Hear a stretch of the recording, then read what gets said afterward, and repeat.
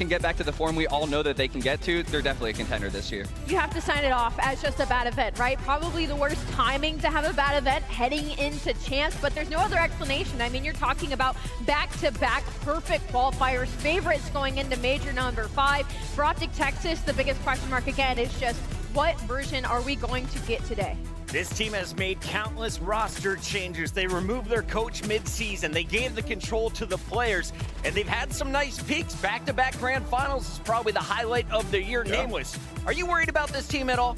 I'm incredibly worried about this team. You know, I was talking to, Clay about this backstage. It's like the sub players have to show up, and obviously every team you need your sub players to fry, but with them, it just seems like there's a lot of pressure. Look at the drop-off that they have when those guys don't play well, right? So Shotzi and Hook, those guys are going to have to be on top of their game. And, you're compromised after the losses that you had. It's not like it was close game 5s. You lost 3-0, 3-0, and you lost some lockdown maps, some maps that you were setting records on, right? So how do you respond with adversity in front of you? We'll see Optic if they can bounce back here. Everybody gets a mulligan. Don't do it at champs is my word of advice. Optic has learned that in the past. They are still a front-running team coming into our final event of the year, as is a squad reigning from Toronto. And if you asked me if this was possible 2 years ago, I'd tell you probably not. 2 rookies on a grand finals roster potentially here. We'll see if Toronto can make the run. Clayster, though, this is some ridiculous talent, and I don't think I've seen rookies work in as a team this well in recent history.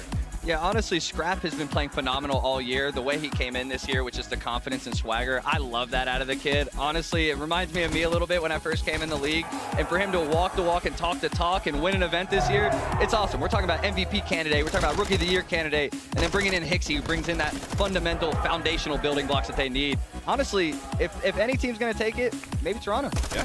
I mean, I'm right there with you. Toronto Ultra, I feel like at the last major, they kind of beat themselves. When it came to Atlanta FaZe series, when they first got sent down, they put Expo in that map number 3. It was a big question mark across the board, and they got slammed 3-0 on it. And then they moved to that hard point. They lost both hard points in the series against an Atlanta FaZe that's been struggling in that game mode. So I think Toronto just learned from their mistakes heading into champs. I think, like Clay said, they're easily still one of the teams in that conversation. They picked up Charlie Hixie, and they went on to win their first tournament with them in Texas in enemy territory. Toronto has done it in front of the haters. They weren't able to do it in front of their fans, but now they've got the pressure on their shoulders. How do you think this team is going to be able to perform? Because they're going up against the reigning champions in LA Thieves, Nameless. I mean, they played twice recently, 6-1 map counts. They're definitely very comfortable against LA.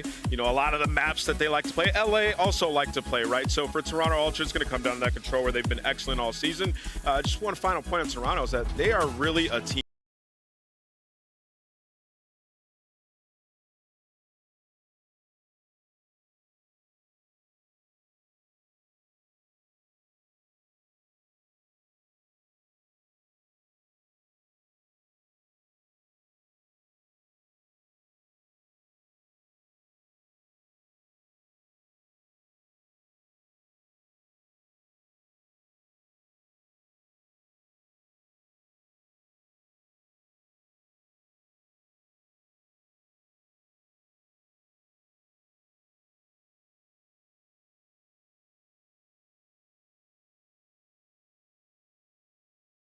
This year compared to last year, but really, they're the team that is always going to show up on LAN. You can never count Thieves out. I Who's the expect most that to dangerous change. from that squad? I mean, everyone's got good numbers, but let's help the fans focus in. Who is going to be the killer today? Gotta focus on Kylo Ken simply because he just comes different when it's champs time. Facts. Look out for the bandana. All right, we have our bracket set up for everyone at home. Take your screenshot now, and if you haven't already, get your predictions in while you can, because we have FaZe taking on Seattle Surge. Toronto faces off against LA Thieves in one of the closest battles we'll see in a winner's round 1.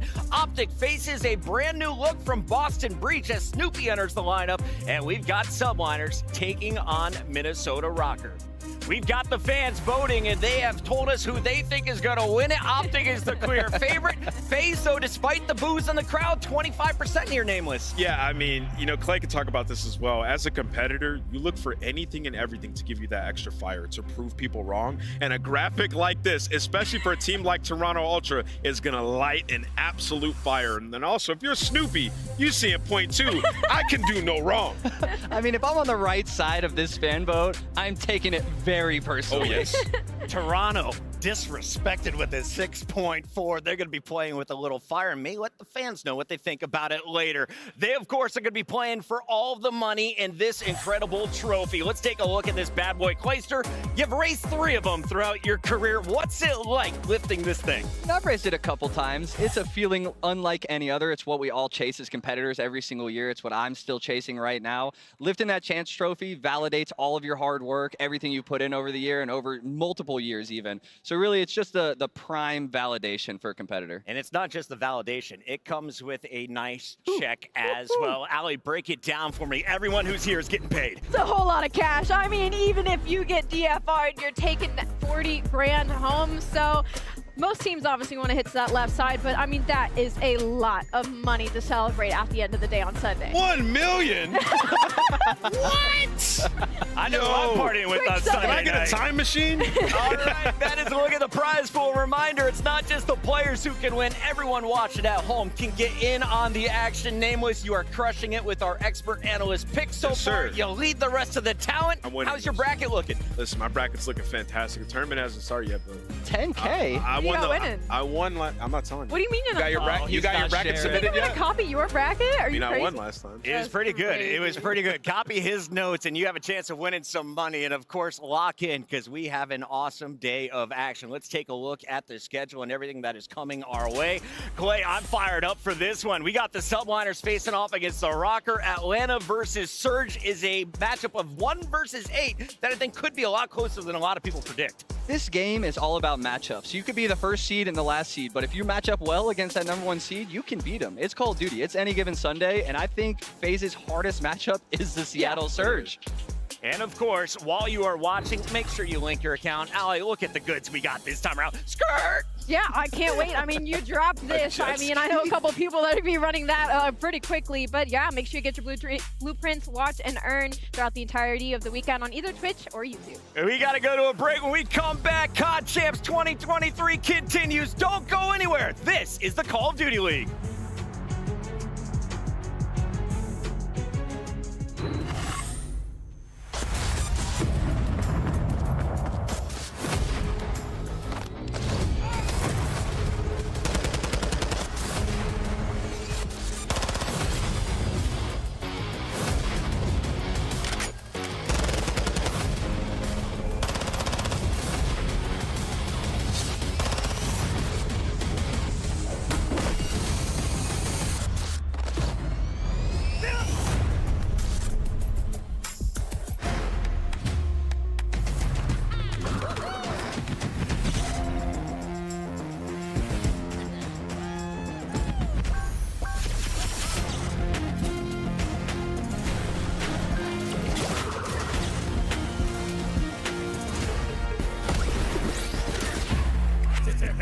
How do you like them whoopers?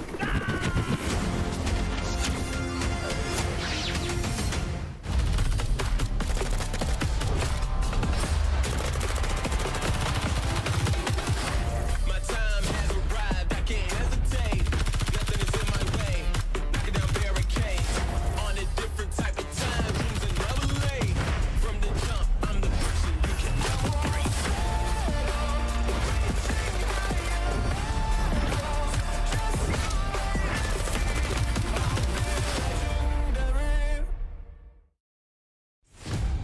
I'm Miles Ross and welcome to Touch Grass Champs Edition. I'm here with this beautiful GMC Hummer EV, the pickup accuracy of Seattle Surge. Accuracy with another monster clutch. Ice in the veins indeed. Nobody does it better than accuracy. Seattle Surge secured the final spot at Champs, which is just around the corner. Everything's on the line because that's your moment to like immortalize yourself. No one can ever take that away from you. World champion. Let's go get the Iceman and see if we can get him to chill.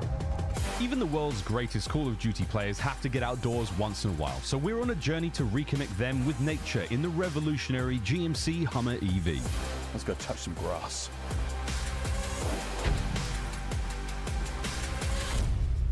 Dude, welcome to the GMC Hummer EV. Car is sick, man. It's cool, right? Dude, smooth sailing, super sick. Like, I feel like I'm rolling around like a big boss, you know? This thing is a unit. It's fast, it's really powerful. Everywhere we go, it turns heads. I can see myself whipping this for sure. Let's get straight into business. Major 5. What happened? Man, you're coming in hot, huh? Yeah. That'll do it. Legion get the 3-0. As for Seattle, though, that is tough. You got to sit back and watch. We had some rough performances in the online qualifiers. We lost like 4 round 11 matches. Yep. Those are some heartbreakers, man. We needed to try to get that one moment to like reignite the spark and like get that swagger back. I think the swagger is a really good part because like, you are one of the swaggiest teams in the league by far. Look at the swagger on that stage. You guys are a top caliber team that is going through a tough year. You still qualify for champs. Thank God. Thank God. Thank God. Indeed. We've got the biggest champs of all time coming up. Record-breaking sales, the biggest arena we've ever had. Everything is huge. Yeah. You made it. What does this one mean to you? I mean, you've come close before. That World War II season, you got second at champs. Yes, man, that's a heartbreaker. To be so close and then have it taken away. There's the trophy. I think there's literally a clip of me shedding a tear. After the confetti pop, I literally took a bunch of the confetti, put it in my backpack, and I was like, this is gonna be my motivation for the next like 2 years that I was going to events. I'd open my backpack at tournaments, get my controller out, and see that confetti and be like, I want to change that, you know what I'm saying? Oh my God, I would like to love remember it, yeah. Wow. Winning champs, it means the world. The best COD is played at champs. We play our rivals basically round 1, us versus FaZe. Every time we play them, it's an absolute war. One of my favorite series when you guys met them in Texas. Here he comes. Shut him down. Seattle Surge, it simply was not enough. That match, that's ingrained in my soul. That's how hard that L was. Yeah. Make no mistake, that's the best series we have seen all year, bar none, without question. Best Call of Duty that has been played. We match up round 1 versus them and put on a show for everyone. That's what champs is about, man. It's the highest stakes, highest pressure. Always the best COD is played at COD Champ. That's just the way it goes. Oh, I can't wait. You are one of the older players in the league. I think, Lamar. I mean, how old are you now? I am 26. I was signed the first contract in the whole league. Won a couple of chips. Seattle Surge are your Major 3 champions. I feel like I've been around the COD scene since the birth of it. When it comes to legacy, what do you want to leave behind? I want everyone that has come in contact with me in the league to know that I was someone that worked hard, gave it my all. COD is a ruthless game. Things can change at the snap of a finger. If you're not going to come in every day and, you know, try to make the most of it, like, what are you doing? No one has said it better than that, man. Oh, this is beautiful. I didn't even know there was this much water over here. It's nice to get out here. Okay. Lamar, we're going to touch some grass. Yeah. First, we have another feature of the Carter test. Okay. This is the crab walk. All right. Check this out. Whoa, that was sick. Here we go. Crab walk. No one's ever drove down this road this way. Dude, we're literally gliding. It's like we're sliding on ice. The car's got movement, bro. The car has got better movement than me.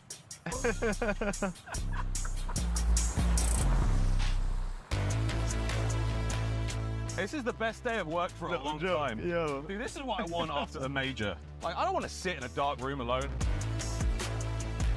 Excuse me, sir. Excuse me, we're here to touch some grass.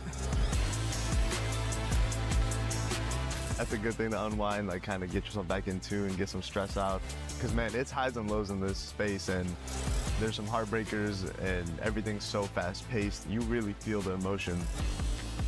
If we could end our story with the World Championship, I mean, that would be unreal. You can look back and be like, at a certain point in time, you were the greatest in the world at something.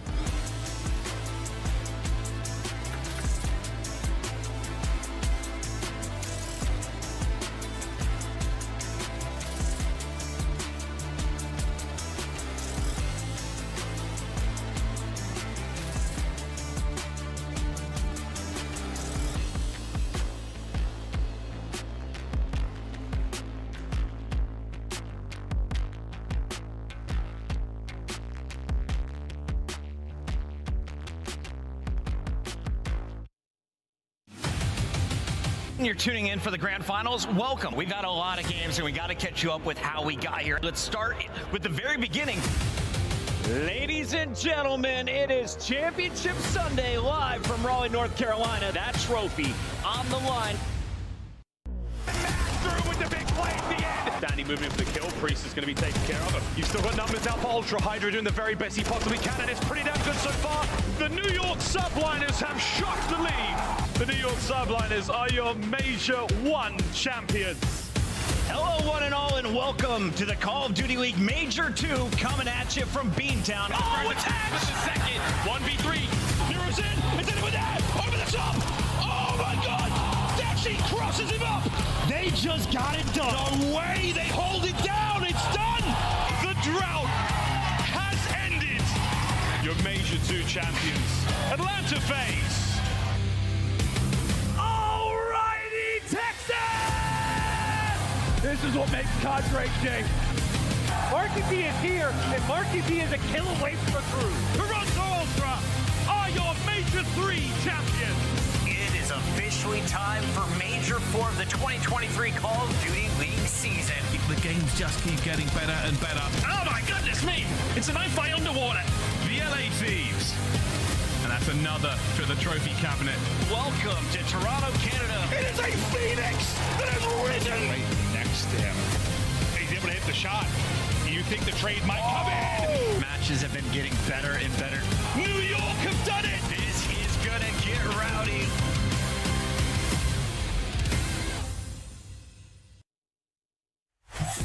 The Call of Duty League is brought to you by Monster Energy, the official energy drink of the CDL, and the GMC Hummer EV pickup, the world's first all-electric super truck. Upgrade your game with the SCUF, the official controller of the Call of Duty League. And we are back. It's time to kick off Champs Weekend with the first battle, as we are going to be starting things off here in the Thomas and Mack Center with our winners bracket. Double elimination means you get 2 lives, but this first matchup, you're basically doubling your money guaranteed. You're guaranteed a top 6 finish if you win here in the opening round, and we get a rematch of a battle we just saw a few weeks ago. Welcome back, everybody. It's Puckett. Clayster is joining us alongside Alley Cat and Nameless. And Clayster, we watched this battle just 2 weeks ago when we were in Toronto. It was an elimination final, and the New York Subliners were able to take down Minnesota Rokkr. It was a hot 3-0. Walk me through what you saw from the Subliners and what the Rokkr needs to do differently in your eyes. I honestly rate Rokkr really highly, especially after their roster changes, bringing in Attach, moving Fame back to a sub. I think they're a really well put together team, but they just struggle against teams like FaZe and teams like Subliners. And I think that they're going to have a hard time in this first match unless their sub duo really shows up. Benz and Fame really need to go hard this event. Yeah.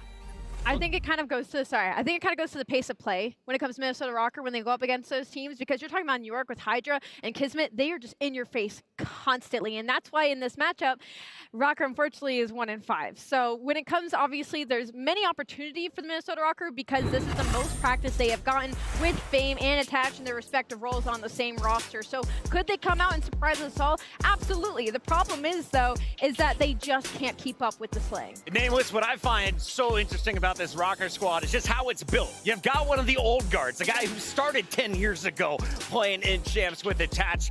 Now you've got 2 guys from the UK in Vance and Cammy, and of course you're rounding out the lineup with a rookie. You brought Fame in from your Challengers team. You made him play AR. Now he's back on SMG. How strong is this team right now? You know, it's a strong squad, right? Like the tenacity is there. They didn't have much practice going into that last major. Obviously did what they needed to do. They get a top 3 finish, and they lose to a team that's been together all year that then went on to go win the tournament.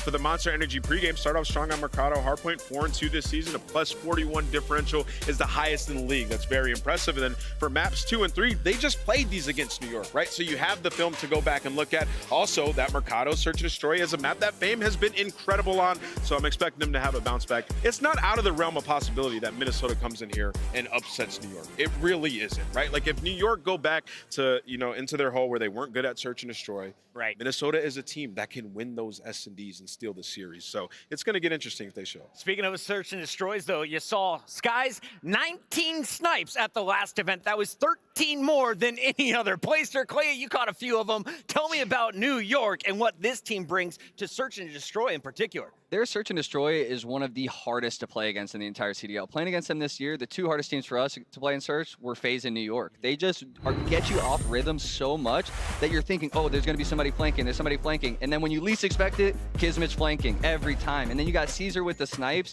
He was on fire at the last event with the boomstick, really not missing at all, getting 2 pieces. I mean, one of the highlights right there was a 2-piece against us. Yeah. So when you're sniping like that and you're able to get those first bloods with that consistency, it opens up the map for your rest of your team, and it makes it so much easier to win searches. Yeah, but mind you, like these guys at majors 2, 3, and 4, 1 in 10 in that game mode. It really wasn't until this last major they were able to figure it out and go on their run. So a lot of pressure is on that sniper, but also Hydra to make those plays. Allie, this match is just moments away, so let's take a look here at our Monster Energy pre-game tips. What do you got for the subliners if they want to make another run to a trophy? Oh, you know, Hydra just continued to do Hydra things as he has done all year long. The most consistent, best player in the game, and he's put Search and Destroy under his belt as well and exposed their weak form in Asilo control. Minnesota has lost 6 of their last 7. At one point, that was their best control map and mode. We will see that in the series once again, and it's a repeat of the last time these two teams matched up, and New York subliners kind of completed a challenge with a 3-0 in the series and a 3-1 on control. All right, well, we've had a lot of numbers this year. We've done all of the statistic keeping throughout the year. Let's take a look at the maps these teams decided they feel they have the advantage on. When it came to the bans, it looks like Embassy and Fortress removed. You're going to see Embassy and El Asilo removed for Search and Destroy. Allie, how does this series break down now, knowing we got Mercado, El Asilo, Hydro, then Hotel? To be honest, New York is looking to get this done in 4. I see that Hydro in game number 4, they're looking to lock that up as kind of a safety net, even if they don't win that El Asilo control. Considering I think they will because they're 2-1 versus Minnesota on it, but also they're heading into that Mercado hardpoint where they are the best hold and break team. So Minnesota Rocker, it's a very, very tall hill to climb. This is going to be a tough opening matchup. Cloister, though, I want no stats. I want pure heart. This is champs. It's always different at this event. How do you see this first series playing out? I look at that map set and I get terrified for Minnesota. Those look like a lot of New York's really good maps and maps that I do not want to play them on. Get ready for a lot of pre-nades on the first 2 maps, Mercado, nadespots.com all day. All right, so you're calling New York? Oh, New York. Allie? New York, easy. Nameless, Yeah. give me the series count. I'm going New York subliners. I think it gets done in a 3-1 fashion. I got too much faith in that team and what Hydra's been able to do. They get it done. Subliners just won in Toronto. I couldn't count them out in this first battle. I got subliners as well. Crowd, you guys agree? Let us know as we send it out to the man on the stage, my guy Blaze. What's up, Las Vegas and Call of Duty fans all around the world? It is champs, and I'm ready to get this started.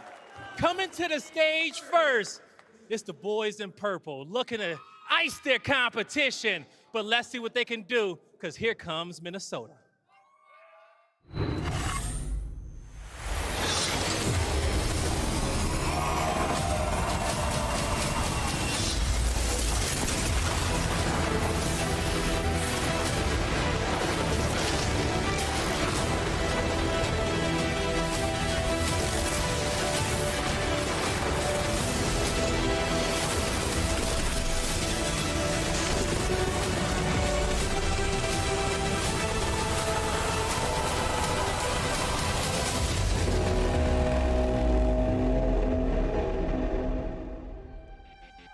Las Vegas, give a warm welcome to the Minnesota Rocker.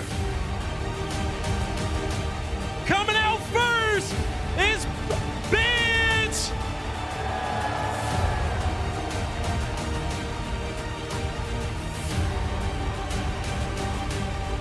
Coming out next, give it up for Cammy.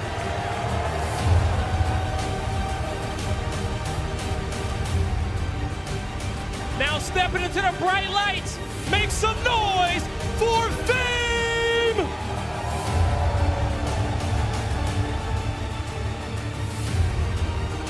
And to round it out, give it up for the legend, Attach! One more time, Las Vegas, give it up for the Minnesota Rocker!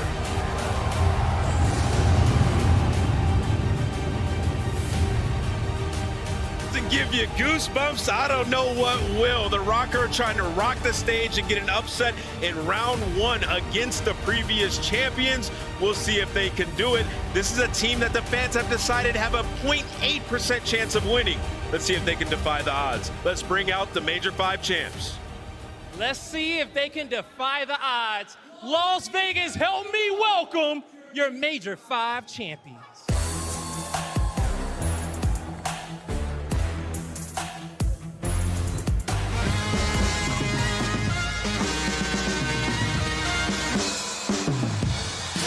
Go back. Oh, go do it again.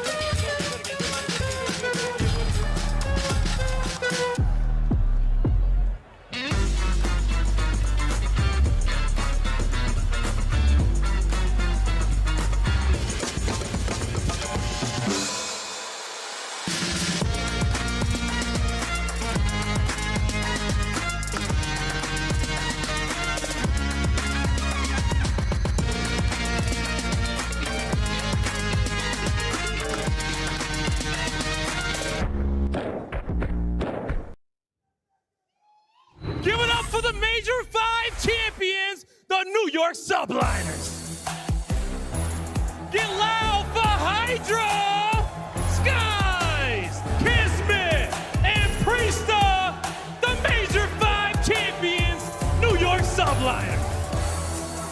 Taking the entire league by storm at the beginning of this season, New York Subliners already have 2 chips on their shoulders for this year, now looking to go back-to-back as the world champs for Modern Warfare 2. They have the best player in the game, the vet in Caesar and Priesta, and the Bulldog in Kismet. They gotta get through our ace seed first in the Minnesota Rocker. I think it's time to get the first match started, Blaze.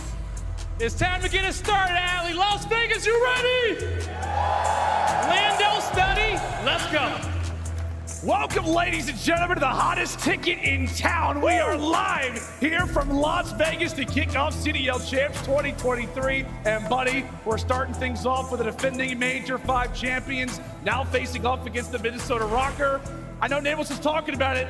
The environment here is absurd. Oh, yeah. This is loud. This is awesome. This is only day 1 as well. We just got to Vegas. It's hot as hell as well when we got to Vegas. I'm sweating ever since I touched the ground, but this event is going to be insane, and we are starting off with a banger. New York versus Minnesota. We saw it at Major 5. New York got the better of them in a clean 3-0, and they walk away with the championship at the very end. But these 2 weeks of practice, for both of these teams, it's the most important practice all year long. That's what we talked about, right? I mean, if you are the Minnesota Rocker, you're coming into this matchup saying, you know what, we are 1-5 versus this team on the year, but we know what to do. We know roughly what situation that we're going to be in. And also, when it comes to the practice, Jay, they've had some great practice coming into this event. Oh, yeah, because they're on the lower side of the bracket. You're not going to be scrimming against Optic Texas, the Subliners, Boston Breach.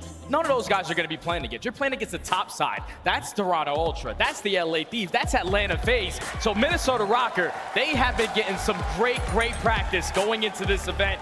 And they have known for quite some time who their #1 matchup is. That's the Subliners. So when you know 2 weeks in advance, you probably know what maps you're going to play. So look at the preparation to be prepared on all these maps in this series. It's going to be a blast. We're kicking off our tournament. We're kicking off champs with the good old Mercado Las Almas. It's going to be a blast. It's going to be a fun one. But Jay, I want to dive really quick into a bit more of the Minnesota Rocker side, right? Because we're talking about this battle. We're discussing how New York are the heavy favorites. But if there is a chance for Rocker to come away with the upset, right? To start off this tournament in the best way possible, you and I were chatting about it in the back. How valuable and how necessary is this game 1 for the Rockers? Oh, game 1 is everything because New York decided to big dog them in this series and choose Team B. So maps 2 through 4 are all in favor of the Subliners. The fact that you were Minnesota Rocker, you take Team A, you choose the map #1 that you're going to play, Mercado Hardpoint has to be a lockdown because the Mercado S&D, we saw that last time matched up, it was 6-1 for New York. The LSCLO Control, the Death touched on it, last 7 times that they have played it, they have lost 6 of them. So that used to be their bread and butter. They have fell off drastically there, and New York will be able to capitalize on it. So if you are the Rocker, they got to take this map #1, and I think Clay on the desk, he said it perfectly. It's got to be through the SMGs. If you think about when Minnesota Rocker were able to get 2 top 3 placements all year, it's always been in the SMGs. Bance and Afro at the beginning, 1.2s, and in the last event, again, Bance making play after play. So they got to be ready for this environment and this game because it's so crucial for their tournament life. And at the same time, though, it is also a spot that obviously is never going to be comfortable for a team. You have to come into champs. You have to instantly probably take this opening hard point. But we do look at the Minnesota side. You're looking at quite a few veterans who have been in this spot many times before. We're talking about Bance and Cammy, who have been in COD Champs Grand Finals. We're talking about Attach, who has won a Call of Duty World Championship back when he was 18. Now he's a veteran. If there was a team that could come out with the composure, who could come out with the fight, it very well could be this Minnesota side. But at the same time, Jay, this team in New York, my God, they look unstoppable at Major 5. Here we go, Vegas. We're kicking off champs here on Mercado Las Almas. Let's get it. And it's going to be the Subliner starting off on the better side, so no pre-nades off the rip. They're more focused on maintaining the left side of the mini-map, but Fame with the SMG applies that pressure early on.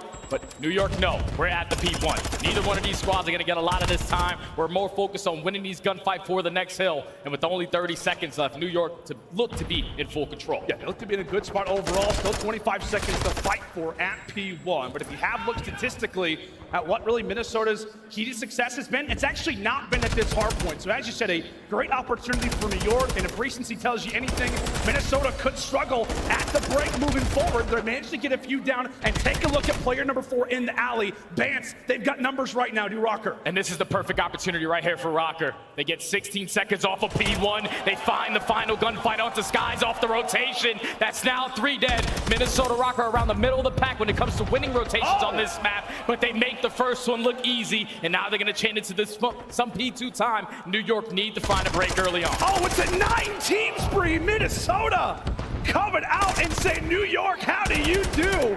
Quickly engaged, and now Attach finds himself on the 5 spree. We talked about the prior sub, but he has been dominant, especially lately with that AR.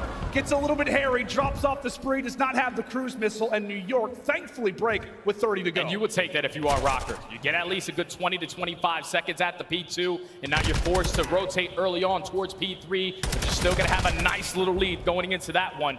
Gunfights trading back and forth over towards Yellow Van, and it's going to be Hydra coming out on top with 2. So now Minnesota, they are getting a couple close spawns. Bance is going to be all the way across the map, so it's going to be a battle, a 3v3 for this rotation. Yep, currently Minnesota with control. We'll see if they can continue to lock it down, or if the subliners can find that early pick. That is what they're looking for, whether through nades or whether through the guns, maybe even a knife. Who knows what could come to play here to kick us off on Mercado, but a minor advantage. Can that continue to build? 2 players quickly fall for New York. It's all up to Skies and Kismet now. Kismet's out of the fight. Caesar, last man up. And Minnesota Rocker, you can just tell that the practice has been playing dividend in their gameplay so far. They're usually 7th in hold percentage, but that's now 2 hills. They've been able to get some much needed time to keep the lead the way they have it. But trades going back and forth. It's all left up to Cammy. Now it's Fame in a 1v1 versus Priesta. Can he win this gunfight for his team? He cannot. Subliners find a break. And with only 20 seconds left, Priesta has that free time. He's relying on his teammates off the rotation. This is a battle right here. This is, but I was gonna say, Vance, he's got to check his right. Not able to win it.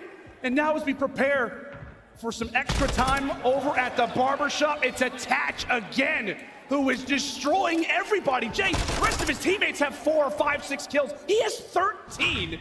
He is coming out to play, and had it not been for 2 crucial 1v1s, this is Minnesota, who are up massively. He knows what it's like to play in this environment, and he's showing it early on as Rocker able to find 3 in the feed. They control back alley. They know where the subliners are going to apply the pressure. Unfortunately, Bance loses that first gunfight, so subliners are in a position to try to break, but Fame with the SMG, he finds 2. Minnesota right now just keeping the kills stagnant, not allowing the subliners to get a clean 3 to 4 dead to lead to the break. It just feels like every time, every hard point that we visit, they're either getting the first 30 or the last 30. Right now, they're going for the full 60. Yet to be really all that contested over at Barbershop. But who other than Attach? You need him in a big 1v1, and he is there to deliver. Continues to dominate, and now we prepare for the rotation. A big one already, Jay, if you're New York. Yeah, Minnesota going to find themselves up by 60 points. So it has to be a great hold from the subliners, and it has to start with Hydra. Unfortunately, he cannot find a second kill onto Fame.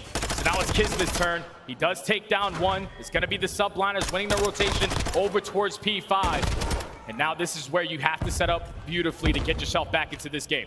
It feels like if you're New York as well, Jay, like, you got to stay composed. Like, you're already seeing Minnesota come out, dominate in ways that you're just not familiar with.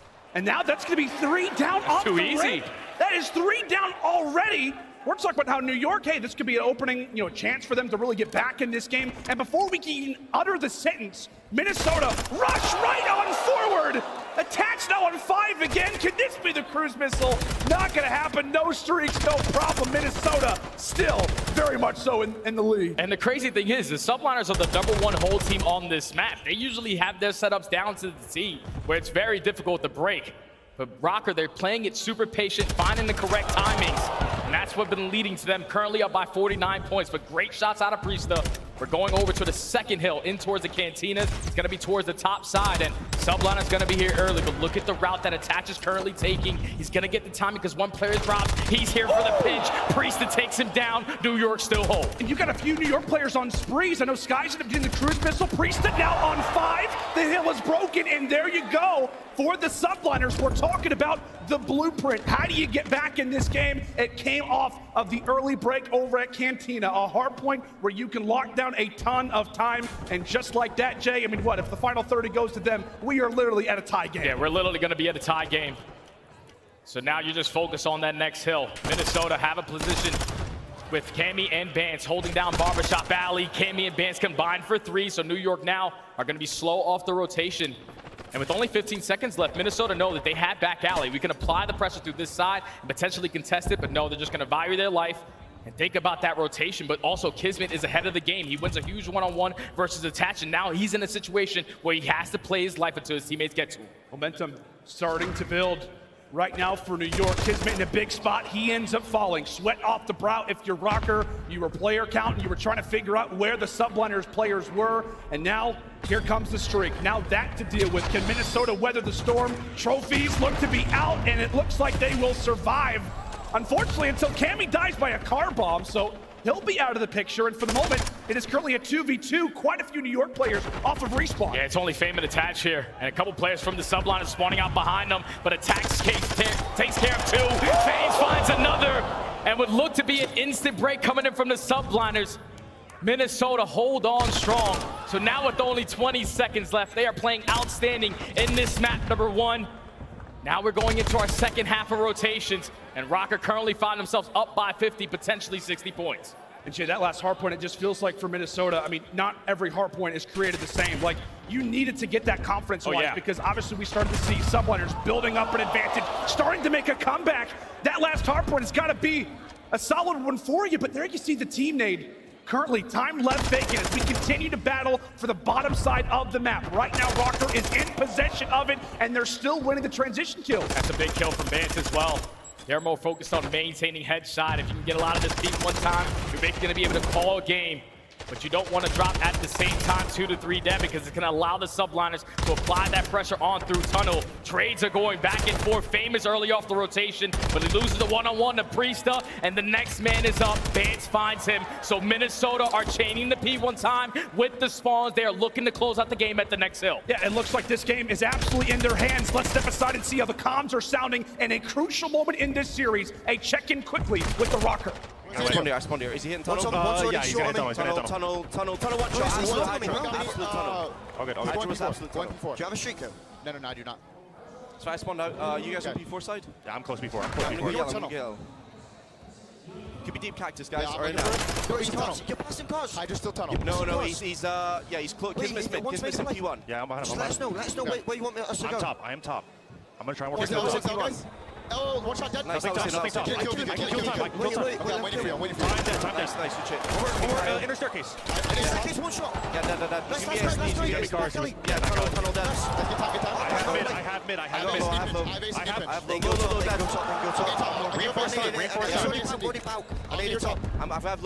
low. Nice. They're rotating. Guys, yeah. One guy new. One shot new kids. Take your time. I'll take your time. Okay, I'll spawn in. Okay. I'm watching shot. They could be tunnel. He's sick. One more sick. I think one's long. You can be. I'm one shot. I'm always with you, Cam. Yeah. So I'm already fork. Okay? No, he's behind me. Case is in fork. Okay. He's on the god hitting fork. One's close short. One's close short. Challenge edge. Yeah, close short. Let's do. Nice. Yeah, I'm gonna middle. Yeah. Alrighty, Minnesota 234, New York 152. However, the lead right now looks to try to be ended. It looks to be thwarted. Big kills coming in from Hydra. Jay, it feels like one more break for Rocker and this one's over. Yeah, one opportunity is all they need. One break, and Advance and Attach finding 2. This might be it. This could There's be only it. 2 players from the subliners left in the point. Skies, the trade is going to be in. Last player is going to be towards the top. They have yet to take care of him as Hydra staying alive. Eventually, Kismet gets back into the play, and the subliners hold on for the final 30 seconds. And now you're in a situation where if you are Rocker, you have one player committing towards his jump time. If he wins this one-on-one, he can potentially win the game. But no, Hydra sniffs him out. He has a cruise missile to work with. And now it's all about this barbershop hill. And New York, they're starting off with these initial fights. Minnesota have to clutch on up. But Hydra is bringing in the cruise missile. They also find 2, making 3 off a spawn. They know exactly where they are, but it's a team kill. A team kill comes forward. Skies is down, and Attach wins the fight off the rim. This is your opportunity, Minnesota. This is your chance to close them out here. 10 more points to go. That's all they need. The subliners are applying pressure through every single alley. Sky starts off with the first, but everyone's dropping through mid. Minnesota are gonna do it. It looks like it. One more. Attach falls. One more point to go. One more point to go. New York, they're hanging on by a thread. They're hanging on. They are hanging on. Minnesota know all they need is 1 second. 1-2 pieces, all that is needed. And right now, Bance with the trigger discipline. He's gonna go for it. Him and Cammy through back alley trying to make it happen. You can tell the communication is there. Cammy trying to make a little bit of an effort toward the front. Bance finding players in the back. He ends up dropping. That's another 2 down. New York still alive. Here comes Attach. Here comes Attach. The pitch is in. He needs to find a double. Not gonna happen. And now it's about the rotation. Minnesota are here. Subliners gotta go. Subliners gotta go. You gotta give up that time, and it doesn't look like they're gonna be there in time. Minnesota Rocker are fully set up, but they lose the fight. Attach makes it happen. He finds the final 2, and Rocker take map 1.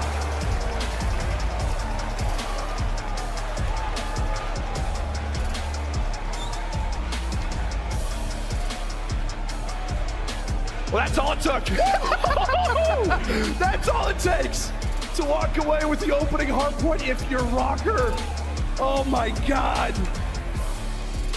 It wasn't the closest based off of the score hard point that we've seen, Jay, but I tell you what, man, I mean, a few 1v1s go differently. I mean, if Minnesota doesn't have the massive lead that they have, this is a New York comeback. It is, but every single time Minnesota Rocker knew they needed one opportunity. They were slow on their breaks. That eventually is what leads to the W. Subliners are #1 in break percentage on this map. They're #1 in hold percentage. And those are 2 things, but they couldn't really find a lot of success, which leads to the L on map #1 versus Rocker. Obviously, we got to talk about the world champ on that side, Attach. What a performance in map #1. Look at the really hill time, setting the tone. Look at the hill time. He's just doing it all, man. Almost double positive. 2 minutes in hill. He knows what it's like to be here, and he allowed his teammates to go up 1-0. That's like Jokic numbers, like stat sheet tripped stuff up, for time tripped work. up. I'd love to see that. Coming in from Mr. Dylan Price, recently brought back into the lineup. And my God, do they need him. Just an incredible start off to this game, Jay. It really did feel like Minnesota caught New York off guard. You know, we're talking about the ability, how you need to come out, you need to win the opening hard point. Rocker, a lot of veteran experience, a chance to maybe come out and surprise. And they absolutely did that. You said it, right? This has to be a game 1 victory for Minnesota, and they came out and they grabbed it. More specifically, Attach came out and seized it. Yeah, and it wasn't really that easy as well, because Subliners right off the rip of the game, they won a couple key gunfights. They were holding the right side of the map going into P2, but Rocker were able to find an instant break. Every time it was a hill overturns Cantinas, New York were the team set up early. But then with about 25 to 30 seconds left, Minnesota Rocker found the break by playing it super patient. The SMGs finding openings on the map. That eventually leads to the dub. So now with Rocker up 1-0, you are in the advantage in this series because you have already played the Subliners on the next 2 maps coming up. You know what it was like on Mercado S&D. It was all about those first floods. It was 6-1 in favor of the Subliners. That was eventually the ending game score, 6-1 for New York. So if you are Minnesota Rocker, I had the opportunity to talk with Attach on our podcast, Podcast, and he told me their 2 main focuses are S&D and control. They feel like their hardpoint game is about 50-50. They can square up with any team. But if you can start securing these S&Ds and get back to your bread and butter in controls, this team is definitely has opportunities to try to walk away with this chip. Oh, I'd love to see it. Just everybody, a number of different jerseys here in the venue. Everybody going nuts. You have to absolutely love to see a performance like that coming through from our underdogs. There is the map results, 252-26. We talked about it. Mr. Attach going for 29 and 19. And now, well, the reason, Jay, why we're talking about this so much, how important this opening hardpoint was, and you obviously discussed it, was the next few maps that we're about to have. Search, Destroy, and Mercado, as you discussed.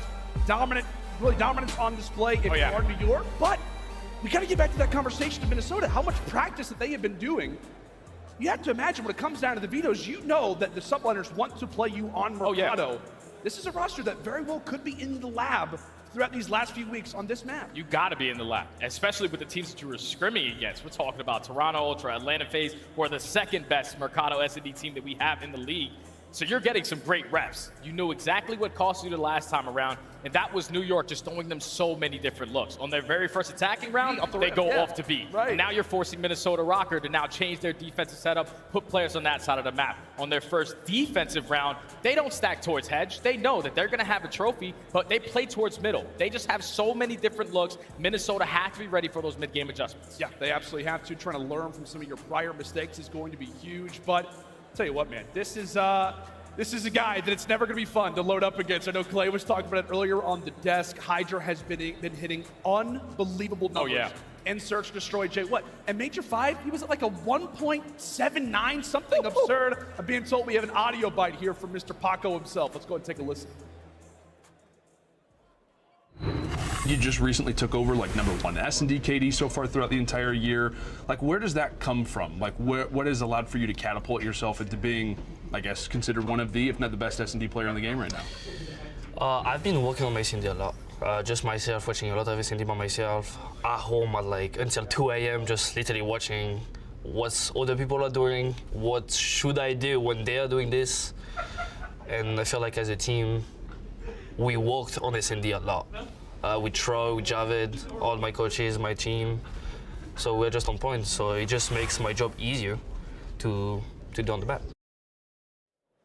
You'd love to hear that coming in from somebody who, Jay, has all the skill in the world. You know, you're coming into your third season. If you're Hydra, right now you're an MVP candidate, and a lot of that's because of the work that he's been putting on in the back end.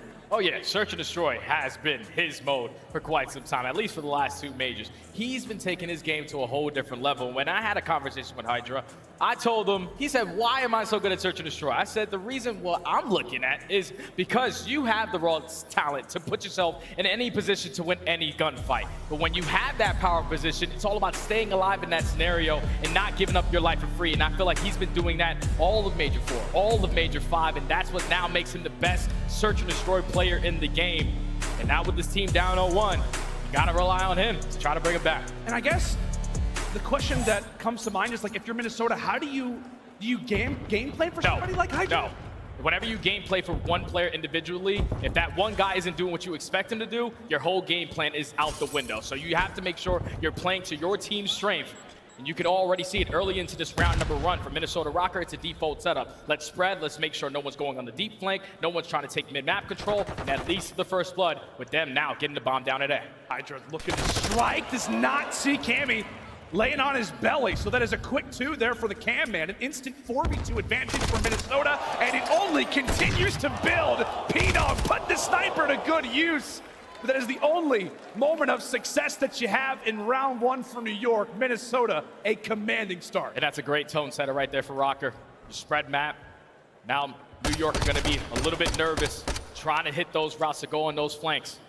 Because the way that they just came out in that round number 1. Rocker now up 1-0. They need an answer on the defensive end because they're going up against the Subliners with the #1 attacking team. 74% chance at winning on the attacking side. What can Minnesota do to change that up? I think another thing that we touched on kind of in the pregame was the importance of first bloods for Minnesota, right? That has been one of their biggest issues all season long. Cammy starts it off, obviously finds a 3K, but that first blood was massive. Into round 2 we go, flipping up the sides. New York now on the attack, but it was a lovely start there for Kismet, but 2 quick trades end up favoring Minnesota in the end, and now we've got ourselves a 2v2, Attach and Fame versus Hydra in Skies. Fame already invests in Dead Silence as well. So he's slowly working his way up through the back alley. He's giving the info onto Attach. He's just throwing shoulders through the map, making sure the bomb doesn't go down, but Hydra, he gets that info. He's gonna put pressure over towards B. Attach just getting away with his life, playing this beautifully so far. Quite a few players investing dead silence. Hydra has a 100 attach! How in the world did he just come away with that? Champs attach is something different. Wasn't here last season and is trying to show why he deserves to be in the starting lineup. Deserves to be in the brightest of spots. Is he about to walk away with another? Yes! Attach just makes the plays happen. It looked to be a freebie for Hydra, but he gets the info, gets the snap, and wins the one-on-one. Then he reads the last player beautifully on Sky. Super patient through back banana alley. Wins that one-on-one. Fame doesn't even have to shoot a bullet. We were asking if Attach was going to be ready for the moment. Obviously, the guy's a world champion. He showed it in map number 1, and he's not slowing down so far in map 2. It's also a lovely sight to see if you're a Minnesota fan, because it's Cammy in round 1 with the 3K. It's Attach in round number 2 that ends up coming away with the triple himself. We're talking so much about the SMGs that right now for Minnesota, it's the ARs who are frying. Vance left in a position to try and come away out on top, but this time it is Kismet again toward bottom Cantina that comes out on top. We'll see if New York can finally etch a round number 1 up on the board, as they will sit firmly on defense waiting for the bomb rotation. Yeah, the bomb's going to start rotating over towards B. Attach at least has some info. The players playing in towards Courtyard, but it's all going to fall into the hands of Hydra. Soul Man in towards 10. Gets a couple sound cues there around the corner, but it's not win the first gunfight. So now if you are Minnesota Rocker, you even up the numbers. You're making it 3v3. You have Cammy watching that mid-map cross. Let's just get this bomb down. It's also another massive gunfight, Jay, that Attach wins. It's not a trade. They end up evening up the numbers, and Cammy finds another through mid-map. Every single kill that he's found has come in a spot like this. Kismet finds his second of the round, and now they're going to need him. Dead silence engaged as Minnesota have got that bomb down. 30 seconds to defend it. Kismet again with another. Now it's Fame left in a 1v2. He does have dead silence, but it's not invested. He goes for the chow, wins the one-on-one, but cannot find the second onto Skies. In a perfect position to play the trade for the subliners. They retake successfully over at B. It all started with taking down Cammy through mid-map. And then in that position that Attach was in top 10, you probably just want to play your life in that scenario. Throw a couple shoulders, don't give up your life for free. But unfortunately, he drops and then puts Fame in a very difficult situation. Skies is able to win the one-on-one to allow New York to get the first. I believe that was, I think it was it Kismet? First blood? Yeah. Found 3 in total. So that's what, 3 out of the first 3 rounds we've had somebody get 3 kills. So we'll see if that trend can continue. A lot of hat tricks so far. We'll see who can put their name up on that board. As Minnesota have got to be ready for all these nades. Everybody in the venue a little curious about what the other side of Cantina is going to look like after this round is over. Craters surrounding over toward that A site, when in reality, we're in a different spot of the map, Jay. And this is a completely different setup right here for Rocker, because last time they played, the Soul Man at B was always Vance, but this time you switch it up. You put Fame in this position. So now, he's in such a crucial spot. He knows that the pressure's going to come in towards 10. He's playing this corner. Can he find the first blood? Wonderful patience being established from Fame. New York, it just feels like they've been waiting here for such a long time. And now it's giving Rocker the opportunity to regroup and to re-engage. Fame gifted a double, and it's a triple on top of it. Cammy delivers. Skies with the snipe. Not going to be there. Patience pays off here in round 4. And Rocker have definitely done their homework. They know that Kismet likes to be the island player over towards A, especially when they're applying pressure over towards B. But Fame, he's not nervous for the moment. Wins the one-on-one versus Priesta.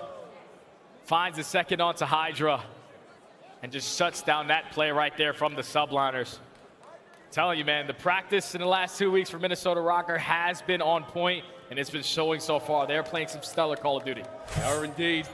Excellent work so far from the Rocker, coming away with the crucial kills. A veteran-like play coming in from the rookie, as we said, in round number 4. New York in desperate need of an answer, and that is the way to get right back in this round, get right back on this map. An instant 4v2, but you still have Attach and Cammy alive.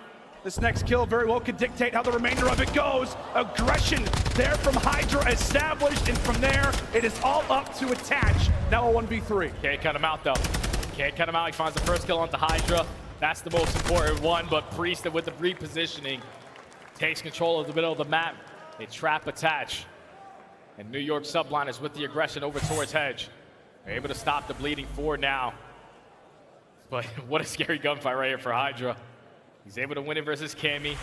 Throws down a couple shots to attach, try to play his life as long as he can, but his teammates eventually find that final kill. Subliners down 3-2. I think of that moment, right? If you're Hydra, you're just like, you're looking at that scoreboard. Well, obviously, he's nothing. We are. We're seeing he's got, he's 1-4 right now. We talked about it. He has been unbelievable in Search Destroy as of late.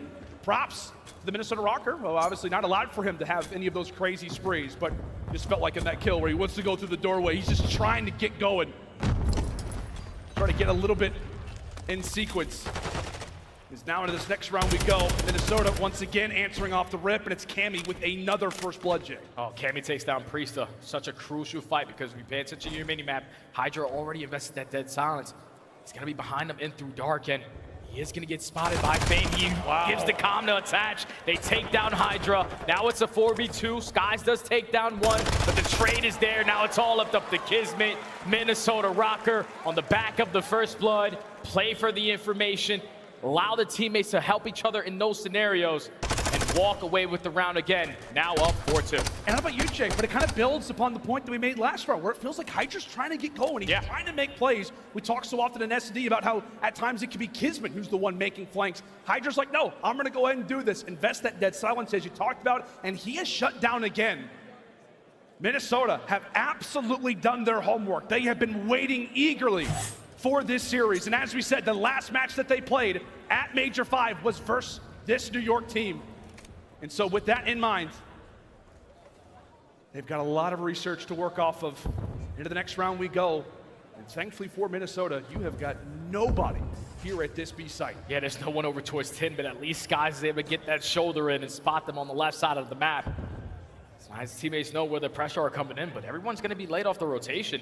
They're still thinking that the pressure's going to be over towards Cantinas, but the bomb is going to get freely painted for Minnesota Rocker. Now it's a 4v4 retake with 45 seconds.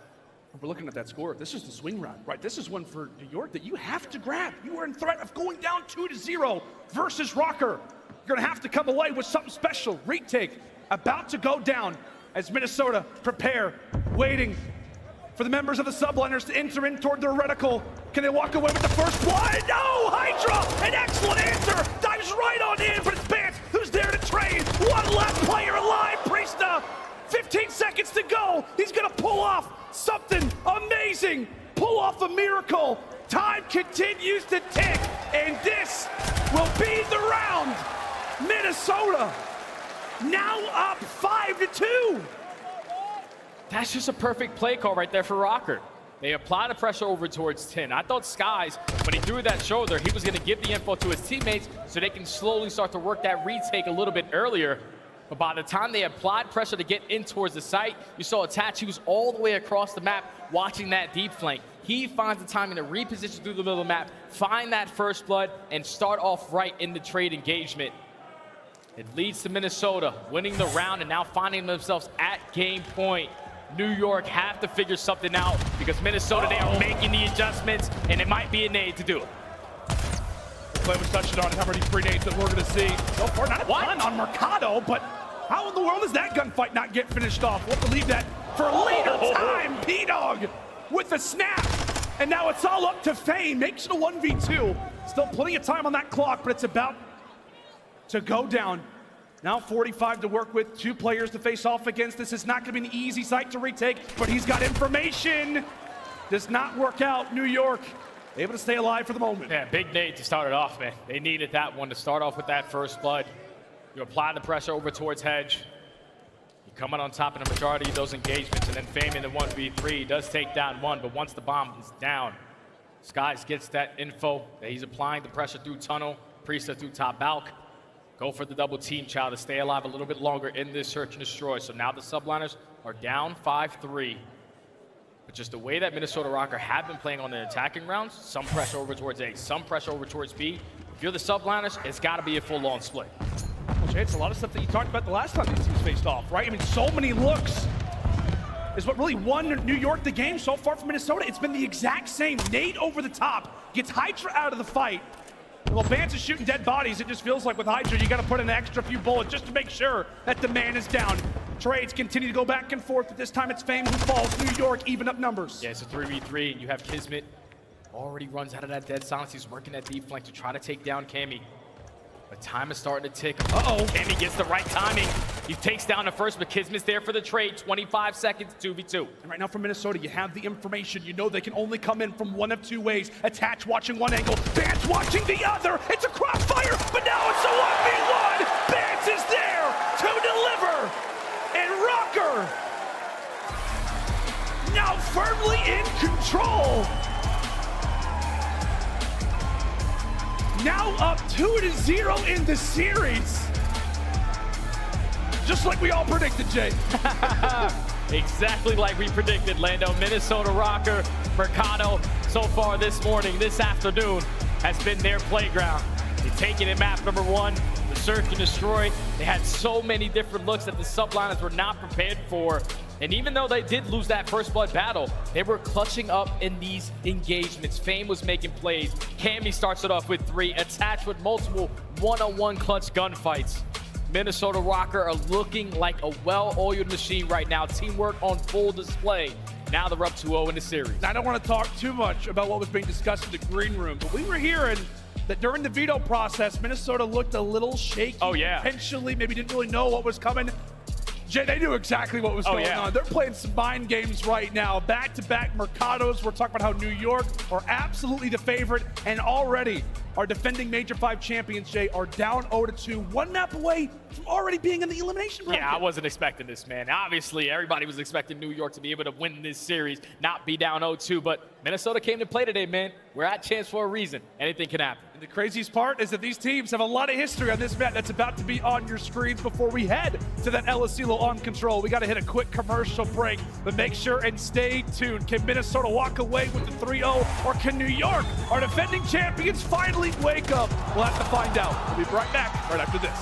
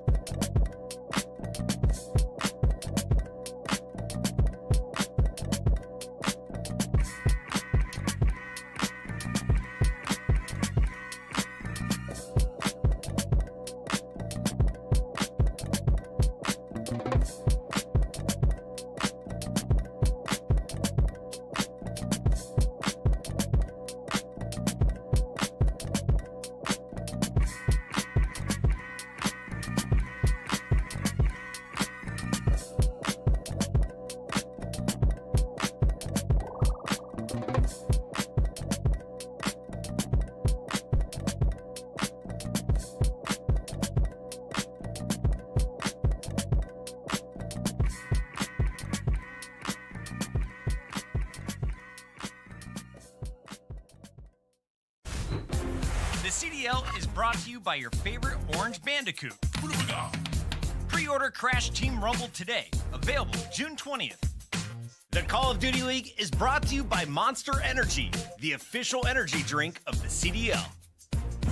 Alrighty, friends, welcome back to CDL Champs 2023. We're just in our first series, and we're already witnessing what could be one of the more wild upsets of the tournament, maybe even of this season.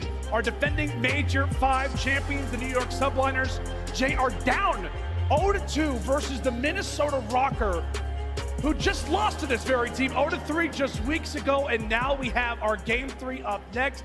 Are you feeling a sweep, or do you think this is for New York to wake up? I just think the way that Minnesota have been playing so far in this series, the practice has been shown. Yeah. They know exactly what they need to do. They know exactly the maps they're going to play against the Subliners, and El Asilo was the biggest one that was circled because they know New York are not messing with them on Expo. You don't want to play New York on Hotel, so El Asilo was already locked as soon as this matchup was in the books. So if you are Minnesota Rokkr, up 2-0 in this series, definitely caught a couple people off guard. You have the opportunity to close it out in 3 because this used to be your best control map. You were 10-0 before you started losing a couple. 6 out of the last 7 times they have played it, they have taken an L. But when you are practicing against the #1 control team in Toronto Ultra, the #2 El Asilo control team in Atlanta FaZe, you best believe they are ready for this match. That's exactly right. As we said, practice-wise for Minnesota, you're coming into this match and you know what that swing map is going to be. And as you discussed, right, they're facing off against teams on the other side of the bracket. Just a wonderful opportunity here for Minnesota to play a map that I'm sure they have been working on day in and day out. But now for the Subliners, you have to rely on Old Faithful. You have to rely on a map that you've taken pretty consistently versus this Minnesota team as of late. And right into round 1 we go. It is New York on the attacking side as the Bulldog looks to get things going. A lovely little 3-0 start for him as we are halfway through at A. Yeah, Kismet a slow start in that map, #1. He's looking to bounce back. Try to allow his teammates to start off the reverse sweep. That's already 2 segments done at the A point. New York are currently up by 3 lives, so Rokkr, they're just going to decide to chalk this one up, play for the exit kills. Subliners extending the time. It's all about fighting for that map control, and look how patient Skies is playing in towards white. He knows that his teammates are all on the opposite side of the map, but that's a power position that you have to hold. Yeah, it's great work from New York to just be aware of each other's arrows. The comms, absolutely fantastic right now. Problem being, Hydra's out of the fight, so that's now going to allow for Skies to maybe have to reposition. A few of your players are dropping past that 50-yard line, so all of that wonderful play, all of that patience ends up going to a bit of a collapse, but we'll see if they can build upon it. They'll have to work out of their spawn. Great kills coming in from Hydra. Quite a bit of damage. Lands that nade, at least it looked like it. However, Rokkr come through and deliver another quick triple. New York now in their base. Sky's the only man who's past that 50-yard line yeah, now. Cammy's just finessing in towards white. He was able to find 5 in a row, earns himself at least close to the Cruzman, so if he can pick one else up. He takes down Hydra, can't find the kill on the Kismet, but job already done. That's 40 seconds wiped off the clock. You know your teammates still have full map control, but just in case it gets a little scary, you got that cruise missile to work with. Only a minute left. Subliners have full field control, so they can start to put pressure from the front end. But as long as you're Rokkr trading efficiently, that's another 3 dead in the feed. They are doing what they need to do to win this defense. And just a subtle detail, in that little player cam, you can see Fame, he's actually screen peeking, looking at his teammates. That's something that Bance loves to do traditionally. You can tell Rokkr right now are grouped up and they're ready for every single little bit of attack that New York looks to make. This has been picture-perfect defense so far throughout these last few minutes, but this is the chance. This is the opening for New York that will pause the time at 39 seconds. Oh, Hydra's able to find 2. He's still finessing. He's still dancing around BS&D, but Fame wins the one-on-one. And attached to the back end takes down Skies. So with only 30 seconds left, potentially the final push coming in from the Subliners. Kismet and Priest to start it off. Now you can get on that beat point, stop the clock, but it's all about these next wave of fights. And look at the route that Bance is currently trying to go on. Bance currently in a gun engagement, trying to win that one versus Skies. Not able to do so. It's a nade that ends up taking down Mr. Benjamin, but it's Cammy with the streak over the top. The man is at 9-4. Pacing early here in round 1. New York doing everything they can, trying to utilize the smoke to be their cover. Time currently paused at 17 and change. They continue to build it up, but it's 2 quick ones there for the Rokkr. Any segment is big right now for New York. Does not feel like this round is going to go their way, but they continue to dive deep. They continue to work hard, but attach comes through with the few, and that very well should be it, Jay. He just shut it all down by himself. He found all 4 kills with that AR in hand. Doesn't matter, up close and personal, he makes it happen. Fame with the final 2. You have a couple players from the subliners going on flanks, but now it's the Soul Man here. It's Hydra. He gets taken down. And Minnesota Rokkr, for 2 minutes and 15 seconds, hold down the B point. When it got a little bit scary, Cammy invests that cruise missile. You take down Kismet. But then it was all on Attach, man. He gets 4 in those final moments to secure the round for Rokkr. They used to be the best team on defense. They struggled as of recent, but that's the team that we know of old. Rokkr up 1-0. Yes, you said, Rokkr, their defense at the start of the season, around 80%. And then in their last few losses, it's actually gone down to around 25%, but that is vintage stuff here from Minnesota. We were talking about New York, it's been Old Faithful. I guess you could say rather it's been more of a recent one for them that they've been taking versus Rokkr. In reality, this is Old Faithful from Minnesota. This was a team that at one point was 10-0 on this map, and right now they're relying upon it to possibly deliver a 3-0 versus the Subliners. Job done in our opening round, but can they do it on attack? A lot of this game could be decided in this round potentially. If Fame can earn this streak, a cruise missile on attack, you will take it. 1 away. Yeah, he's just playing his life. He knows how crucial this one-on-one gunfight is gonna be. With his teammates dropping around the map, just check a nice little corner and play for 1 gunfight. This is all that is needed. Subliners fully pushed up all the way through A side, and Hydra wins the up close and personal to take down Fame, shuts down that cruise progression. But at least it opens up a lane for Minnesota to now apply the pressure over towards B, but every single player drops beside Attach. It's gonna be easy to get these guys all spawned, but you gotta be able to stop that clock. Time to wrap back, get towards A. Oh my God, Attach again, goes low. Hits him with the old drop shot. Vance finally puts up his 3rd kill here so far of the game. Was at 1, I believe, heading into this round. So we're talking about slaying. You need it so often on LOCelo just to get out of your base. You're starting to see collaboration, some kills coming in across the board. And from there, that is what allows you to hop on that A objective. Time, by no means, still in a great position. New York could go for the late contest. That appears to be the case. Hydra with 1, trying to go for a pre-fire. New York do not want to allow for this one to go the opposite direction. You don't want to try to get this one up for free. You still have players contesting it, but you also don't want to lose these gunfights too quickly and allow Minnesota Rokkr to go for the chain over towards B, but that's going to be A out the way. They tied it up in the lives column. Now Subliners have to hold strong on their defense over towards B for a minute. You already have Skies in a position towards White. You have full control of back 10. It's all of Minnesota trying to apply the pressure through the back end. Advance in a crucial position, but that nade takes him down. He was trying to spawn New York on the opposite side of the map. But once he gets taken care of, New York, no need to worry. They still in full control. And Cammy eventually gets spotted out as well. That just goes to show how important the Bants can be on the map. He stays alive. Minnesota have a little bit more reinforcements to maybe make a play toward the backside of the mountain, to the backside of the spawn there from the Subliners. But 35 seconds still to go. Can New York continue to hunker down, to lock it down?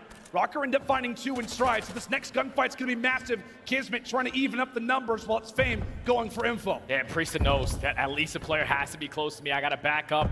Try to play my life as long as I can because my teammates are spawning across the map. Fame takes care of him, but New York still do a great job of trading efficiently. Priest and Hydra combined for 2. Now the sole man here is going to be Fame. With only 15 seconds left, he has to go big, and he gets sniffed out by Kismet, and this is looking like a Subliners round. Yeah, it absolutely does. Final few lives are up for Minnesota. Maybe one last contest at this. Yeah, Attach, he ends up falling in stride. Final resting place is going to be at the soccer field.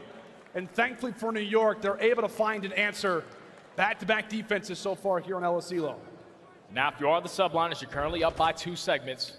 So if it does go to that round number 5, you will have that defense. But on the attacking side, we saw early pressure over towards A. They got those initial gunfights. They were able to extend the time all the way to 2 minutes and 15 seconds. But they just couldn't find an opportunity over towards B. So the game plan probably is going to be a little bit different for the Subliners. You find the kills at the right time, especially right off the rip. Let's try to transition over and capture that B point because that's a lot more difficult to get done. Let's see what the attempt looks to be. Looks like it is going to be somewhat standard off the rip. Try to look for some control for bottom warehouse.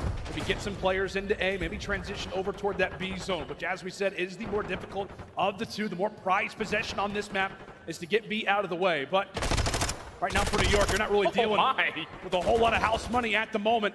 Big gunfights coming in once more from the Rook. Fame trying to cause some havoc really all across the map. Into Warehouse he flies. And from there, it is Bance who wins another one. We've been talking so much about the ARs. Okay.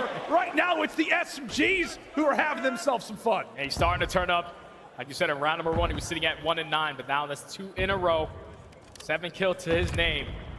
We know what Benjamin Bance is known for, and that's the plays and the routes that he likes to hit. Subliners have been yet to complete that first segment over towards A. They're trying to transition over towards B, but finally they take care of Bance. They can try to apply the pressure through the front end, but as long as Minnesota ROKKR have tower control, have to commit over towards this B point. And that kill on the Hydra was huge. Problem being attached doesn't stay alive for much longer, so right now for New York, the spigot of spawns continues to flow to the top side of the map. Right into B we go, and now it's Priesta looking for a bit of information. Tarzan, as he climbs up the mountain, eventually does fall. But thankfully the time still is paused. Right now for New York, you're just hanging on to a few crucial lives just to stay intact. The player on that zone ends up falling, and from there, we're now left with 24 seconds. New York have got to get something going. Yeah, they're over towards A. Hydra knows we're not going to be able to get towards B. Let's just transition to the easy one. Only 24 seconds left. You have to just clutch up in these fights. Fame has him one shot. Bance is going to fly for the kill.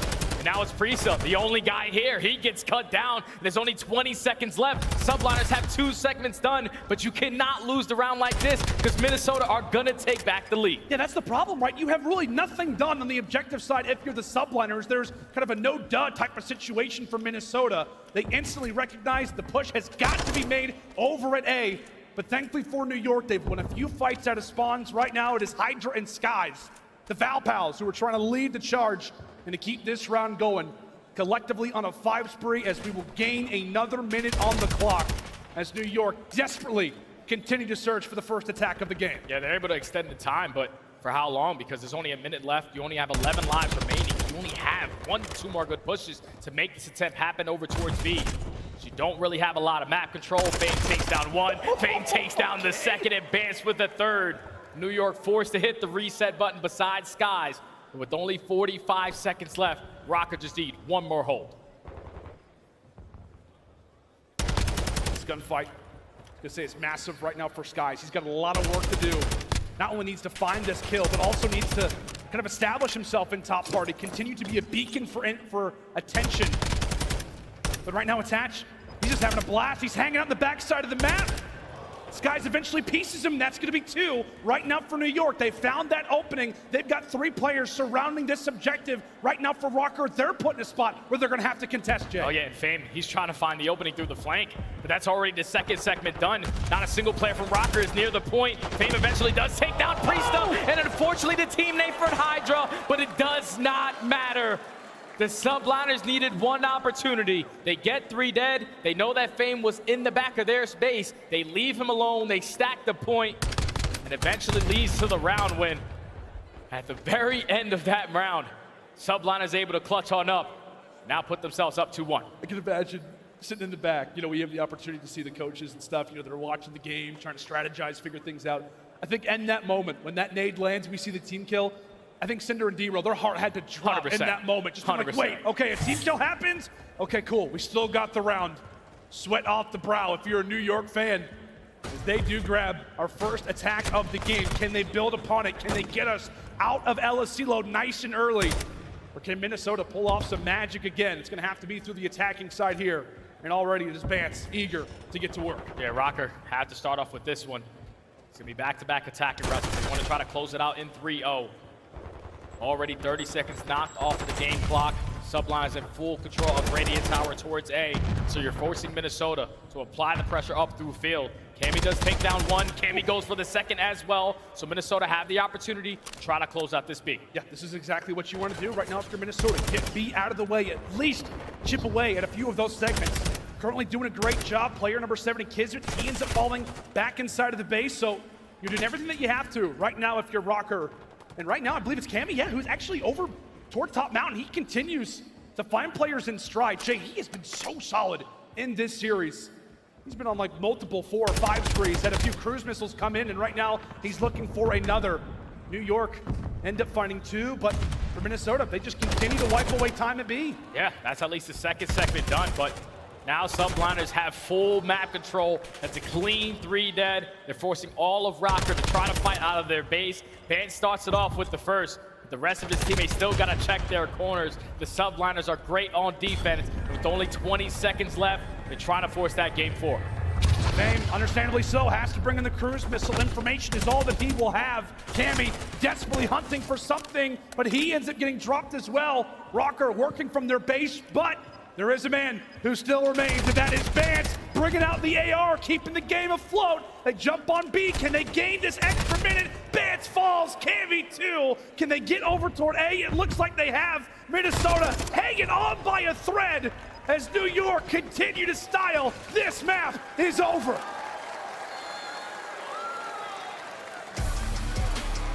And the Subliners stay alive. They come out in El Estilo. They know what it's like to play against Minnesota Rocker on this map. And all it really took was that one attacking round to close out this entire one, to keep them alive in this series. There's just beautiful adjustments from both squads. Great mid-map presence, great slaying from the Minnesota Rocker. They had like 3 cruise missiles throughout the entirety of the map, but they still could not get the objective done as the Subliners walk away with the control up 3-1. Now down 2-1 in the series. And now it gets a little scary for me if you are Rocker, because the Subliners choosing Team B, we knew that they were going to be able to choose map number 2, map number 3, and map number 4. Right. And as we go into the map number 4, it's going to be Hydro Hardpoint, where the Subliners are basically the #1 team on the map. That's exactly right, my friend. And, you know, we talk so often about New York when it comes down to their success. It always comes down to control, Always. right? They're 25-2 in series. When they win the control, they get the job done here. And I know we're talking about that next map, but it just feels like to me, buddy, in this one, it just came down to the attack, right? Yeah. They find that opening, they win that. Now they're in a position to lock things up on the following defense. Just great job across the board. What do you see there? I was just looking at the time remaining on the clock. Like, Minnesota Rocker, they found themselves in multiple scenarios where they could have walked away with an attacking round. But Subliners, when they applied the pressure, when you allowed them to put themselves in certain positions to get one and get out with their life, that's what made it super difficult for Rocker to try to find a clean 2 to 3 dead, to take some map control and try to complete that B point.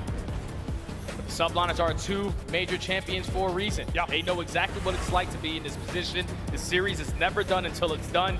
With them winning the control, they have a date on that Hydra. Yeah, it's wild, right? Because we're talking about instantly, right after the first 2 maps, Minnesota feeling good, all momentum at their side, and just with that one map, it feels like the entirety of the series has shifted, just given the talent that New York has, given the massive disparity it felt like between both of these teams coming into this series. But talk to me a little bit more about Hydro Hardpoint. What have you seen so far from both of these teams? New York, Minnesota, who do you think comes out on top? Give me the reason why. Oh, the reason why I believe New York are probably going to take this map is because they're #1 on rotations. That means they're getting their better side of the map every single time, and they're also second in hold percentage. Their SMGs love to hit the water routes. We know what Kismet likes to do, so that's something you have to definitely pay attention to if you are Rocker. And if for Minnesota, the way that they have to get it done is the same way they got it done in map #1. That was all about the breaks, man. You win a couple key rotations, that's perfect. But if you can break the perfect setups coming in out of Subliners, and that's the way you did it in map #1, you have the ability to do it in this map #4 to close out the series. Now,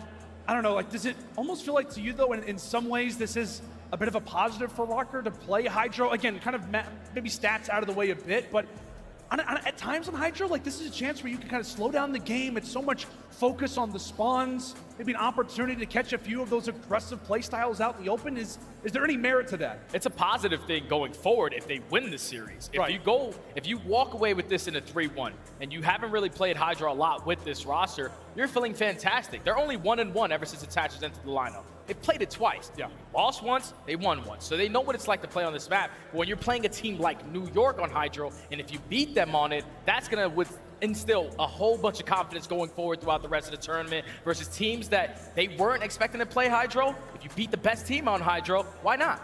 That's exactly right. And another thing that we can discuss when it comes down to really both of these sides, but specifically Hydro and the boys of the New York Subliners. You and I had the chance to chat with the Subliners ahead of that Major 5W. Yeah. What did Coach Cedric constantly talk to us about? confidence. And what really does it take when you're going through an elimination bracket run like New York did at Major 5? It takes confidence. You've had your fair share of some wild elimination bracket runs. New York have done the same. It is so much about relying on your teammates and really just kind of getting the momentum flowing. And right now, New York has the momentum. Yeah, you just took the last map, and they know. They have won 2 majors this year. We know what it's like to hold the trophy at the very end. We're never out until the series officially says 3 on the opposite side. So you best believe Troy Highcow Michael Sender is giving them the speech. He's hyping up Hydra. He knows that that guy is different, getting them a little bit gassed up going into this map number 4. Who's a good boy, Hydra? You're a good boy. Let's go. Let's try to win out some Hydro HP. Let's get ourselves right back in this series. I'll tell you what, it also would be kind of fun to kick off champs with a good old Game 5. Ooh, you and I, we have a history with those. Bryce and Ton, we're looking at you guys. But to Hydro HP we fly. Jay, we're taking a look at the records. You can see the numbers absolutely favoring New York as this is their map choice. But if there's 2 players you're looking at, one from New York, one from Minnesota, who's that going to be? I think it's got to be Attached from Minnesota. He set the turn early in that map, number 1 HP. And then on the opposite side, it has to be Skies for me. The other main AR for this roster had a slow start in that control, even though it leads to the W.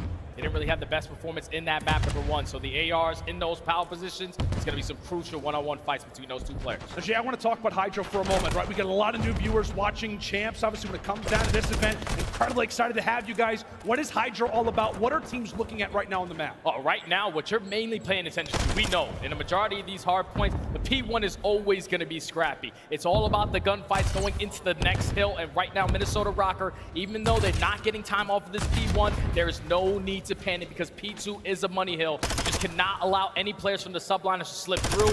Multiple water routes that you have to try to pay attention to, but screw the water. We're just going to go right through the front. The subliners take down 2. They're trying to flip the spawns, but at least Minnesota Rokkr still staying alive on the right side of the map, gets that spawn for Bans to win that rotation towards next. Yep, New York hit all the time at P1, but you're not angry about that if you're Minnesota, as you said, given that you're going to have that hard point up next. Hydra looking to make the play. Oh my God! See you later, Bans, and it's a break instantly from New York. As solid as you'd like. My God, what a break that was, Jay. I'm speechless. That's just a clean 4 dead right there from the subliners. Now it's time for Kismet to go for a swim. They even had a stun come over the top and kill somebody. Oh yeah, Priest took one down with a stun as well. So now if you are Minnesota, the game is shaking up a little bit. You were expecting an answer over towards B2, but with the subliners finding an instant break and with only 20 seconds left, you are now forced to give this one up. Rotate early over towards P3. Put your team in the proper setup to get some much-needed time to try to get back into this game. It's like if you're in the Minnesota comms, you just hear everybody just with the side, and you're like, oh my. Okay, well, I guess we're gonna try to rotate. Maybe I don't know. Maybe try to recontest this a bit. But my goodness, already off the rip, New York up major. Rokkr. Well, now you're gonna have to be the ones that stay composed. Skies gifted a free 2-piece, and from there, it's time for Hydra to get going. And now Minnesota have to get out of the hill again. They know that the pressure's coming in. Teammates are spawning all the way across the map. We have to clutch up in a couple of these gunfights, and Cammy's the man to do it. He takes down 2. Hydra takes down 2 of his own, and with Priest in this position, they get the close back spawns. Hydra just did it all to break this hill individually, and now he's applying pressure through the front end. The French Phenom is starting to take over. And this is why many currently call him the best player in the game, starting to level up his performance, and right now having himself a swim. Hydra looking to hydrate.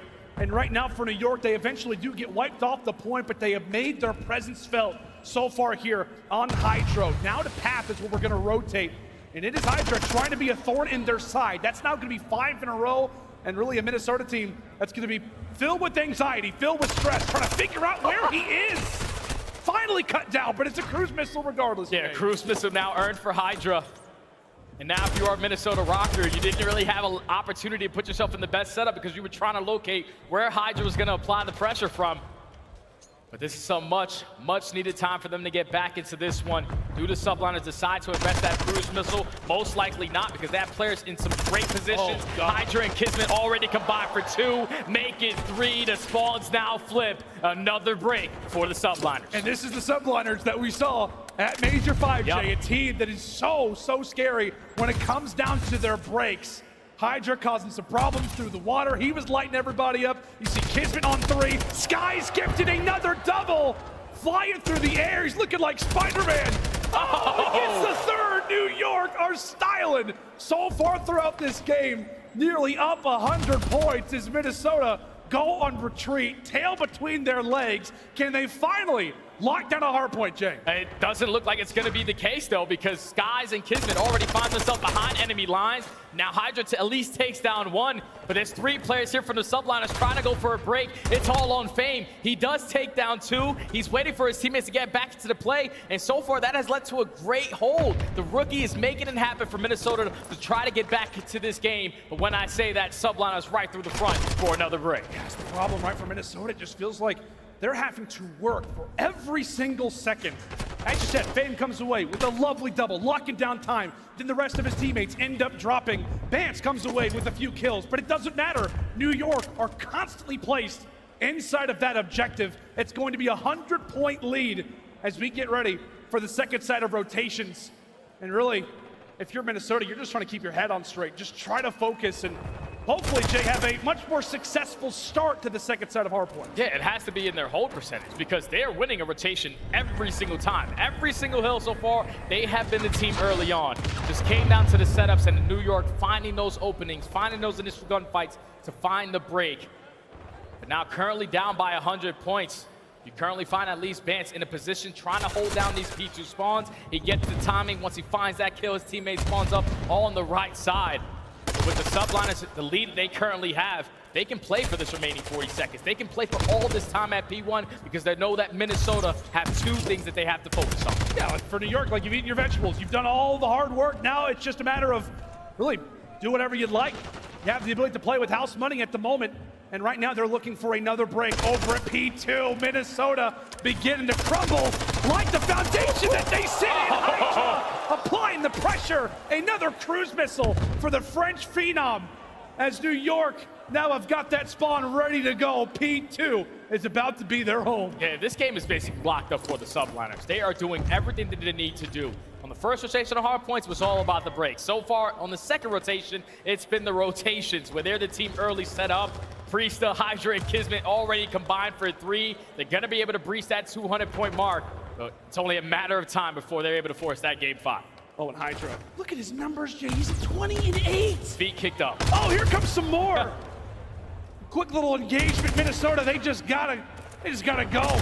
Green light engaged, but they just continue to not win the trades. Kismet, now he's on 4 in a row. New York, not a chance to necessarily win it here, but it's not going to be all that much further once this hardpoint comes to a close. We talk about momentum. We're talking about a team who's got to dig deep, got to be ready. Minnesota delivered a nice little blow, but New York, a knockout punch here in game number 4. Did Minnesota even reach 70 points, Jay? I don't think that's possible. I don't think it's possible, but at least they do win a couple key gunfights off the rotation. And they're fully set up over towards this P3 again. But now Priesta on the route, trying to flip these spawns for his teammates. He knows they're applying the pressure through the front end. All they need is one break to close out this game. He gets the first gunfight. Cruise missile invested. Hydra takes him down. Subliners are in. They're going to close out the game. Yeah, it just feels like you're faced off against a guy who's been like grinding in a few different games. New York, they have every single attribute, every single thing going in their favor. And that very well could be the knockout blow of this series. 100-point club here in game 4 as New York are more awake than they've ever been. Game 5 to kick us off in Vegas, Jay. Remember the question you just asked me before the map started? Is Minnesota going to decide to play Hydra in the rest of this series? Well, after that performance, it's probably not going to be seen for that organization for the rest of this tournament.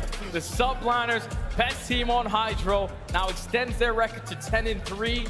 You just saw the way how easy the map was for them. It's not like Minnesota were doing anything bad. The first P2. The first P2, right off the rip, man. They get like 20 seconds off of P1. Minnesota are like, all right, it's all good. Don't worry, we got the rotation. We're going to be fully set up with about 20 seconds to put ourselves in the best possible setup.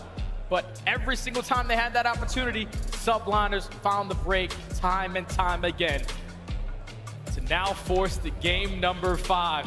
We knew that these guys had fight in them, but that map number 4 was a beat down. So now if you are Minnesota Rocker, Gotta go backstage, hit the hard regain, because this map 5 is everything. Oh yeah, this is going to be unbelievable. I cannot wait to see how this series will conclude. Minnesota started off looking phenomenal, but New York are defending champions. They've woken up here in Game 3 and delivered one of the more impressive W's that we've seen on this season. A dominant Hydro dub. Who will walk away with the series and move on? We will find out right after this break. I love you. It's just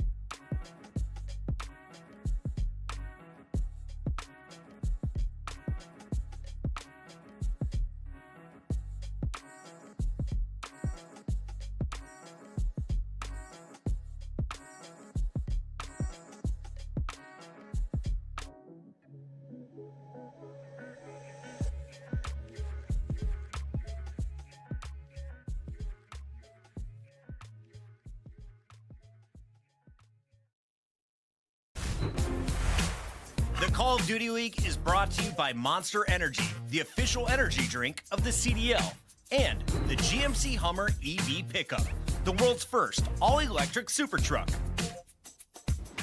All righty, ladies and gentlemen, welcome back to the Call of Duty Championship 2023. It's time to take a look at our Scub play of the game and what has been a wild series to kick us off. And Jay, we're taking a look at that man Hydra. Got the pregame speech from Coach Sender, and he took off here in Game 4. Yeah, he said, I love you, because he knows what this young man is capable of.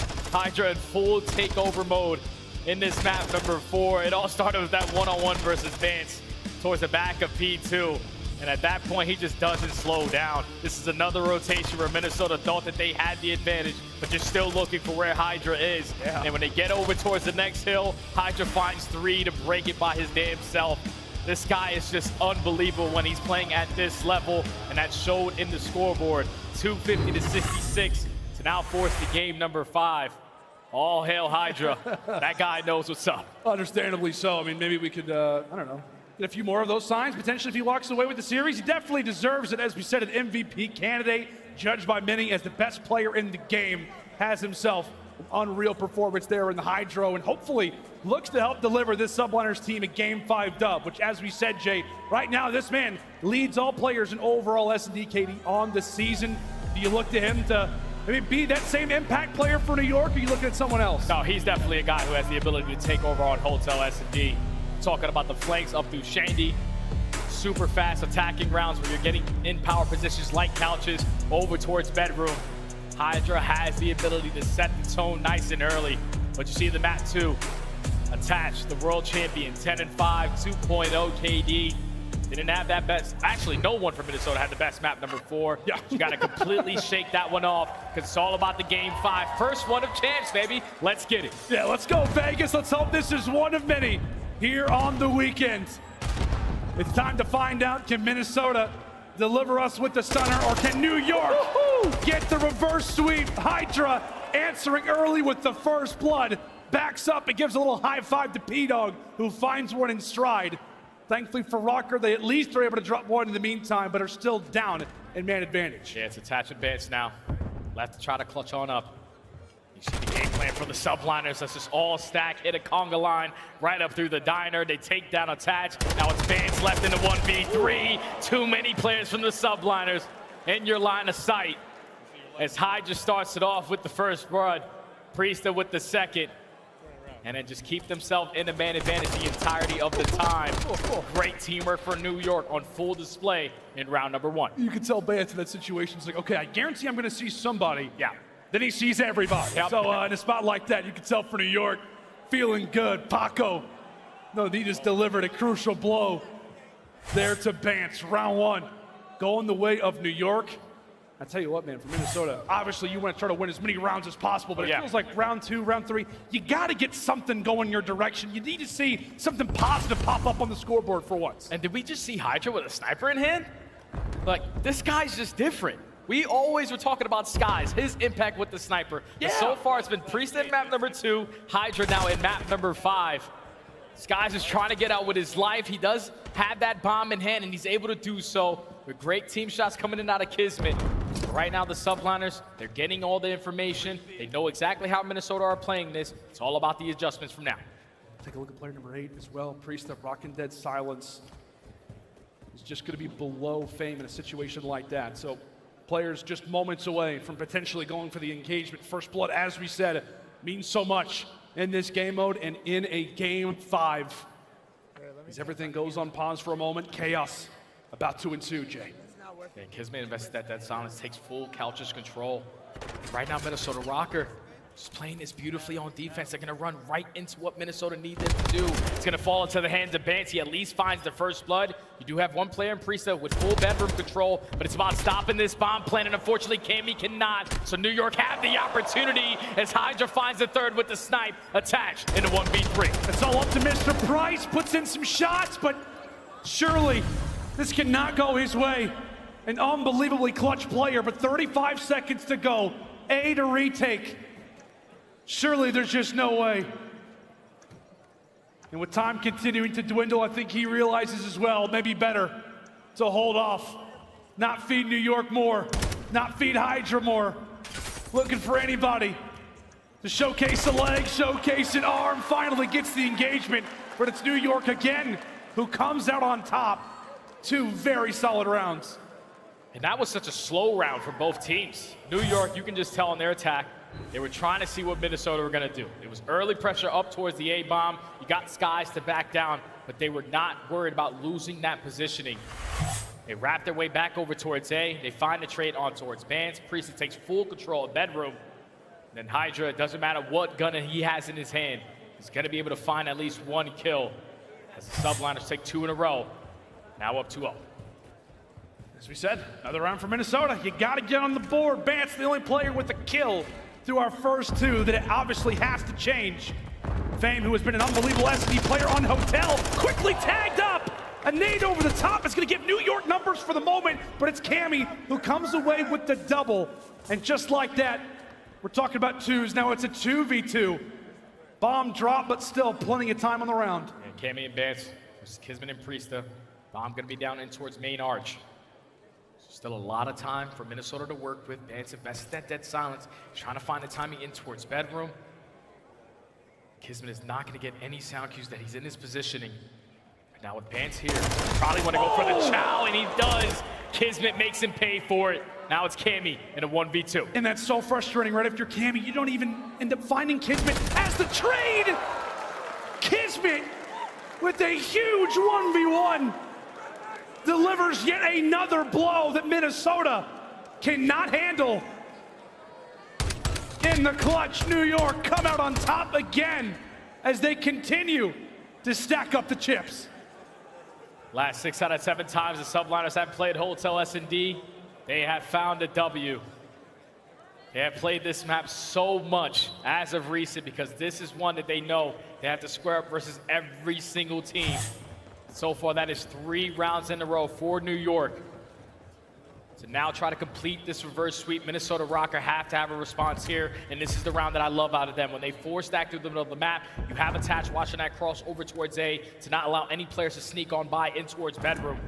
But it might not work in their favor because the New York Subliners, they're applying the pressure in towards Diner, Hydra. I thought he found a time, but the rookie takes him down. Minnesota, man advantage. Just that one route that Hydra takes is maybe the one angle that Rokkr were not prepared for.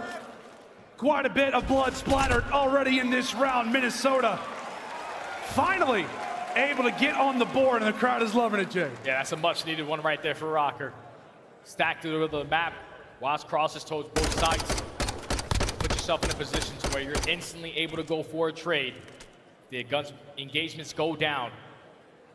Minnesota Rokkr now able to stop the bleeding, but now they're back on the attacking side. It's been multiple first bloods from the Subliners so far, 2 on their defense. Want to try to slow this one down, play for your info, but most importantly, play for that first kill. That's the thing we talk about when it comes down to this map 5. Minnesota, their map choice, but for New York, there's a lot of VOD to watch. Yeah. I mean, this team has played it so many times. They've played it 14 times since Major 4. They've won 6 of their last 7 Hotel S&Ds. Rokkr, can you start to really weed out the strategy, start to figure things out? As I'm sure the brain is moving, the strategies starting to be learned, as Rokkr will get that bomb down on B for free. Now it's a 4v4 retake. Subliners have 3 players applying pressure through the back end. And 1 player in Kismet invested that dead silence going for the super long route. Eventually leads to Fame, finding the first blood onto Skies. Now Priest and Hydra had to slow down, and Kismet could not win the one-on-one. So now Hydra and Priesta need a miracle to happen because it's not easy to break in towards the kitchen. It's all up to P-Dog. He gets silenced. Minnesota, Jay, they come into that round with the plan and knew exactly what they wanted to do. Rush right in the kitchen, get the bomb down, make New York come to us before they can start to figure out what we're doing. And once they get there, it's the rookie who comes away with the first blood.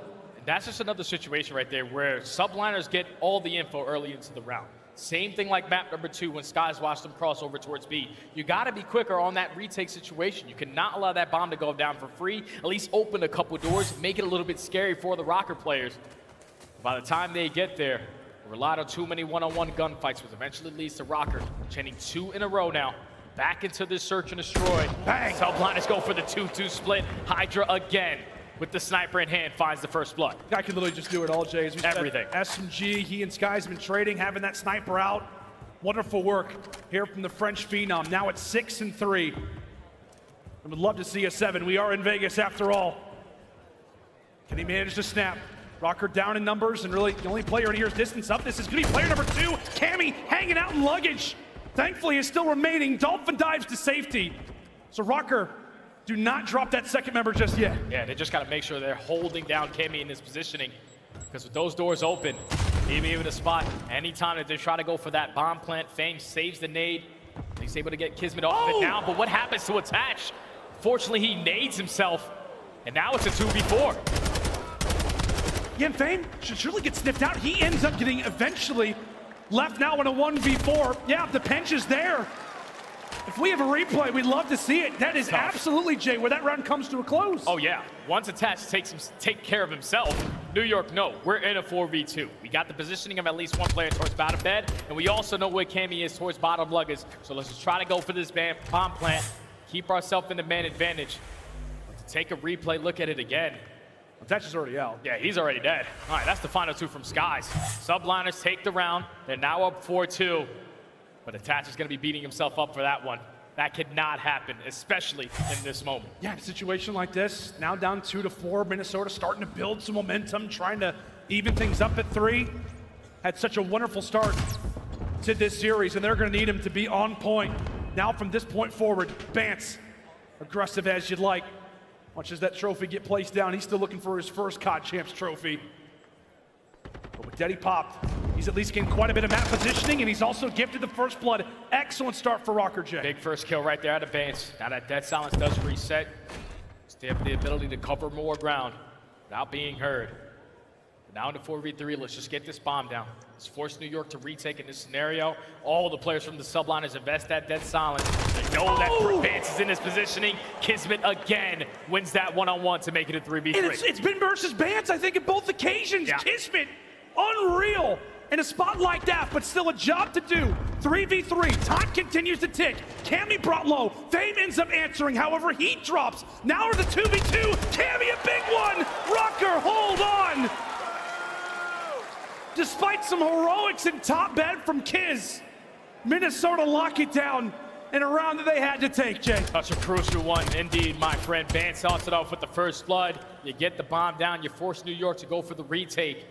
But then everyone was playing their life beautifully. Fame in towards Eldes. He wasn't popping up until Cammy needed help. He finds that kill, the trade is there. But then every single player from Minnesota wins a one-on-one gunfight to take the round, now down 4-3. Such a back and forth search and destroy that we have had on our hands. But it's gonna be the subliners on the attack. Going back to the 2-2 split, old reliable, but this time it's Hydra with the SMG. Hydra. Clearly hungry. He's hanging out in the restaurant. And now will become the owner of it. Tosses out some utility, gets some map positioning, but from there, rest of the round is going to come down to the other arrows on the map. He does at least lure Attach into the top side of the map. Meanwhile, it could be the bomb that's rotating.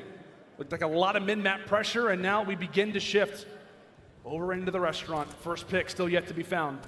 Still a decent amount of time on the clock. Yeah, and Skies is just putting out a couple shots over towards A. He's just trying to keep Minnesota at bay, continuously having the 2-2 split.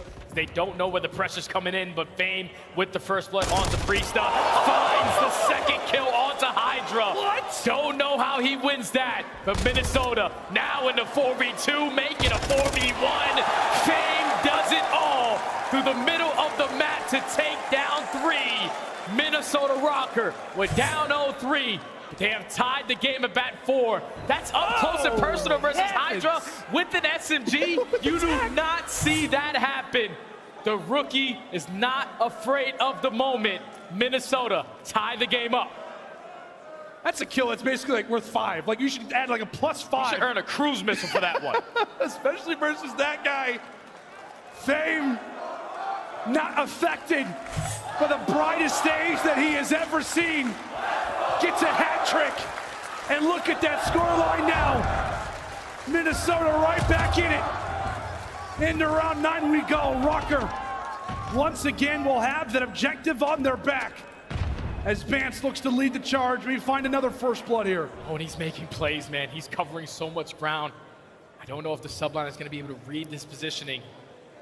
as the bomb is now going to get planted over towards A. It's another retake for New York. Every time that Minnesota have got the bomb down, they have found success. Can New York try to turn it around here? A few players in through couches, mid-cross. Was watch there from Kismet. Vance looking for information. Cammy has got to stay alive. Brought down low. Kismet there to start things off. Fame again, as solid as you'd like. A statue ends up dropping another. New York currently inside of the bomb site. As Vance looks for info, you got players from Minnesota all over this site looking for information. Time continues to tick. He finds nothing. They find all three. New York, they find all three on the retake. What just happened? That cannot happen. There was only 15 to 20 seconds left. All the players from New York had no info on where anyone from Minnesota was playing. Once you put down a couple shots through luggage, you at least get the positioning of one player. But Priest, once he wins that first gunfight, you know the second guy isn't towards luggage. You stack the bodies just in case you try to go for the defuse and eventually find the final. But that's a round that Minnesota ROKKR definitely want back. You can't give that one up. It now puts the Subliners at game point. What do we think, Vegas? Is it done here? Or are we headed to around 11? Minnesota, one they gift away. They cannot afford to make another mistake in one as valuable as that. New York on the attack, looking for info. First blood would mean everything right now, especially for the Minnesota side. In Minnesota, they're going back to old reliable. Let's just stack through the map, watch the cross over towards bedroom. Put down a couple shots on the cross, but that's just teamwork on full display right there from the Subliners. Early shots from Skies, leads to Hydra fighting the first blood, and there's too many bodies for Vance in his positioning. It's now a 4v2. The rookie and Cammy left to clutch up. Fame, he's gotta be ready. He's gotta be ready. Oh, Priesta wins another. It's all on to Cammy.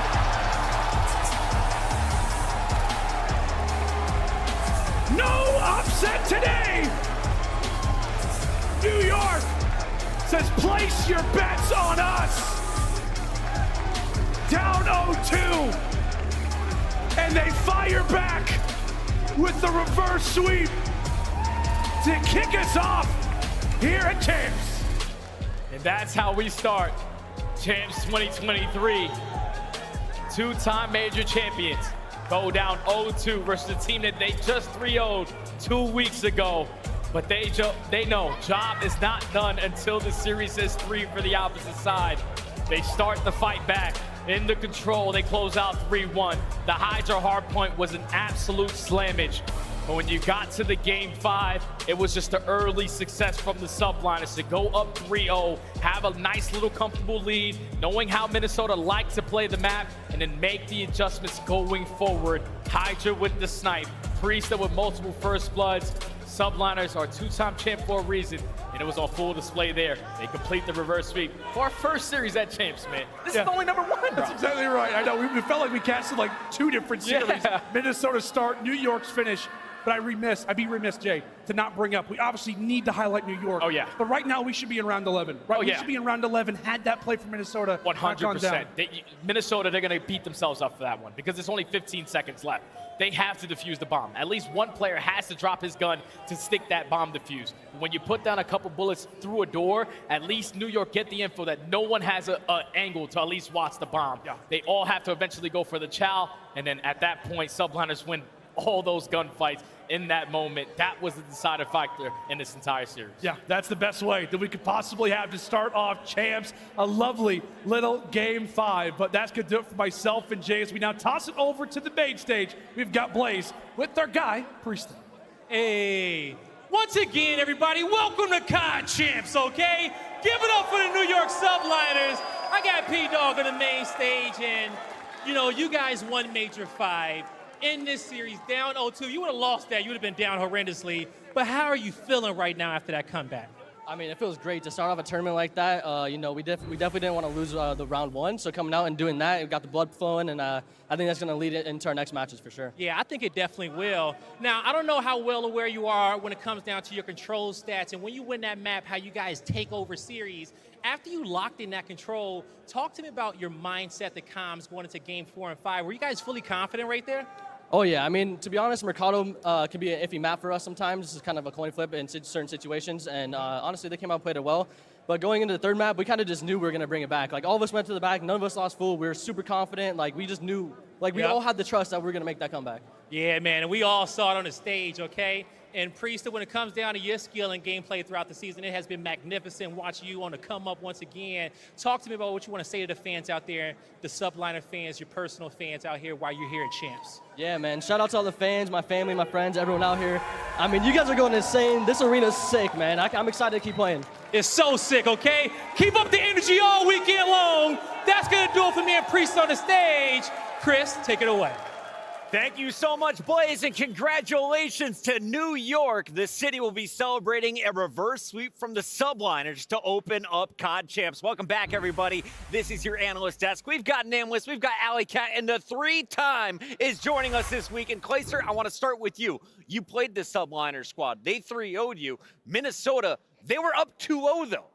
How does the Subliners squad bounce back and rattle off 3-0 again?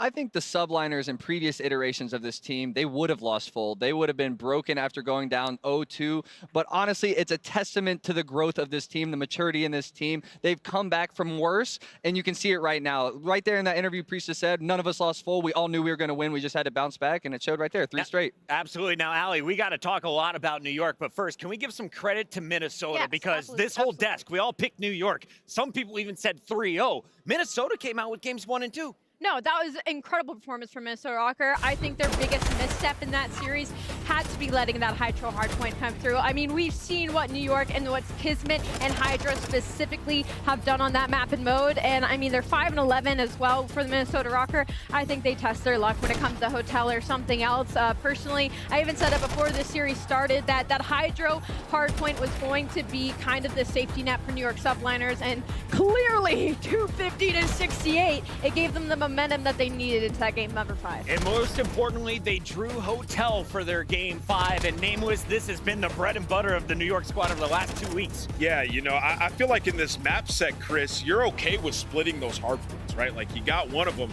It comes down to, can we win both search and destroys? And we get to that game 5, and New York have 3 fantastic search and destroy maps: Mercado, Hotel, and Asilo. And if you're Minnesota, you got rid of Asilo, and you picked Hotel in this series. They picked that map number 5. They could have played Fortress and made it sort of a toss-up. I think that is maybe a missed opportunity for them. But like we said, there's a lot of preparation that goes into these games, and they pushed them to a game number 5, Chris. This is a major championship squad. Minnesota definitely played up to their competition. New York's coming out. New York powers forward. They will be playing against the winner of Optic Texas or Boston Breach in the next round of the winners bracket. But we're going to see Minnesota now drop down to that elimination bracket. Allie, if they're going to stay alive in this tournament, who looked good on day 1 that you want to see return on day 2? I think they all had their moments throughout this entire series. I think we saw a Cammy maybe that we were waiting for. I think Vance had a great game number 5, and Attach was a monster in the first 2 maps of this series. So I don't think we can count them out yet. I think for Minnesota Rocker in that game 5, they just needed to be a little bit more confident in the plays that they were making. There was many opportunities where a player looked like he was going to be in an opportune situation and then slowed down just a little bit as if he was second guessing himself. So Minnesota Rocker, painful way to lose, but to fight it all the way there to that game number 5 against our Major 5 champions, we can't count them out yet. Absolutely. Shout out to the Subliners. They won Toronto. They win their first match of the day, and they also score your first Scuff play of the game. Let's take a look at it. Clay, you called this guy the GOAT backstage.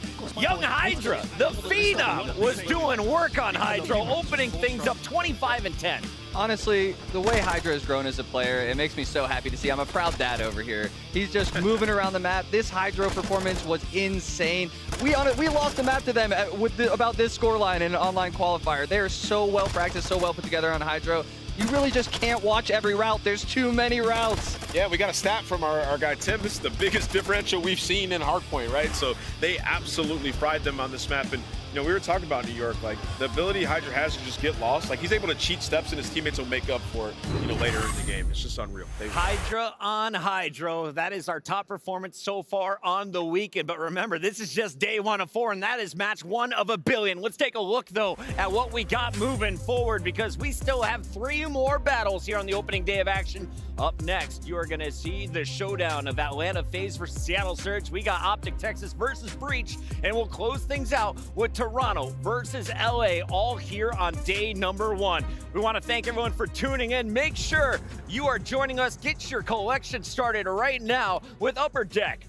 Today, you can get the 2021 Call of Duty League trading cards by Upper Deck, the official trading card partner of the CDL. Collect your favorite teams and players on UpperDeckEback.com or scan the QR code on your screen. And of course, we got the Shop Alley, the best and brightest gear. New York Subliners showcasing their hoodies that are on this website. Yeah, you want to look like your favorite players up on stage? Make sure you check out shop.callofdutyleague.com and get some swag. We're going to break. When we come back, it is battle number 2 on the day. The number 1 seed takes on number 8. It's Atlanta Surge after this.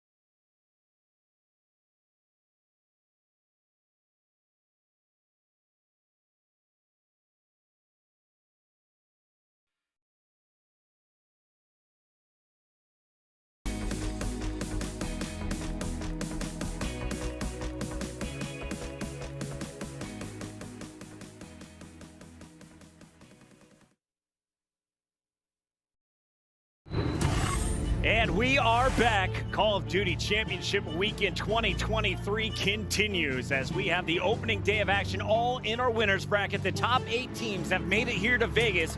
Tonight, we find out who is powering into the second round of our upper bracket. So far, the Subliners have locked up their spot as we have the number 3 seed moving forward.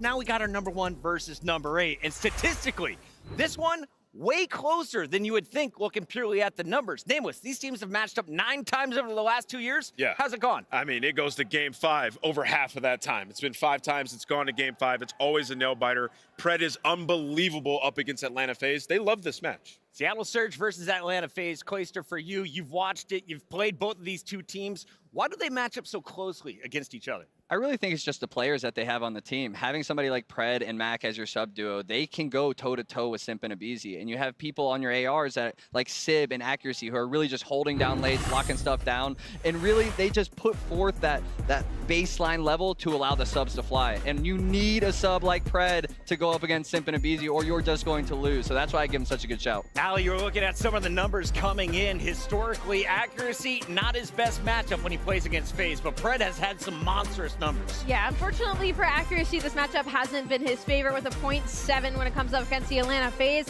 But honestly, Seattle Surge as a team overall tend to struggle when it comes to search and destroy on LAN, and that's going to be the game changer here when it comes to the series. So for the Monster Energy pregame, of course, stay competitive respawns. Like I said, they've been seriously struggling in search, and they're going up against the number 1 search team in the building. So if they can't go toe-to-toe there, they have to, at minimum, take the respawns. And of course, play the Tiny Terrors search and destroy. Like I said, aBeZy and Simp, I mean, some of the best S&D players you'll have to go up against on that main stage. And Accuracy, with that 0.7, needs to have an event here, and it has to start against Atlanta FaZe.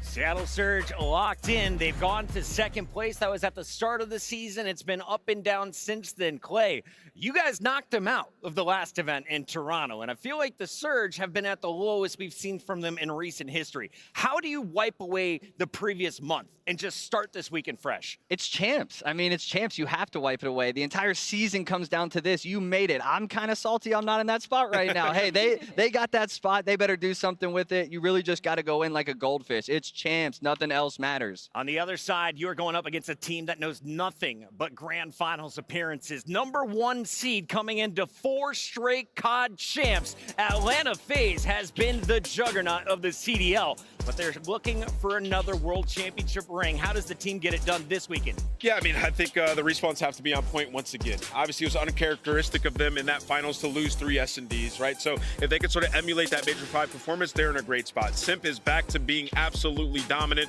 Everybody's peaking at the right time. When you talk about their hard point, it has gotten so much better. This is a team that was not great in rotation all year long, rely on Gunny trying to make plays happen. And you know, more times often than not, they'd still get one of those in the series. Now that they're figuring out some of those fundamentals and getting to their final form, they're rolling every team that they go up against. And now they're going up against the weakest version of the Seattle Surge that we have ever seen. Typically, this will be a banger of a matchup by the numbers when you look at the respawns. As it stands right now, they should smoke them based on Major 5. Ali, I got to ask you about this FaZe crew a little bit. This team is always booed.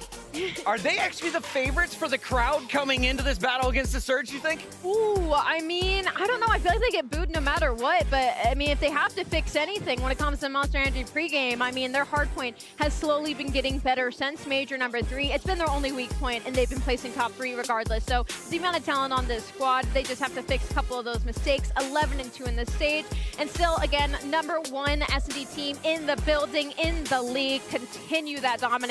And again, we're going to see that control El Asilo. That writes a very good situation for the Atlanta FaZe team, simply because last time they went up against Seattle Surge, it was El Asilo game 3, and Simp dropped a 2.27 on their forehead. Yo, Cell is glowing. Can we talk about the fresh cut? That gotta be that's the crispiest cut I have seen in Las Vegas, dude. And Clay, we were also talking about how insane it is what Cell's been doing lately. Ridiculous. 1.3? Honestly, a 1.3 average blows my mind. That's like what I shoot for every series, and it's hard to attain it in one series. This guy averages a 1.3. It's insane. His brain's different, man. His gunny is different, and you all will get a chance to see it across at least 3 of our 5 games. Let's take a look at this best of 5. Ali, you've crunched the numbers as always. Who has the statistical advantage as you take a look at a lot of Embassy in a Mercado Game 5. Yeah, I will say again that LCL control kind of raises a red flag for me for Seattle, but I like the two Embassies to open up this series. I think it gives them a lot of opportunity to cushion themselves for the rest of the maps. Yeah, if it goes Game 5, it's absolutely over. It's Atlanta FaZe all the way. Seattle haven't won that map on the season, so they're looking to close it out in 4. I will say, man, I really do like the first 2 maps for Seattle Surge. They've had success on it throughout the season, and they've played Atlanta FaZe tight on those as well. I like that call. It's time to get to our official predictions, and best of luck to everyone who is still alive in the perfect bracket race so far. New York is powered through. Question is, who goes through in match number 2? I'm taking the number 1 seed. This is easy for me. I'm calling Atlanta FaZe. Cloyster, where are you landing? Gotta go with the Tiny Terrace. I'm going FaZe. Going with FaZe.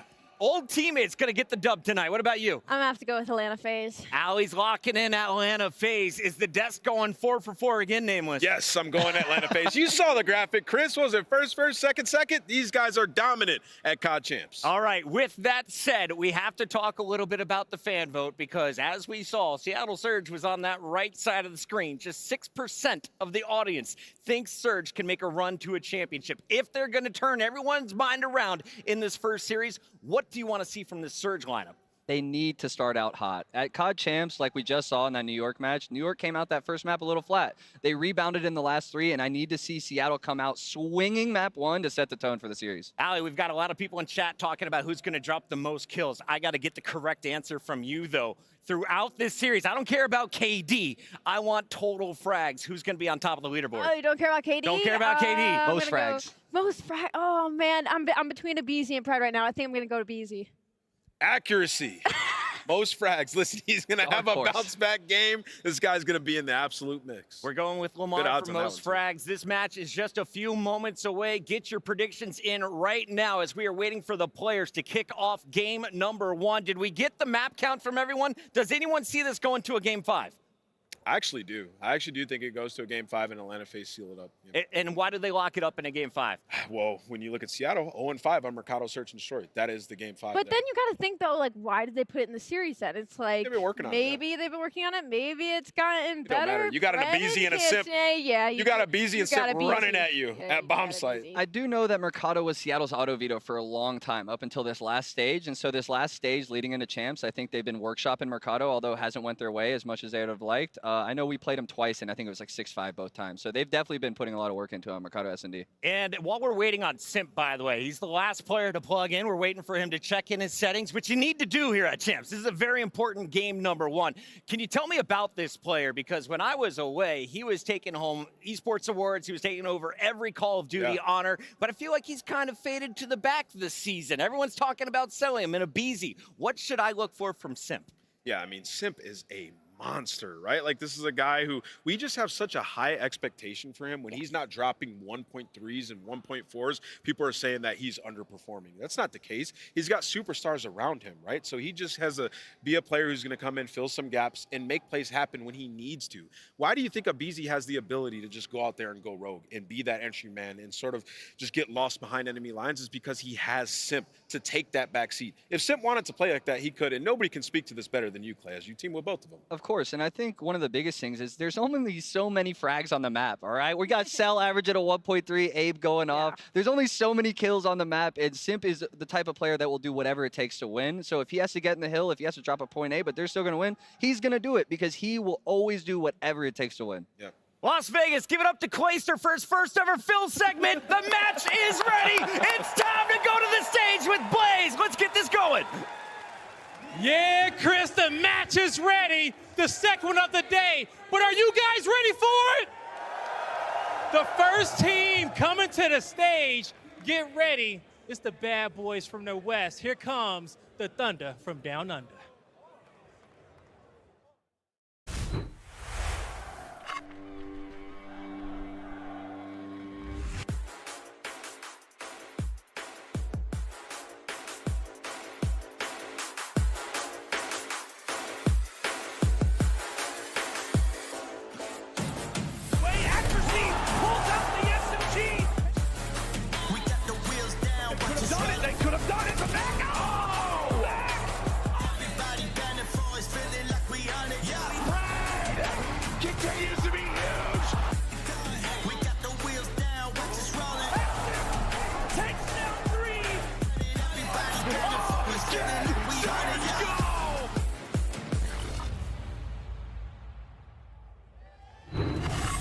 Vegas, get loud for the Seattle Surge.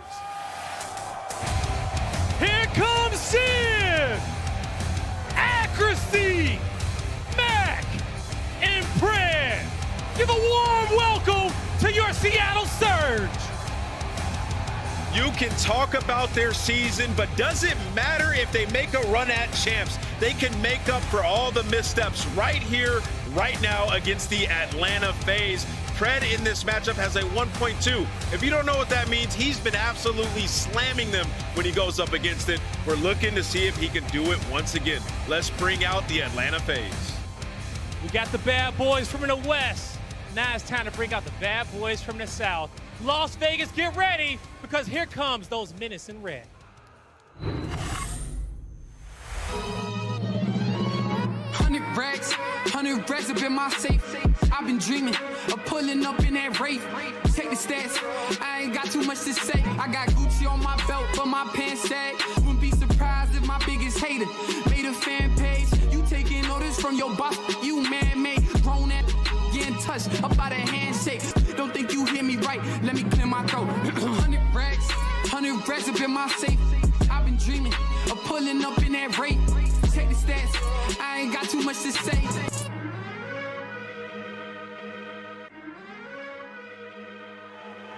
Las Vegas, get ready. Here comes Atlanta FaZe. Give it up for Slasher, Simp, Abizi, and Salio. It's the Atlanta FaZe.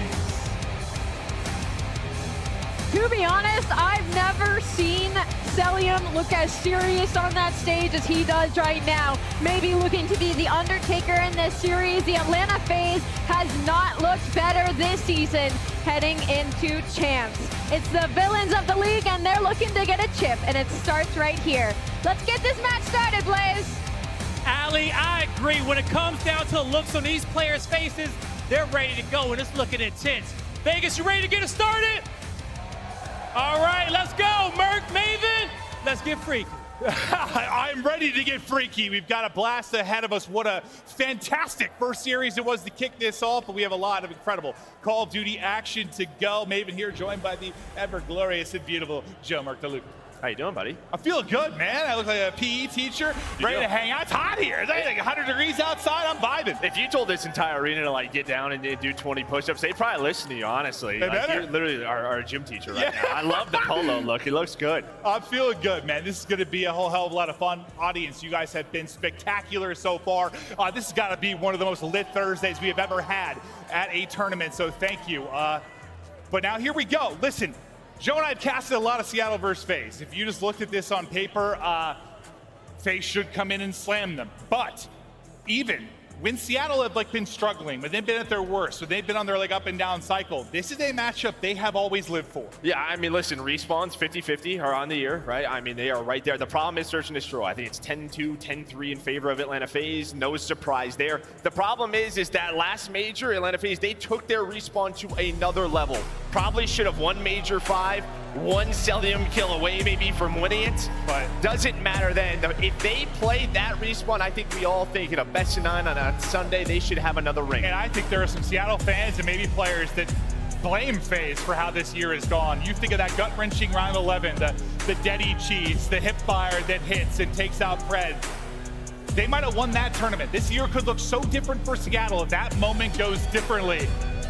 Can you turn it all around here? Come out with a bang. And I like what the Death said. I think it starts with this map number 1, Embassy Hardpoint, one of their best maps, but 3-1 is Atlanta FaZe versus Seattle Surge on this one. You talk about a couple of hardpoint maps where your subs have to get going.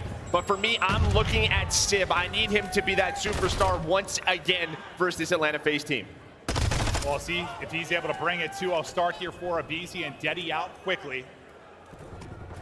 Slasher lining up multiple as well. Going to be a very tough gunfight there with the sub at range versus Sib. And Sib, who you need to come alive, need to have a big series. There's 2 for him, Joe.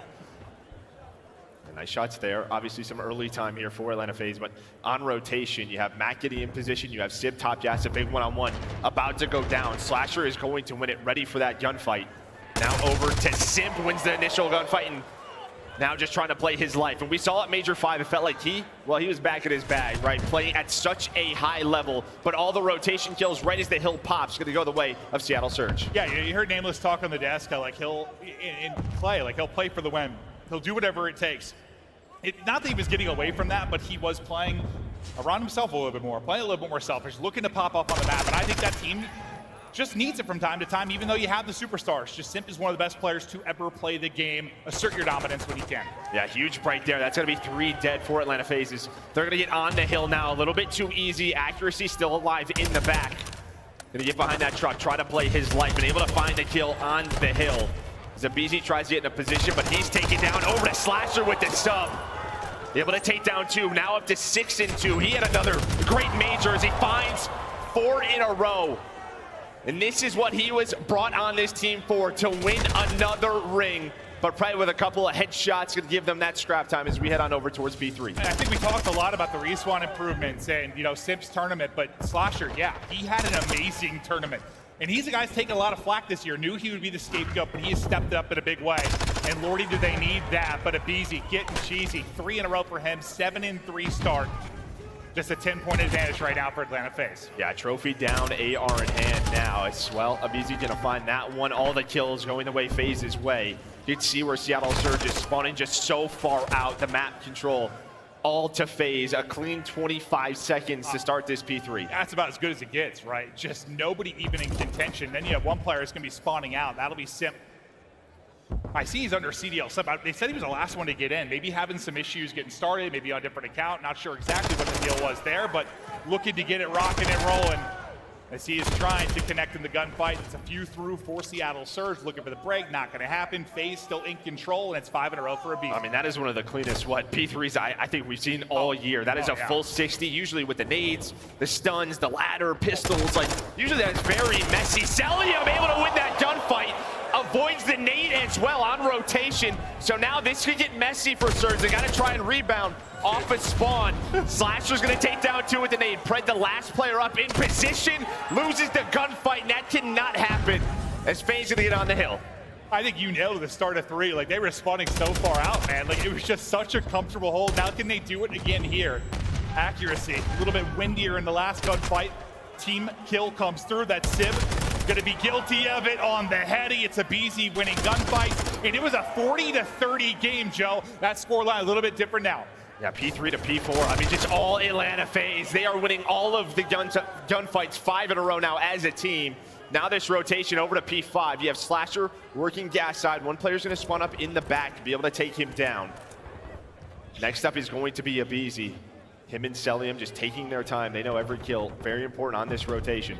Just trying to get some match control, but there is that 100-point lead, and aBeZy able to snap.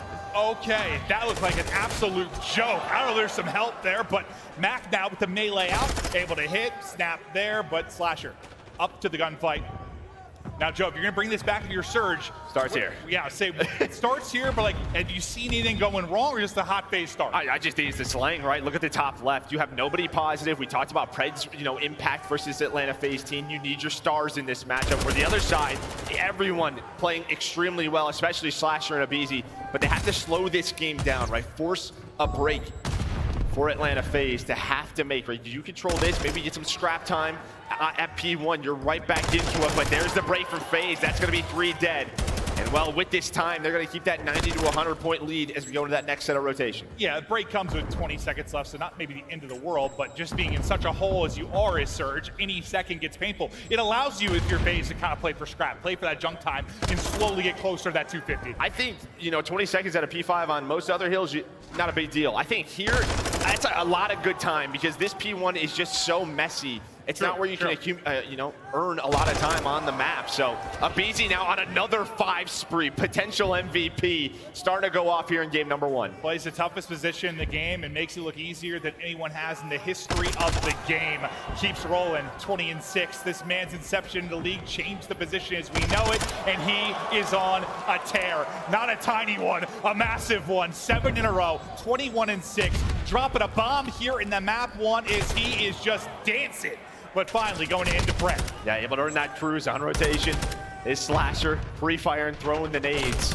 I guess the good thing for Surge, while that was happening, there wasn't a ton of time earned, so still the lead. Right around 90 points. But on rotation, everyone getting kills for FaZe as they set up for P2. They have backtrack control. They have gas control. Another rotation for Atlanta FaZe. Seb just trying to get it done from the truck. Might be a flank on through. Beast map is cut, but not going to matter as Sib is able to push that out. But FaZe so far dominant. The advantage is there. They are coming out swinging. Let's go right to a FaZe listening.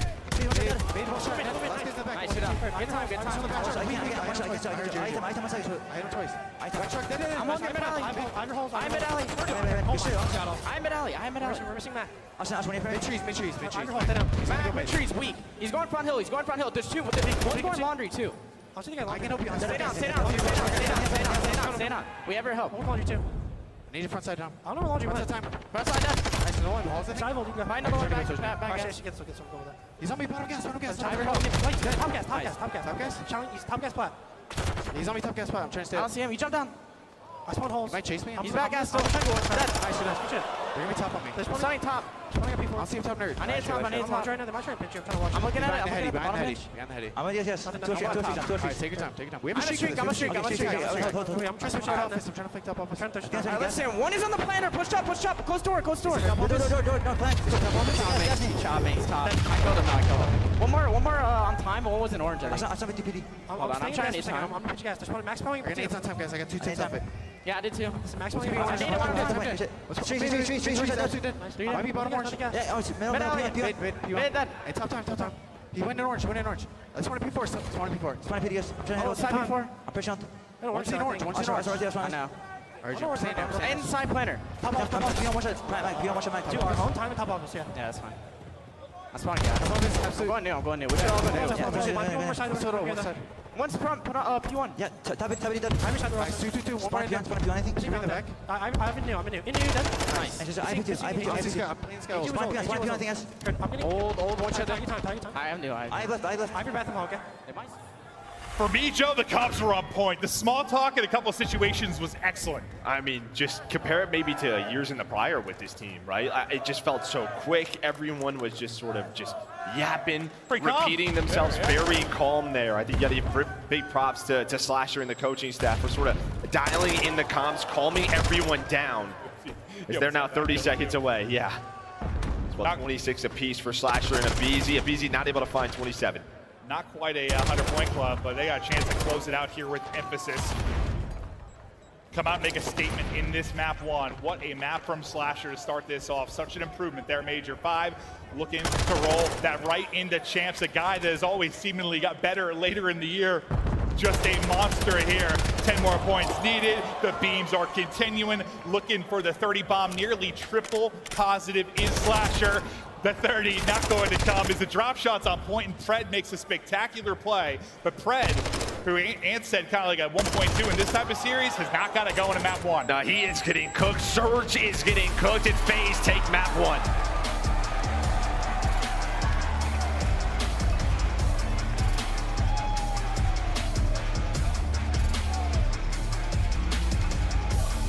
I think the comms were a big deal, because I know that wasn't like the most stressful map, but it is like the first map of Champs. And sometimes even when like Alec was on this team previously, like he'd be kind of that general in game. Like, yeah, he'd talk a little fast, get a little panic sometimes, and I think that would maybe trickle down a little bit to the other players. Not all the time, but you'd hear it there. Outside of Cell, who's always kind of talks that way, everyone else was dialed in. It was clear, it was concise. The small talk with like that balcony fight and the help was sensational.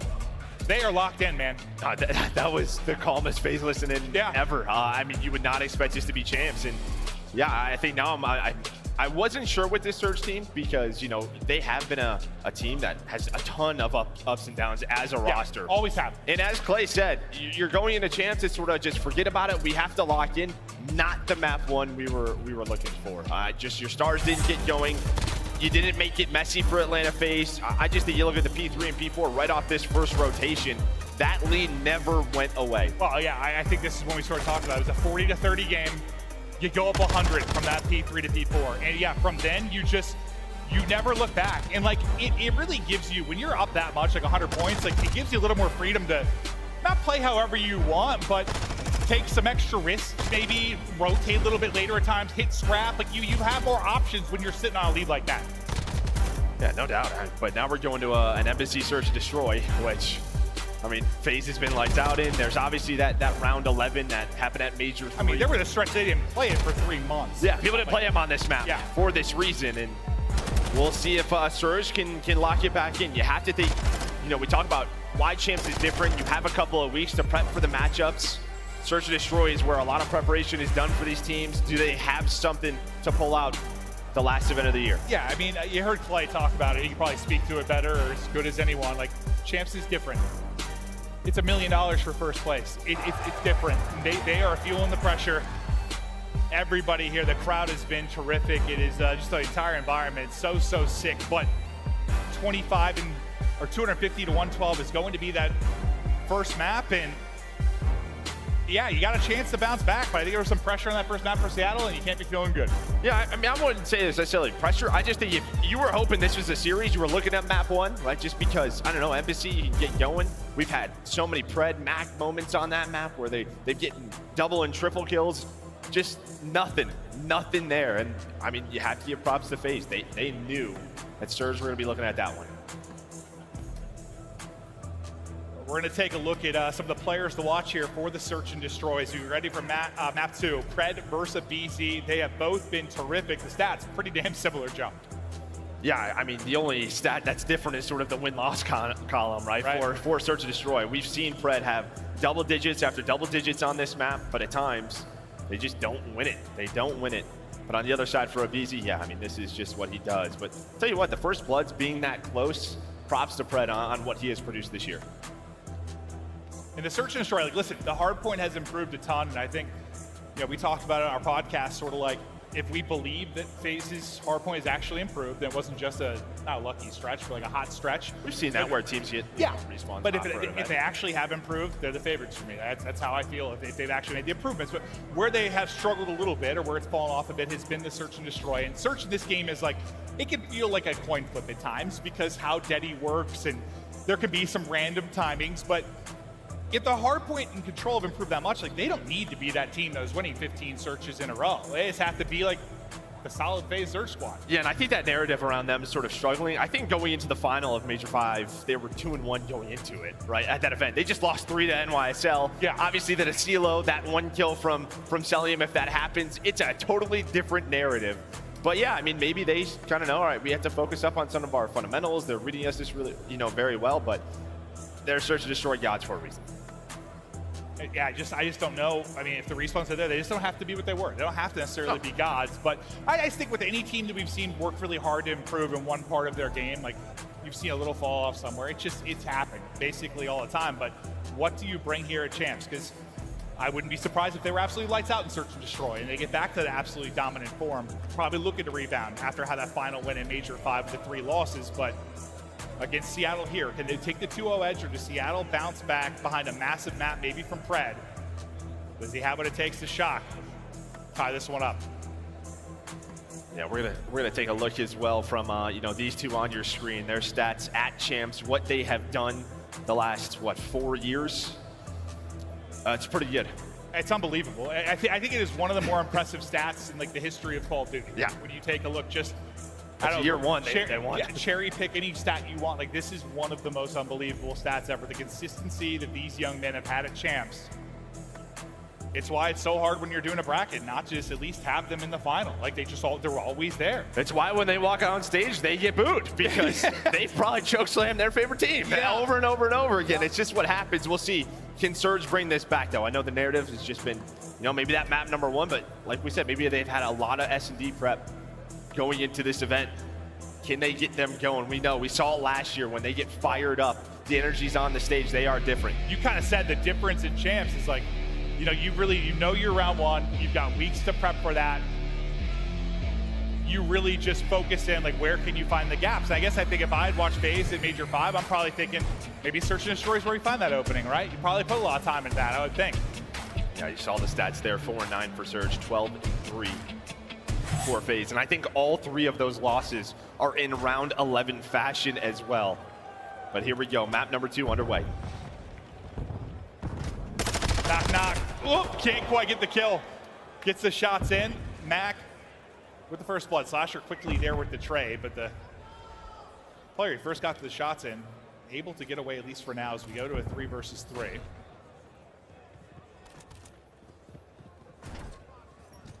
We'll see how this starts to develop as they begin to work this bomb over. It's snipe in hand for Sib, try to get haircuts. Not quite going to connect. Tries to stun for info there, close. I mean, as soon as Cell hears that, he goes for the nade, backs him down, and when he backs down, that means, okay, we could push this forward. So Simp able to take down Pred, bomb being planted on the other side of the map, accuracy going on the flame. What kind of timing does he get? But Simp has to stay alive, and he does not. Yeah, that gets so hard for Sib in that situation, but a little flick of the wrist there as the shots hit. The flick of the thumb as he connects on the shot. We'll see it again. Simp. Snap, bang. You haven't seen a lot of it maybe these last couple years, but if you've been following his career, you know he can hit it with the big stick. Yeah, I mean, finds it on the ground, watches that flank, able to connect. A nice round for him, 3 in the round, but it just starts with the info. As soon as Cell knows there's a sniper, the nade goes out, backs him down. They know then they have to clear Orange. Simp able to win that one-on-one, immediately goes to the bomb. Just all the right reads there from Atlanta FaZe to start off this map. 3-0 for Simp. See what he can carry forward. The aggressor early going to be aBeZy, but the stuns all hit, and he's kind of locked up here for now. But it's Simp cruising on forward. The first 2 kills go to Atlanta FaZe. 4-0 start for Simp as Deddy is out, and he is a hunter. Yeah, Mac is pushed up, but he gets spotted by aBeZy, and then Simp up to 5. aBeZy able to win another one in these 2 rounds. Convincing on a FaZe. Yeah, I mean, you just didn't play them here for so long. When they were in their bag and on that tear and search to destroy, you just didn't match up with them here. You knew you were going to get bodied. Just right back at it. Yeah, great teamwork there, right? They know that aBeZy is kind of in a very vulnerable position. He's saying, hey, I'm getting stunned. The nades are going to be coming in. So what do?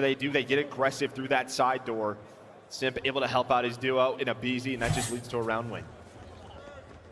Now, one way to take the pressure off him, getting 2 kills. That gets it done. 5-0 start now for Simp. You only have 1 kill on the Surge side, and that is Mac. And that's basically what the first blood of round 1. You have not gotten a kill since then. They need something to get going, and not this one domino falls and the rest right with it. And I like this from FaZe, slowing it down. They kind of know, all right, we're down in an 0-2 hole. Surge may try to get aggressive here, try to find some opening with the first blood, but they just wait. They watch all the doors, don't allow anyone to get aggressive. And now with 50 seconds, we're going to start this push. You see the nades coming in at accuracy. He's got to back down, play his life. Next up is going to be Pred. What timing does Pred get? Pred, I think, is getting hunted by aBeZy. Max able to find one, but Pred plays his life, has the Deddy reset. Now in a 2-on-3 as Slasher finds accuracy. Streak ends for Simp. You start to get some kills flowing. If you were Surge, flying on forward, Cell nice is catch. Not. Slasher. Last one up at a 1 versus 3, 25 on the clock. Maybe he had a free pick, not going to happen. The crossfire is in, round on the board for Surge. They play it passive, they take their time, they get the round winning. Good job. I mean, accuracy is staying up as long as he was. You know, pressure really flowing to him, nading out. He was like, van, the van, just kind of backing up, making layers on the map, and the teammates stepped it up. Yeah, now one-on-one. I mean, Pred versus aBeZy, he was getting chased by aBeZy for so long, able to win that, because then that leads to the next kill, right? Then he's in the base, able to find Cellium, secures that round win.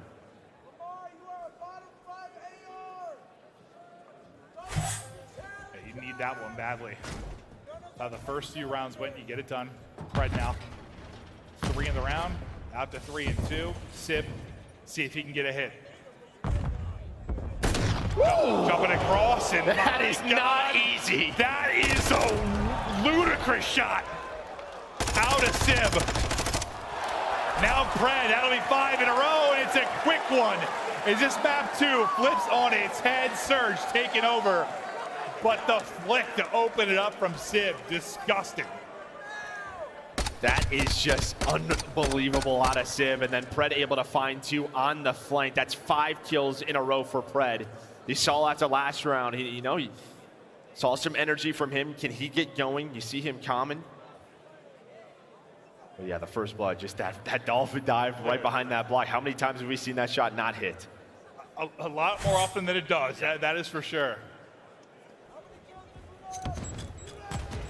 I'd love to know the percentage just on that shot in particular. It's probably not high with Sib. A wondrous moment. Now Deddy out for Mac. Pred's already on the flank, already through side door. What's the timing like? He's gonna be, not able to find aBeZy. Now has to play his life. Slasher gonna be looking for him. The map is split right now. Both teams just taking each other's side. Who's gonna find those kills? So far it's FaZe, Cellium and Simp. Getting it done, Mac trying to bring it back. aBeZy went from down low, now on to Pred. He's on 6 in a row. Pred, my God, the snap onto the site, trying to send it, isolate this 1v1 while he can. Trying to get there. Takes about 17 seconds to mantle in this game, so by the time he gets up, aBeZy repositioned and takes it. He didn't really reposition. He just gets snaked, and well, that's just what happens in this title. aBeZy able to snap onto him. But I mean, if Pred finds that first blood, maybe things a little bit different. It's just one of those, you know, do you shoot there? Do you instead try to look for someone on the flank? It's a kill, probably. Yeah, it's definitely a kill. But the fact that aBeZy's able to play his life, and they win the gunfights on the opposite side of the map. 3-2 now. Back to FaZe. They are getting aggressive up in map. Pred gonna call on the cruise. We'll see what spots. Simp just pushes and takes that one-on-one versus Sib. That has got to be a frustrating death as you're just playing it slow behind the screen. He's still alive. He's still going. He's still going. That's number 3. What is this play from Simp? They had all the info. They knew his position. It does not matter. He clearly knows theirs as he runs through basically the entire team. This round is falling apart for Seattle Surge. Now Pred, last guy up. Will it be the ace here for Simp?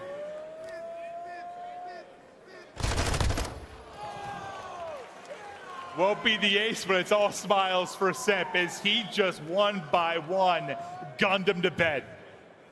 I mean, as you said, they got aggressive middle of the map, and he just takes the first gunfight. Of course, Sib, I think he's got the snipe out. He's probably watching it. Maybe he gets caught off guard. As soon as that missile's called in, obviously Pred's giving him the info, but it doesn't matter. Simp.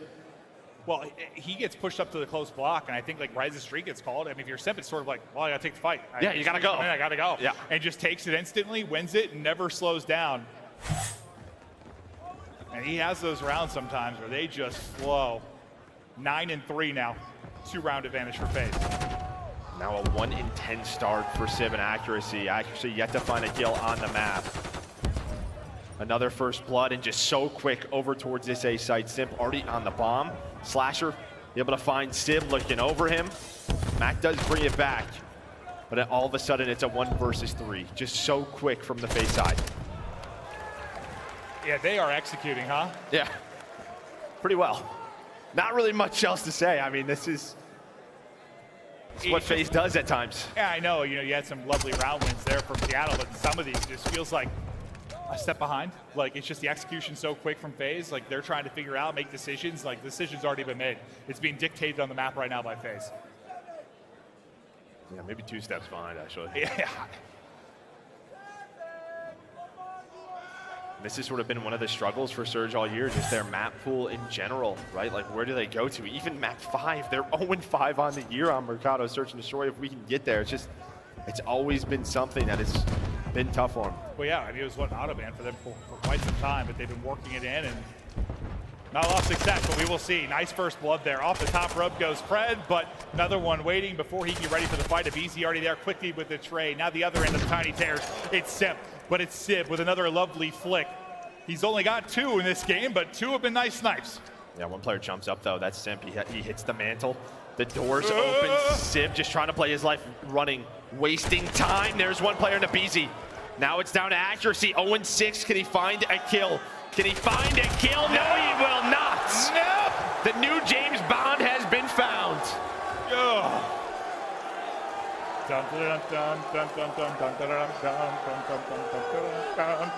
You'd make a great Bond. Oh, I think, yeah, probably would, dude. Probably be a great Bond. Domination from FaZe thus far, up 2-0. Maybe a little slip there in rounds 3 and 4, but everything else dominant. Crowder on the main stage, fist bumps to the boys. They are flowing thus far. I mean, not much else to say. 150-point winning map number 1. 6-2 right there at Search and Destroy. What you would want to see if you were a FaZe fan. Some unbelievable individual moments, though, out of Simp. I mean, just round number 1, 3 kills, finds a sniper on the ground. That round where the streak is called in. Just perfect execution out of Atlanta FaZe and Search. Yeah, they were decisive. Decisions were coming in quick. Seattle couldn't just quite keep up. Now you take the 2-0 edge. You look to maybe close it out in a control. The control was lackluster this year for FaZe. The hard point even worse, but this past month and a half, they have flipped it on its head.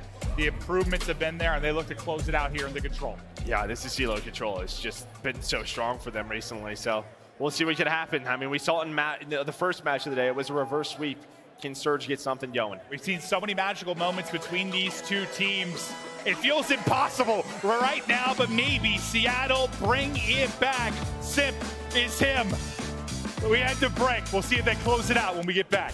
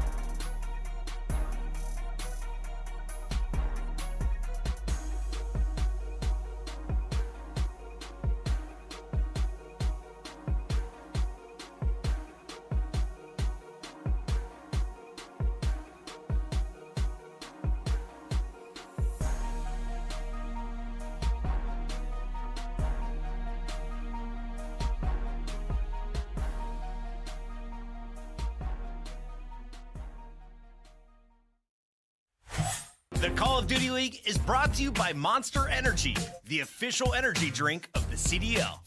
The CDL is brought to you by your favorite Orange Bandicoot. Pre-order Crash Team Rumble today. Available June 20th. Las Vegas, hello and welcome back. We get ready to rumble here in the map 3, but you see a shot of aBeZy, one of the best to ever do it.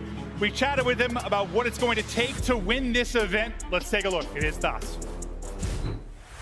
Everybody knows all of the storylines and the history of what it would mean if you guys were able to walk away with the championship, you know, how many it would be for you and Simp, you know, the whole team, etc. But like, what would a world championship say about this team and about the Atlanta FaZe franchise? I feel like it really showed how hard we worked throughout this whole season, because I'm telling you, I feel like this season we've worked the hardest we ever have, and I feel like it needs to show. So I feel like us winning the championship would mean the world to every single one of us.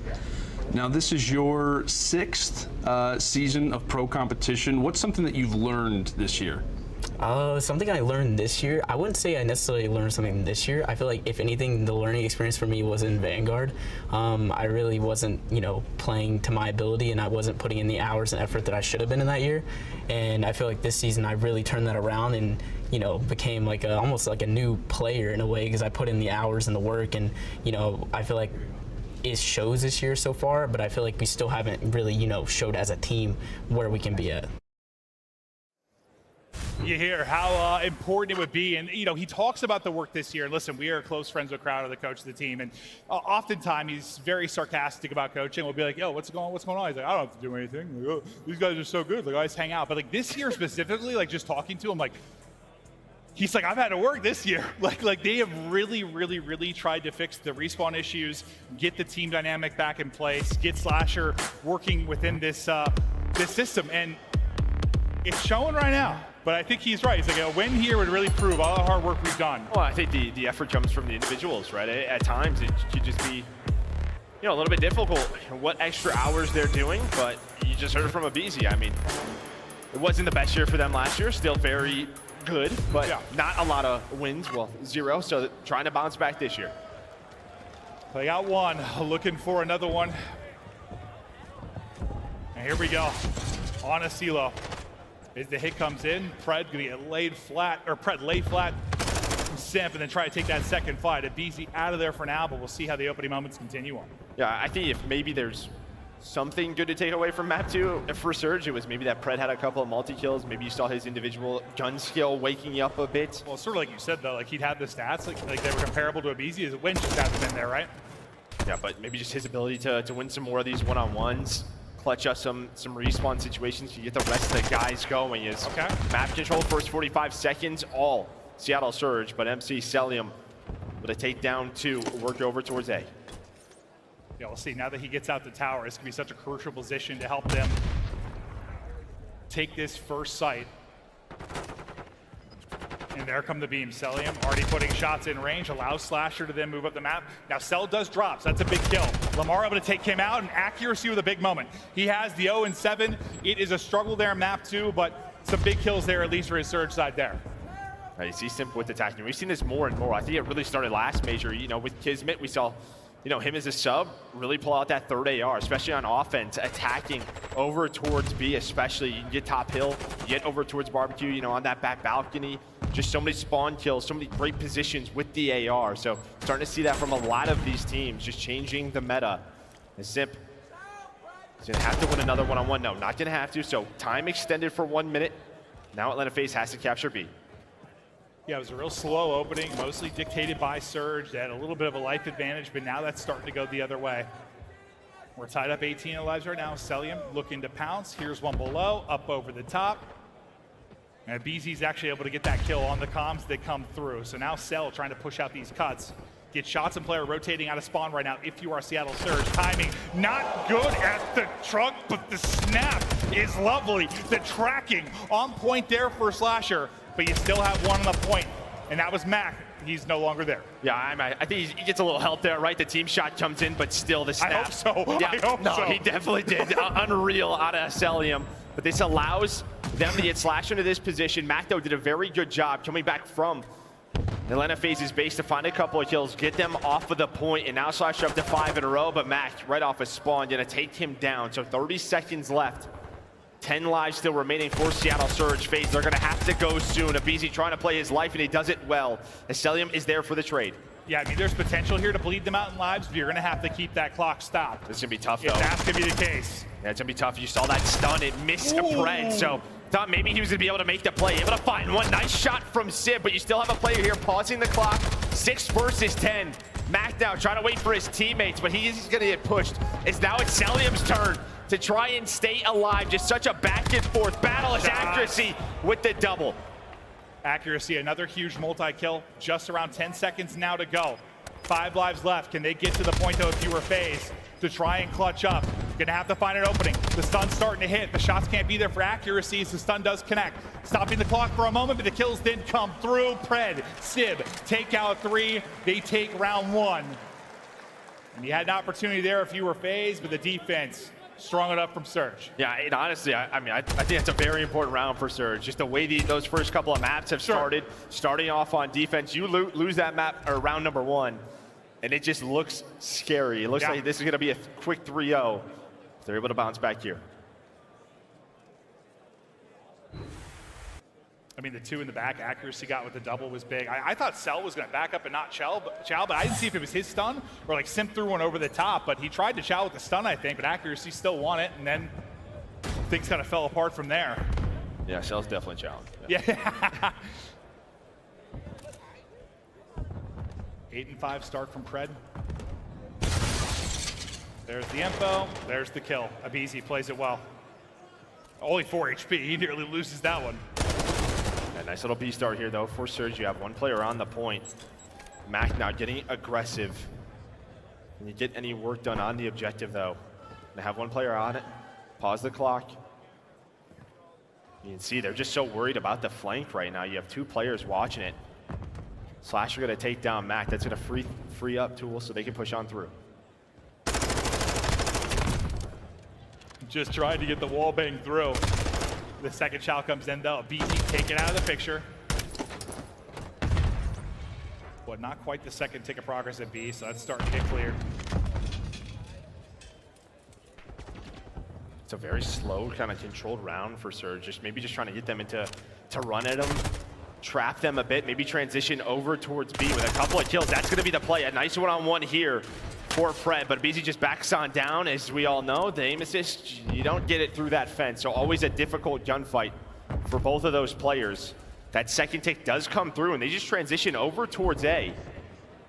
So great work done here. Not a lot of kills on the map for either teams, but the objective going the way of Surge. It feels like it's as decisive as we saw FaZe in the Search and Destroy. It's like right now, it's like, where do we go? Like they're all over the map. They're all over the map. It feels like they are just multiplying as they're making the play everywhere. A about to finish. There was still a presence here on B. There still is one with Sib. A gets secured. Yeah, you've only lost 7 lives, but you need half a tick and you are done with this round 2, and the advantage is there as Sib, good job winning fights and a tough position through this fence, as you mentioned. Nice snap on, but the Vaznev simply too strong, like a dolphin goes Mac, and just able to take out one. Yeah, I think Sib just stopped shooting there. We've all been in that spot, but yeah, I mean, honestly, just early in the round, I mean, FaZe just felt like they had no idea what the hell was going on. It seemed like Era was indecisive because of plays to Surge or Mega. Like, Era's like, do we go A, do we go B, do we care? I didn't know what was going on. I was like, what is happening right now? But both teams played so patiently. But Surge in such a good spot to go up 2-0. Only need 1 tick. Now the pressure on. Every time a player touches the zone, FaZe are going to have to push on up. And now, potential to win this offensive round. Slasher trying to be able to find it, but that's going to be all 4 dead. Sib already on it. Pred working on through, and that should be done. All what a round from Surge. Surge coming alive now in the map 3. I'm gonna have to go back and rewatch that one. So I don't know what was happening. It felt like they got so much progress done for free in a way, like in the sense of just not many kills, like so much damage being done on the objective, but like not really having to win a bunch of fights. I think they just kept FaZe rotating, second guessing. Yeah. So I feel too, need to watch back the first minute and a half of that. It's what you wanted to see though from Seattle Surge, trying to battle back. Get a map on the board. I mean, they win this, we go to a Fortress Hardpoint, and we know these 2 teams have battled on that one. Maybe with back to Major 1. It's what was like a 150-point comeback for FaZe to win that map 4 on Fortress. All to be brought back then by Surge, but Pred lighting it up. A double there, nearly out to double positive. Accuracy gets one as well. Another solid start here from Seattle Surge. As the patience and position paying dividends, the hip fire hitting with the tack. 4 in a row, looking for 5. Surge finally dancing. That's what I was saying, right? Map 2, like there were some individual moments for this guy. They just could not put it together as a team as he is getting going here in map number 3. Double positive, but everyone contributing on this side of Seattle Surge. It feels like they have just woken up. I don't know, after map number 2, you go to the back, try to regroup, talk to the coaches. But a great showing here on this LSELO control. FaZe in the blender. You've lost 1 life if you are Seattle Surge. Just dominant. Here in LSELO, 30 seconds left to go. You have no progress whatsoever. On the offensive side of things, it can be like a lightning strike. 1 moment, and you can find the objective and find the round, but there has just been no opening. Finally, they're going to get onto B, sit ready and waiting. That's 4 in a row. Maybe another chance here for FaZe to go to the point. At least stop the clock with 22 seconds to go, but Mac is out and hunting. Slasher caught with his pants down. Easy pickings for him. The flank now coming through for Simp, and another win from Mac. The X factor for this squad. They need him to go massive, and he's solid here, 14 and 10. And I mean, while that was going on, Cell was in the back of the spawn for a long time. He really hasn't been part of the map right now. They have just left him back there, and that started with that first kill on aBeZy. Once he gets caught, that opens up a position on the flank. They're able to work, but now Cell, of course, uses the car, able to take down 2, has the entire team in a trap besides 1 player. That's Pred trying to do what he can as FaZe staying alive in this round, about to get another minute on the clock. Yeah, you were saying he wasn't really involved. They're leaving back there. Yeah. No, you were right, and then he got involved. And now they're worried about he's been able to pick up 3, maybe 4, get snaked. Adios accuracy, put in the dirt. As Cell is on 6 in a row, and this mound has just been his haven. Spots 1 office spawn, still just dealing with this, but the rest of the team locking it in, right? You've had Pred alive on the other side of the map inside of white, so while this has been great for Cellium, his team just not able to do too much. Finally, they take him down. Here comes the reinforcements for FaZe with the trades, but can they find the kills on the point? Accuracy, Pred locking it down. 40 seconds to go. 3 ripped off the map. Last player dropped. So there you go. You restart it. 3 of those were from Pred. He's on 5 straight at 21 and 10. What a map there from Pred. Okay, now if you're FaZe, you have the crews on the Cell. You have to use that to get onto the point, but they need map control. They have 0, 5 lives remaining. You have aBeZy pushed on up. He's able to find 1. Maybe now the opening. The last chance for FaZe on this map. Accuracy gonna avoid that. His teammate's gonna find kills. 3 lives remaining. You did not expect this from Seattle Surge. What an LSELO control. And well, they are still alive in the series. We're headed to Fortress. Here we go. We didn't get a map. I know. We didn't get a 3-0. Finally. Oh, we get a map 4. Joe and I have been going through with a stretch of sweeps. Seattle. Unbelievable win there to control. It is dominant from the get-go. It is an odd LSELO. I don't know what was going on. But they control the pace. They dictate the action. They lock FaZe in with a vice grip. And just dominant stuff out of Seattle. And it's a hell of a way to bounce back. And yeah, maybe you're right. Just a couple of those moments with Pred, just getting some kills in the Surge. Maybe it lights a fire for him. Not a big map 1.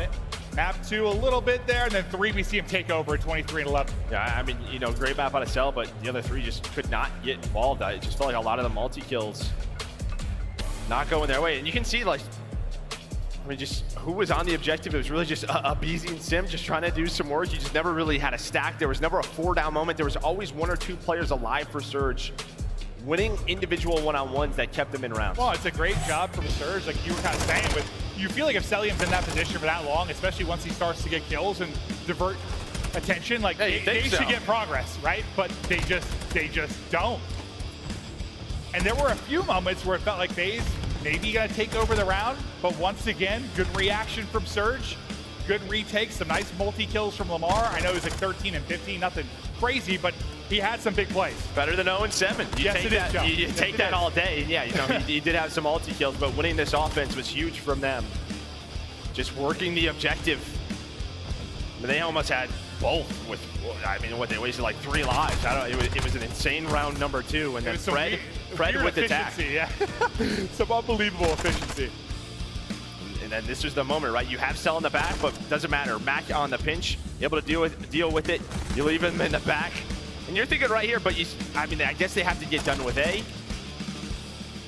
And then you just had no map control. Surge took it away from him. I was thinking after those first 2, I mean, this was done. It just felt like they were dead in the water. It was all Atlanta FaZe. But what in map 3 went 3-0 in convincing fashion, now to Fortress, where, I mean, I always go back to that major run where these 2 teams played here, and it was one of the crazier hard points on the year. Seattle at that time, they were a solid Fortress team. They were up like, I think it was like 150 or something before FaZe brought back one of the crazier comebacks we've seen on the year. But Seattle, we've seen them be solid here at times.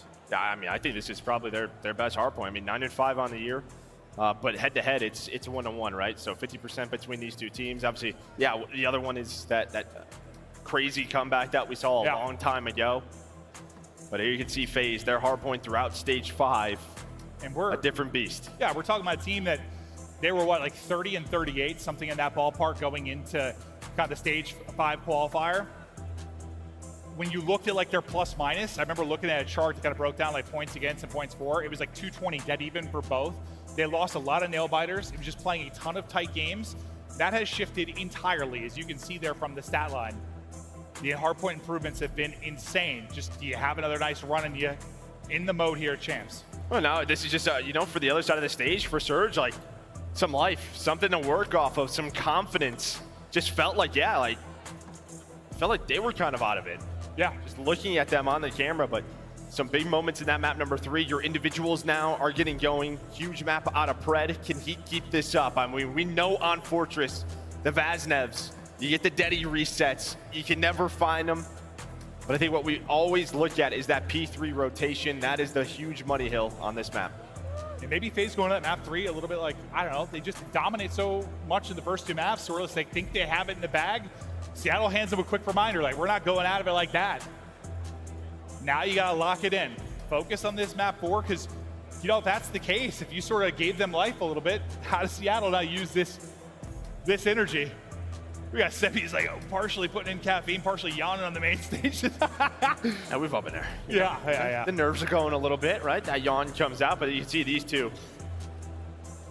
Slasher and Accuracy, their history at Champs, average placing a grand final for Accuracy, 3 for Slasher, and a ring as well. These 2 best friends outside of the game, so they always love this matchup. Yeah, they'll pal it up outside the game, in the game. They're ready to lay each other out. We're just waiting on this map 4 to get started.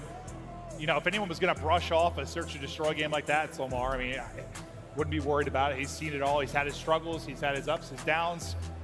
He brings it back. Now for Slasher on the other side of the stage. Hat on, ready to rock. Can you bring it to the Thunder here in map 4? As we're just waiting to get started. Not sure if an issue with one of the players or just waiting on this map 4 to get started. But as soon as we get ready to go, I think I heard, yeah, just a restart of the game here from the host. Should be back in just a moment here. I just see the Surge boys kind of locking in, going over comms. I think they're all like, I'm ready to play. Like, let's get this going. You're mid-series. I think that's just you. I think you're ready to go, yeah. I am. Dude, this has been, I don't know, Champs energy is just different. You walk in the venue, you see everybody. You get a Series 1 like we had to start things off, an absolute banger. How the map 1 just to get us rocking and rolling. Lando absolutely losing his marbles. It's Champs time.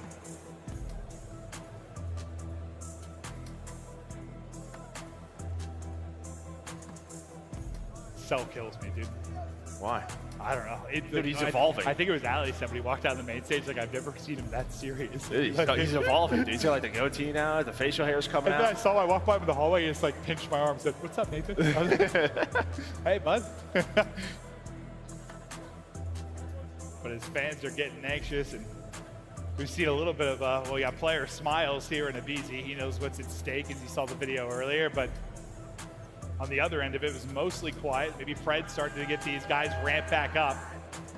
But we're going to show you what a year it has been from Seattle, like how we've kind of got here. And, you know, in years past, there's been a lot of ups and downs. Like, it's been all over the place.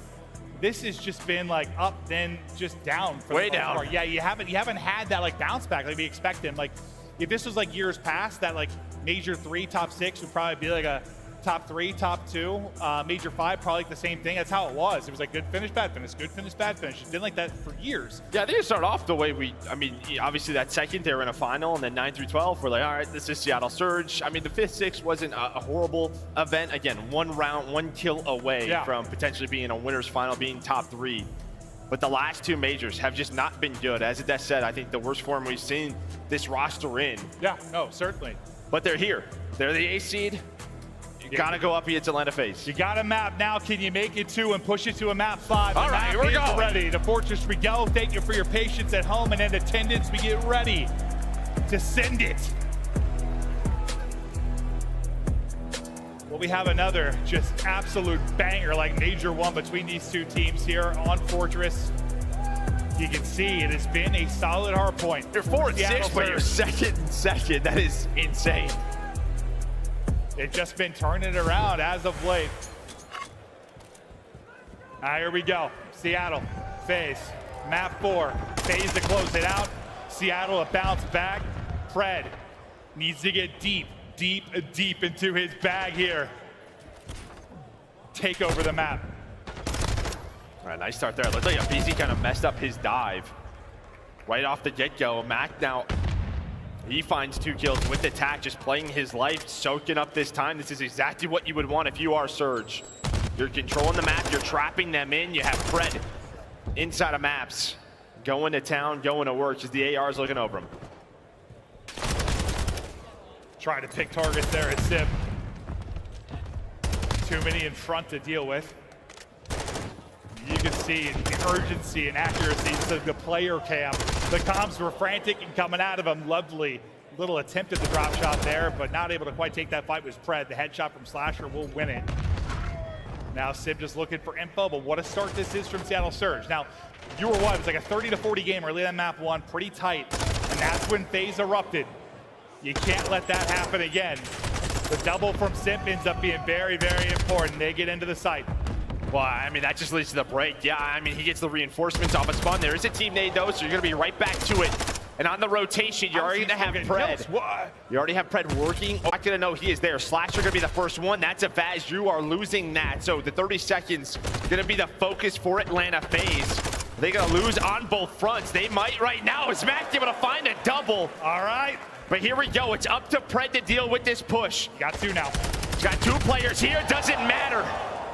So he's able to find it over to his duo in Sib. This is a perfect start so far for Seattle Surge, but can Sib hold on? You got the closer spawn, but you're going to be in between. Kind of a mess right now with you or FaZe. Just pinched in between both sides. You have a good patience there from Celium to wait on the spawners to push forward. Now, is the help going to be there? He is just stuck between a rock and a hard place. Nowhere for him to go.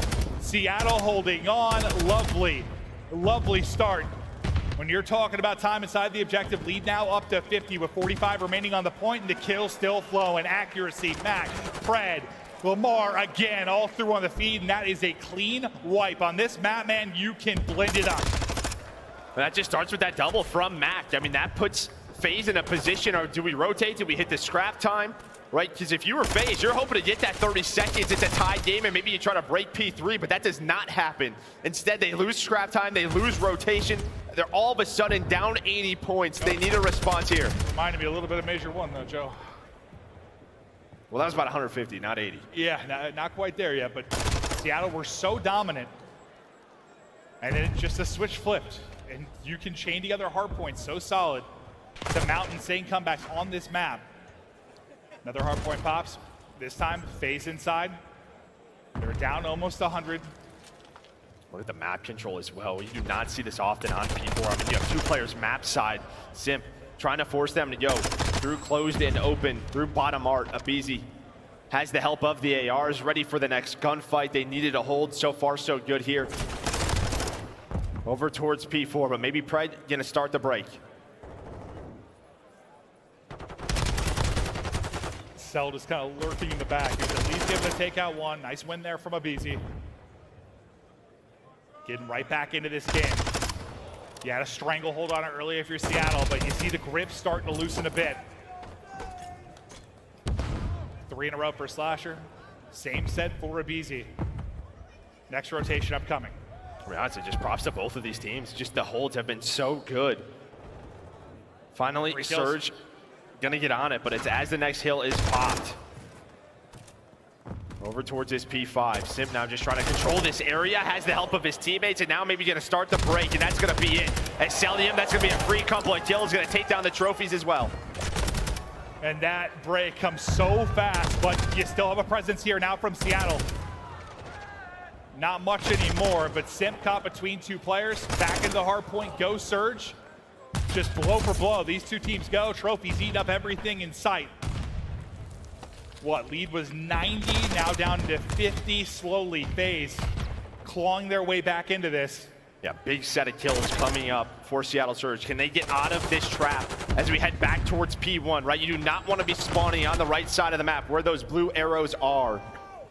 Well, that's where they're going to be, as FaZe just trying to hold them in. Not allowing one player or a sub to get through towards Art with that Deddy, but Cellium and Simp locking it down. As Simp, oh, I thought he was going to find another one, but it's a nice kill from Mac to keep it messy. Yeah, no, that's a great kill, because I thought when you're prone like that, all he gets is headshots usually. Like, I thought he was just going to evaporate him there with the Vaz, but he's able to win it now. Cell getting cheeky angles here, 4 in a row for him. Make it number 5, 1 HP. God, he barely wins that. Civ almost just guns him. But now lead down to 23. And they just have not been able to get out. That's really been it. They've had some presence here, but Cell's been ready for it. He's had the help of Simp as well. Finally, you have 2 players pushing over towards Cannon, putting presence on the hill. Slasher hanging out, just trying to play his life. Almost a lead change in, but a nice comeback here from FaZe as 3 players go down with 15 seconds left here at P1. Make it all 4. You do have one player who spawns up over towards open. Maybe they won't be ready for it. aBeZy going to spot it. This map can just be a game of swings. First it was Surge swinging back into things as FaZe. Now a lead changes, they go out in front. You expect Surge to make their rally and their run at some point. We'll see how FaZe will deal with it, but for now, new hard point pop. They're set up inside. One player coming off a spawn, but you got the angles right now if you are FaZe. Big break. Opportunity now for Seattle Surge as aBeZy just holding the doorway. Tough fight, but able to win that first one. Up to 4 in a row, but it's Sib through on the trade and into the hard point for now as Sib is snapping. Yeah, nice break there. So yeah, 30 seconds left. We're start talking about towards P3. You already have aBeZy towards the middle of the map. One player spawns Kate. That's going to be Simp. He's going to have a 1 versus 1 for right now, as the rest of his teammates, they're going to get this scrap time now. Everyone from Surge is going to try to hunt down Simp. He's able to find all 3. He gets 3. What? And he's able to play his life. And now all of Surge going to spawn out. Simp making the plays. Oh my God. A 40-point lead. The rest of his teammates now in position to lock down Gate. That might be the moment of the map. That might win it for him there. The fact he's able to get 3 on an island, basically in a 1 versus 4, and now the reinforcements are here. The help is in. And the lock, it's down. 50-point advantage. Simp looking to keep it going. Now 4 in a row. Finally going to drop Seattle. They've got to make a break, or the loser's bracket they go. That's 4 in a row. And right off of that, we'll listen in with Surge. Push corner absolute, Simp. Hold the gate. I need a trophy. I don't have a trophy. Okay, I'm gonna try to dodge it. Separate. Nothing gate. You know me, gate. Kill me on time. Front. He's front framing by the stables. Nothing cages. Gate. Absolute front. Front got in. Gate. Arc cannon. Listen, Cellium was the guy on the cannon. Watch the cross. Arc cannon, absolute. Just try to get out of here. Yeah. I netted MC. Nice. He's absolutely on the right. I killed him. Okay. I'm running the right. Should be good. Dancy, get some part, okay? Yeah, I'm good. Some maps. I'm running away. I'll play stage. I got time. Let's fucking hold this over. Yeah, once gate. I'm blocking. I only have gate. I have bottom out. We're good. He was front our pillars. I have bottom out. Pillars? Yeah, front our pillars. I hear him. I have bottom out, guys. Come on, Dub. It was front our open. All going left. Open in for every single Backstairs on me. Back door. Look at your back door, Mage. Back door. Side door. Stay down. Look at your front. Watch your front. Front door. Tag. Easy. Front door. Nice. You got it. Come inside door. What the fucking hill? Nice. Stage. Keep getting some. I'm top. What's maps on me? Going left. your stage. I don't have left. I have stage. They're going left. I have the hubs. Bench, going back. Bench, absolute. I think it's gonna get maps. Stage one shot, Austin. Absolute. I stay left. Side door, Austin. Okay, set up on you. It's fine. I'm holding for Beezy. I have stage. I have stage. I'm holding the wrap. I'm gonna get P1, okay? I have stage. I'm hiding under one step apart. He's gonna jump out. I'm looking. It doesn't matter how this matchup looks beforehand. It is always a war as Surge and FaZe deep into this map 4. Just 26 points needed for FaZe to close it out. But Surge in the point and ripping back into this map 4. Yeah, you heard the energy trying to get picked up, especially from Pred, trying to fire everyone up, trying to lock this hill down. Nice early time. Slasher was able to find 2. He's on 4 in a row. Here comes a break from FaZe. Mac now has to deal with the snaky of aBeZy. aBeZy able to play his life for now, but there are the trades. Nobody in the hill, but map control over to FaZe. We saw it last time through. Can Seattle Surge get out? It looks like a couple of players are out through Cannon for now. Nobody on the time. Nobody on the hill. aBeZy not ready for the second one. Accuracy just trying to find anything that he can. And behind that too, they're going to try and hunt down Sip. And Sip, that pillar gets smoked, but then he gets dropped. It's Max stepping it up at 25 and 25. But back into the point with the spawns go FaZe. Sip with 2, Cell with 2. Back in they go. Now, just 15 points needed. Next hard point about to pop. First player in. Accuracy. The kills coming through. aBeZy, the one trying to make the play for FaZe. Yeah, has Deddy trying to just finesse, right? Trying to put all the focus onto him. A cruise missile, maybe the saving grace for Atlanta FaZe. The callouts are there. They're in, able to take down the player on the hill. The reinforcements, though, are there from Sib. Pred, the duo, the young talent trying to lock it down. As Sib trying to get this break, at least has the contest. Off spawn, Slasher trying to flip those spawns. Sib trying to do what he can. That's going to be 3 dead. Are they going to be ready for Slasher? It looks like they are, but it gets 1 player to spawn on him, so it's a 2-2 split for now. Here we go. It all comes down to these final moments in the map 4. Is the next big rotation incoming? Who is going to make the plays down the stretch? Big kills through for FaZe. To the point we go. Sib trying to win the fights. Not going to happen. It's FaZe on through. 5 points needed. That may seal it. Just can't get close enough, and we are done. FaZe move on.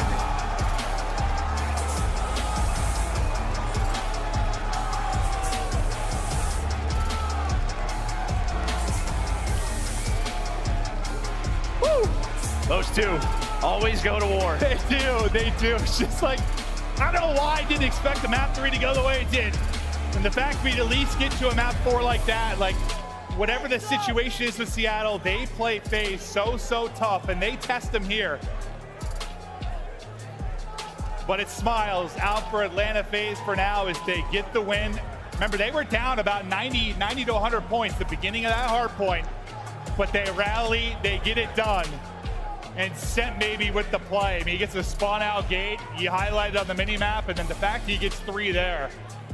Unreal. Well, then they had 2 cruise missiles. That was it. I mean, even with the sim play, Surge still broke on through. Then Cellium had to use a cruise. They had that. And then that P1. I mean, if you don't have that to get accuracy off the point, maybe that looks a little bit differently, right? He's locking an angle down. You have this set up, some more time going the way of Surge. There wasn't enough time to win it, but like enough time to make it a lot scarier, more frantic, right? Like you're looking at maybe like a 245 game on rotation type thing. No doubt about it. The ARs of Atlanta FaZe go off here. 32 for Cellium. Slasher 26 and 19. 2 minutes on the hill. And that's something that they've really worked. You know, I was talking to Crowder about their hard point, like leading in time, it was like Simp and aBeZy. Like they had their hard point time, and it's not always like gonna work out perfectly, but in a perfect world, like you want your AR in there, like Octane. He's been soaking up all the time. Like you want that. You want your subs flying out cuts. Like that is the stat line you want to see if you are FaZe, and that is what they have worked so hard to do. Like you heard in the interview with aBeZy, they have been working to fix that part of their hardpoint game. Starting to get there, but let's get to the stage. We've got Slasher, who was a beast, an absolute monster there across the series with Blaze. Yes, he was, Merc and Maven. Las Vegas, give it up for Atlanta FaZe as they progress on through the bracket. Now, Slasher, let's hop into this series, okay? You guys go up 2-0, you lose the control. and then right there in that hard point, you're down by almost 100 going into that P4, looking like you was about to go to map 5. Tell me, how did y'all turn around from that P4 to really close it out in that exciting fashion? You know, that's the thing about this game. It's a lot of chains, especially on that map. The P2 to P3 chain is kind of deadly, so we ended up down 100, but we know we can do it right back to them on the next set of rotations, and we did that. And I think also they kind of trolled on the P5. They should have beat us, to be honest, but when I got that streak on the P5, it literally won us the game. Yeah, it truly did, okay, in that 3-1 fashion.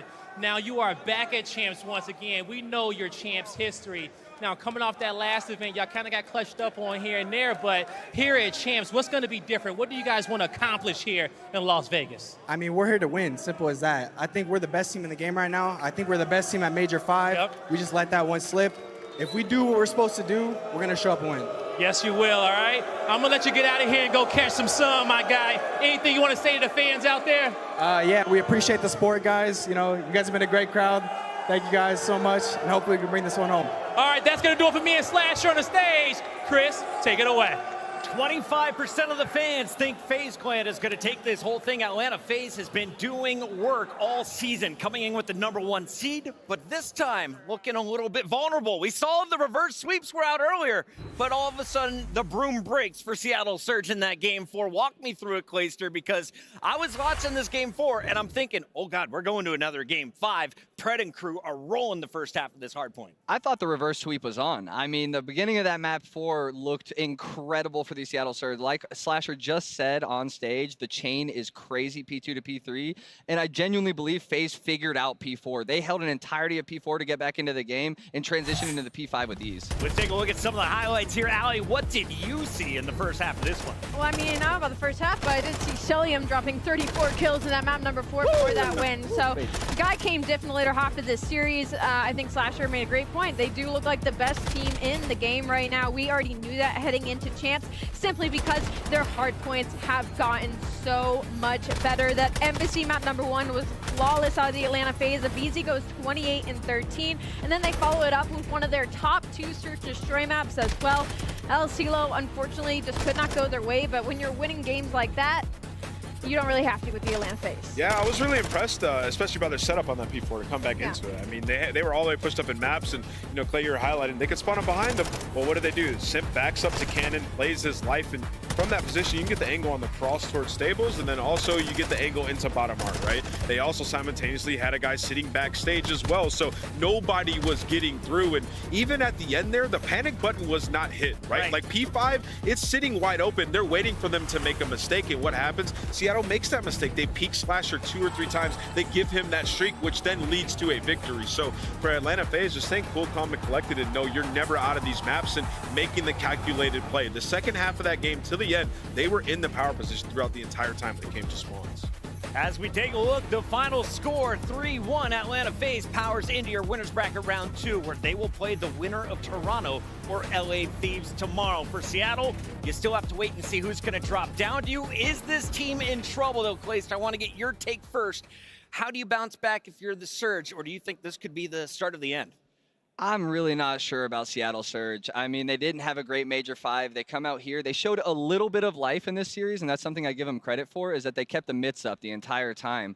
Honestly, there looks to be a little fight left in them, at least in this tournament compared to last tournament, so we're going to have to see something a little bit different out of them tomorrow. Surge coming off of 3 straight losses. We'll see what they can do tomorrow. Let's take a look, though, at our scuff play of the game, and this one, of course, belongs to Atlanta FaZe. Walk me through it, Allie. Simp always shines when it's Champs time. I mean, I have to assume it's from the Search and Destroy. Yep, I mean, this guy dropped a 2.0. Some of the snipes that he was hitting, I mean, he has just come diff here for Champ. He also had like the game-winning play in that hard point. We didn't catch it from the observer view, excuse me, but the money hill on that map is that P3, and he gets through, and there's a player just watching the front. He finds one, turns around, and finds a 3-piece. Those are the moments that we spoke about before the series started. He is able to make those plays and get you game-winning moments. He is simply that guy. He's a Champs MVP candidate. We've got a few early on. Chat, let us know who you're liking so far. And of course, a big shout out to everyone who helped us determine our All-Stars this year. Let's get it started right now. It's our All-Star ceremony with Blaze on the main stage. All right, thank you so much, Chris. Las Vegas, it's been an awesome event. And all year long, we have the best Call of Duty players on these stages and throughout the league. battling it out for your hearts and to be the best. But now it is time to show some love to the best players in the league. It's your All-Stars. Coming to the stage first, help me show some love to the second team All-Stars. Make some noise. Give it up for Octane, Dashy, Shotzi, and Pred, your second team All-Stars. What an incredible lineup we have here. Two of the most impactful ARs in Octane and Dashy, and then you round it out with Pred and Shotzi on the SMG. This is a squad no one wants to take on in a 4v4. Yeah, I mean, this team would be absolutely unbelievable, right? Like, you're talking about Pred, who's been lights out. People call him LeBron, like when he was on the Cavs just taking over. And then Shotzi, his movement is second to none. He's an absolute beast. And then you have Octane, best comms in the game, and has the shot to match it up. Do we even need to say anything about Bruce? The guy is extremely accurate. He's been getting better every single year, so this team is disgusting. That is your second team All-Stars, but it's time to meet our Scuff Team of the Year. Yes, it is, Chris. Las Vegas, help me blow the roof off this stadium for your Scuff Team of the Year. Coming out first, the rookie with the most is Scrap.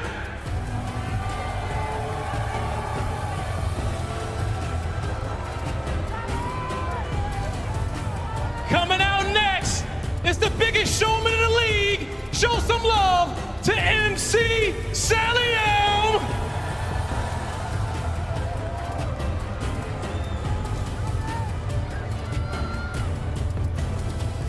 Coming out next, all I gotta say is, it's too easy for a Beezy. Give it up.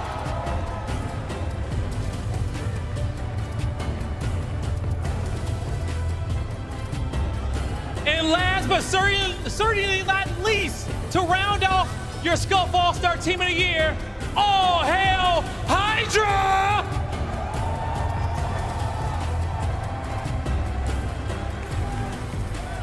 One more time, Las Vegas, give it up for your Scuff Team of the Year! Congratulations to our Scuff Team of the Year, Hydra, Abeezy, Celium, and Scrap. I want to start here with Scrap, the all-star rookie. Has been popping off for Toronto as an AR. What have you seen from the youngster, Clay? He walks the walk and talks the talk, man. This guy can shoot his gun straighter than anybody else. Scrap, honestly, is a beast. I love the way he came into the league this year. Just absolute trash talk. And one of the most impressive things when it comes to Scrap, not only being a rookie, not only be able to back his bark, but the fact that he is always in the top 10 KD leaderboard with all the SMGs in the league. He is one of the more aggressive ARs that we have in the team, whose engagement surpasses the majority of the league. So I think not only that, to be able to play at that high level and high aggression that he does and succeed in the way that he has and completely overturn kind of the game plan of Toronto Ultra that used to be cool, calm, and collected. I see them standing up. I see them getting rowdy, and it's because of Scrap. I mean, he has been incredible all year long. The #1 AR, according to our fan vote, is going to Scrap on your Scuff Team of the Year, but he's not the only AR locking this squad down. We've got the King Cobra backing him up. Yeah, I mean, you talk about accolades, he has those. He has world championship, you know, whatever. But when we talk about individual play as well, there has been bars that have been set by players in the past. He has exceeded that and set an entirely new bar that I don't know if anybody can get to on a consistent basis. We talk about 1.2s, 1.3s, kills, what you need to do on the map and take over in the big moments. Celium does it time and time again. The kid is an absolute monster, and he's been in the MVP discussion for 3-4 straight years. Absolute beast. The community got it right. Celium representing Atlanta FaZe on our Scuff Team of the Year, as is his teammate. 2 from FaZe will land in your #1 squad. Abeezy gets the honor for his performances. Record-setting kills, especially on maps like Mercado. When you talk about Abeezy, you talk about first bloods. This guy does it better than anybody else when it comes down to the entry sub role. To see him evolve what an entry sub actually is and become the player that he is today, it's honestly mind-blowing how good this guy is at what he does. And every single match we see it, he just goes off. Incredible stuff from young Abe throughout this season. Allie, when you're watching this young man, what is most impressive to his game to you? It's just how comfortable he looks on the map at all times. It feels like he always has the game plan, and it seems to work out. One of the only 1v4s on the season, and it's just in the manner that he does it. It's always a smile on his face. He's always having a great time in game, and I love the interview we saw earlier from him saying, I realized maybe the work wasn't being put in last year, and I really took that to myself and decided to change as a player, and it has very much shown through the fruits of his labor for this Atlanta FaZe team. His bank account is full, but the trophy case looking empty, looking for another ring. We got Hydra, though, also chasing his first ring. He gets our Scuff Team of the Year honors, and for good reason. One of the most exciting players to watch since day one of MW2. Yeah, I mean, the guy's been unbelievable, right? And he was nasty when he first came to the scene, and I think he might be the most improved player this year, right? So Hydra, he's gotten to the top level, won 2 championships this year, has an MVP. The guy has been the best Search player for about 2 months now, so he's just honing in on all different types of skills when it comes to Call of Duty, including a new language, guys. Let's talk about that. This guy came from a different country. He's redefining what it means to be a foreign player in the Call of Duty League. The guy is an absolute beast, and he is the face of the New York Subliners. Australia represented, France represented in our second and first team of the years. Congratulations to all 8 players. But talking about our #1 squad, Clayster, break down these numbers. How ridiculous is this feat? These blow my mind. We're talking about averaging over an entire season, averaging a 1.2 in hardpoint from Hydra and Cell, a 1.27 out of Hydra and S&D. Like, how do you average these numbers over an entire season? I can't do it one series. Don't do that to yourself, Clay. I've seen you do it in plenty of series, but I also love how young I feel like both of these teams are. I feel like definitely the new generation of COD is moving up. I got to give a big shout out to everyone out there in the crowd. Thank you for your energy and keep it coming, because we still have 2 more matches. For everyone at home, though, make sure to get involved with your packs right now. We got the Champs bundle up and rolling. Be like the king. Grab it right now and complete your blueprint collection. Rule the battlefield to get your 2023 Call of Duty League Champs pack today.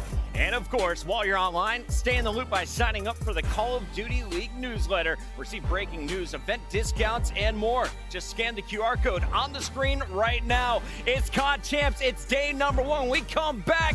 Optic takes on Boston in your 3rd battle of the night. This is an epic showdown.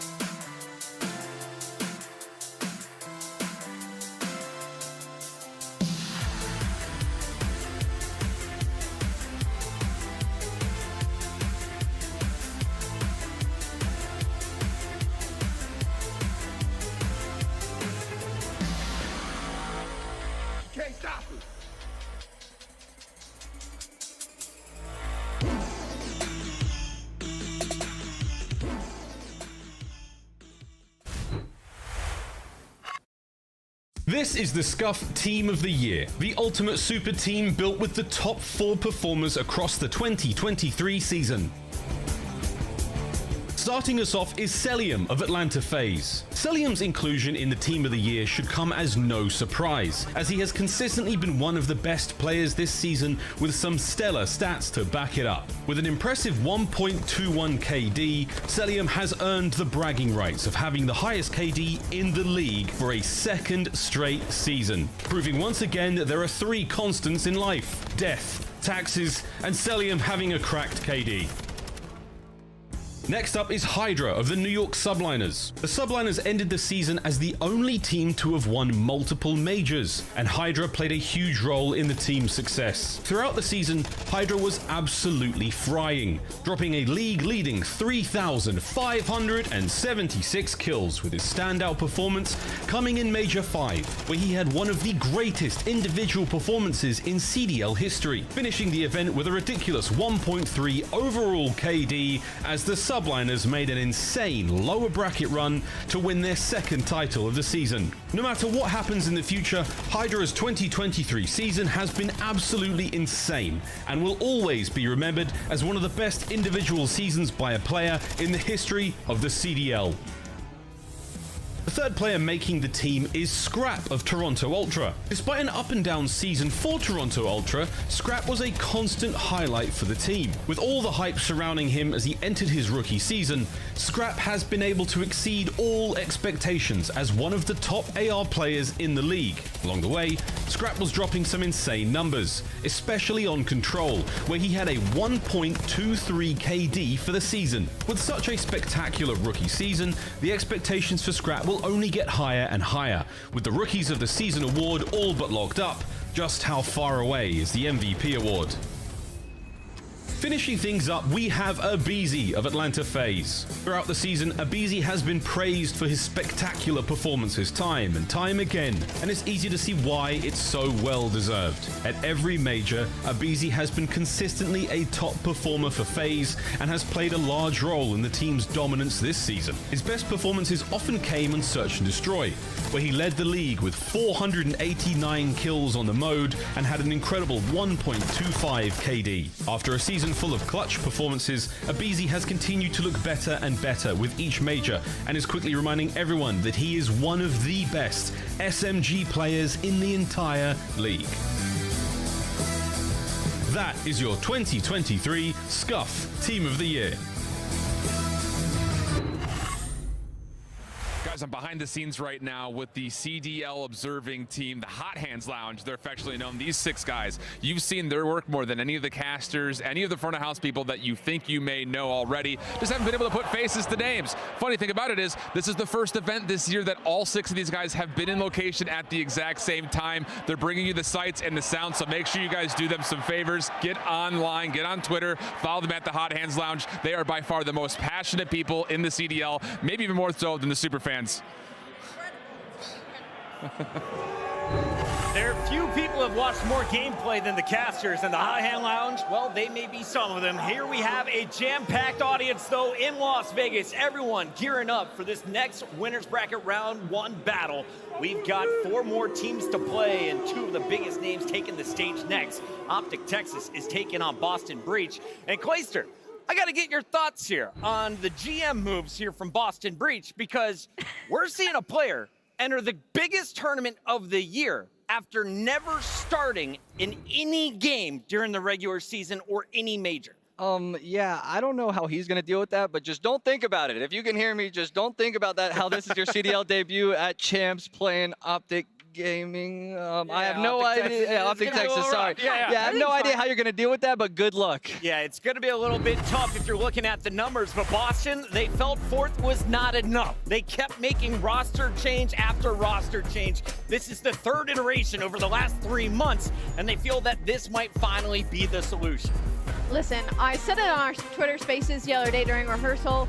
I'm just questioning what is the difference between Kremp, Nero, Snoopy. They're all just known as high engagement SMG players. At least with Vivid, you got a little bit of a playmaker out of him sometimes, and maybe a little inconsistency with Nero. So with Kremp, we found some consistency, but it's a bold move from Boston. And, you know, I'm sure they're all sitting back, and should this pan out, I mean, good kudos to you guys over in the GM side of things, but for Boston, like, statistically, this matchup should have been good for them. We got to talk about the new guy here, Nameless. We got Snoopy coming up from the Challenger scene, and he didn't even win the most recent Challengers event, but they still saw enough in their young academy player to put him in a starting lineup. What are you looking forward to seeing from his gameplay as an analyst? An elusive SMG player. You know, I've talked to a lot of people about Snoopy. Some of his teammates on Boston Academy, they say that he has incredible movement, possibly the best in the game, and we're going to see that going up against Shotzzy, which is one, incredible, but two, the kid comes from Search and Destroy. When you look at his statistics in Challengers, he was great in that game mode, and mind you, that's what they lost Game 5 to Minnesota Rocker, round 1 of the last tournament. They could have used a Search and Destroy All-Star, so I think what they're hoping for is a guy to come in here that's going to play with confidence, play with that swag, and take over when it comes to those Search and Destroys. If he gets confidence, that is going to be huge for Boston Breach. That's your Monster Energy pre-game. Snoopy needs to have an impactful debut because he is facing off against the fan favorites, the squad that is always loved no matter where we go, Optic Texas. Let's talk about this team. Back-to-back finals appearances at Major 3 and Major 4. Major 5 didn't go their way, but they're ready to shake those 6 games off and start fresh here in Las Vegas. Clayster, everybody loves this squad. Why are they so fun to watch? They're so fun to watch because of the players on this team. They shoot straight, they move around the map like water, and they make it look fun. They have a good time while they're doing it. I mean, look at him right there, Shotzzy. He's just vibing all the time. I think Optic has to have a very good showing here. Which Optic are we going to get? The one from last major, or we're getting a new one of those second place ones? Yeah, I mean, with Optic, that last performance was very concerning. I think the biggest storyline with them, as we look at our Monster Energy pregame, some of their statistics, you can see they've been great in respawn. But the biggest thing for them is how do they respond to adversity? Like, these guys got double 3-0'd, smoked. Everybody got cooked individually. The SMGs, they have been the backbone of this team when they're running through teams. They lost some of their lockdown maps, which we have once again in this series. So a ton of pressure, right? Like, this is COD champs. Optic and these guys have so much pressure on their shoulders. Can they rise to the occasion? I don't know if you can keep a leash on Shotzzy and Hook for too long. Allie, give me your thoughts on this breakdown. How do you see this match playing out? Like I said, before Boston made the change, statistically, technically, this was a pretty close matchup as far as numbers goes. Obviously, Optic Texas have gotten much better when it comes to their fundamentals. It's about what side of the coin, right? Again, if we get the Optic Texas we just saw, or if we get Major 5 qualifiers, Optic Texas. For Boston Breach, I think in the slaying department is where they're going to be leaning heavily. They have all year. The problem is they're going up against the Optic Texas team that has done the exact same thing, right? So this is just going to be a high kill, high engagement matchup. And personally, I'm leaning towards the green wall. It's going to be a fantastic showdown. Let's take a look here at the maps and modes, Clayster. We don't have any numbers from the starting lineup from Boston. So go with your heart on this one. Break it down for me. Who do you think has the edge? And if Boston is going to play spoiler, where could Optic potentially be vulnerable? I do think there are a couple what we call coin flip maps in here. You look at the Mercado Search and Destroy, you look at the Fortress Hardpoint. Those are maps where a couple things go your way and you can take it over anybody. So I genuinely believe Optic needs to have come out and have a good 3-0 here, or things get a little sketchy. All right, well, I'm told the match is almost ready, audience, so it's time to get to the predictions. Let's make it official as we try and stay perfect in our analyst bracket.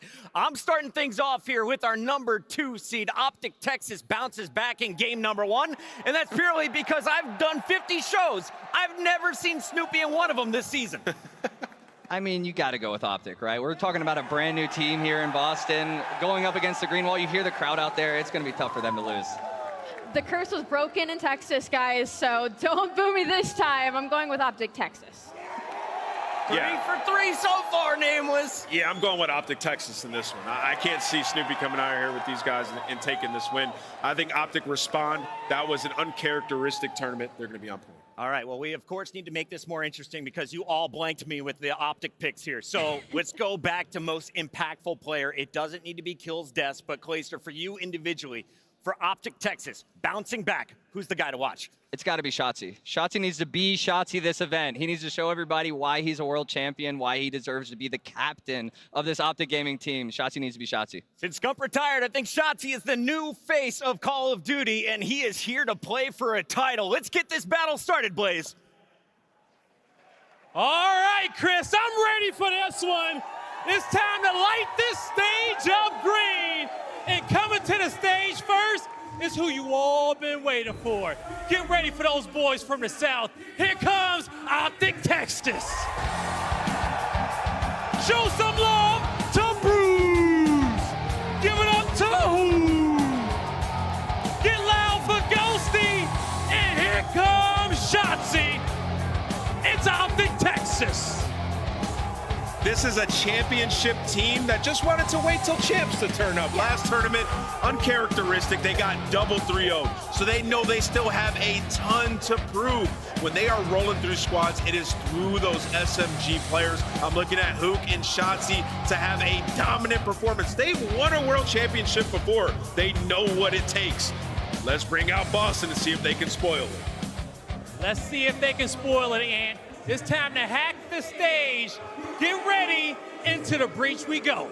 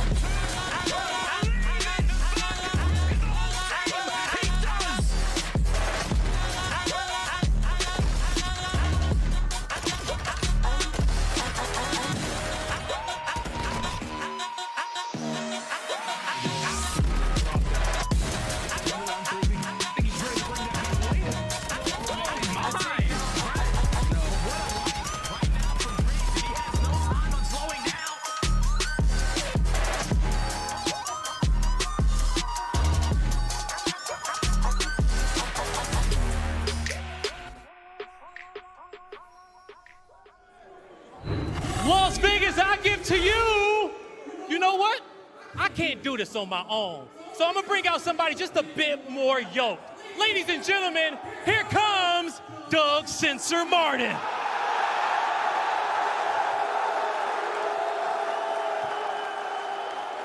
Ladies and gentlemen, introducing your 2023 Boston Breach! Awakening, Grab, Snoopy, Beans!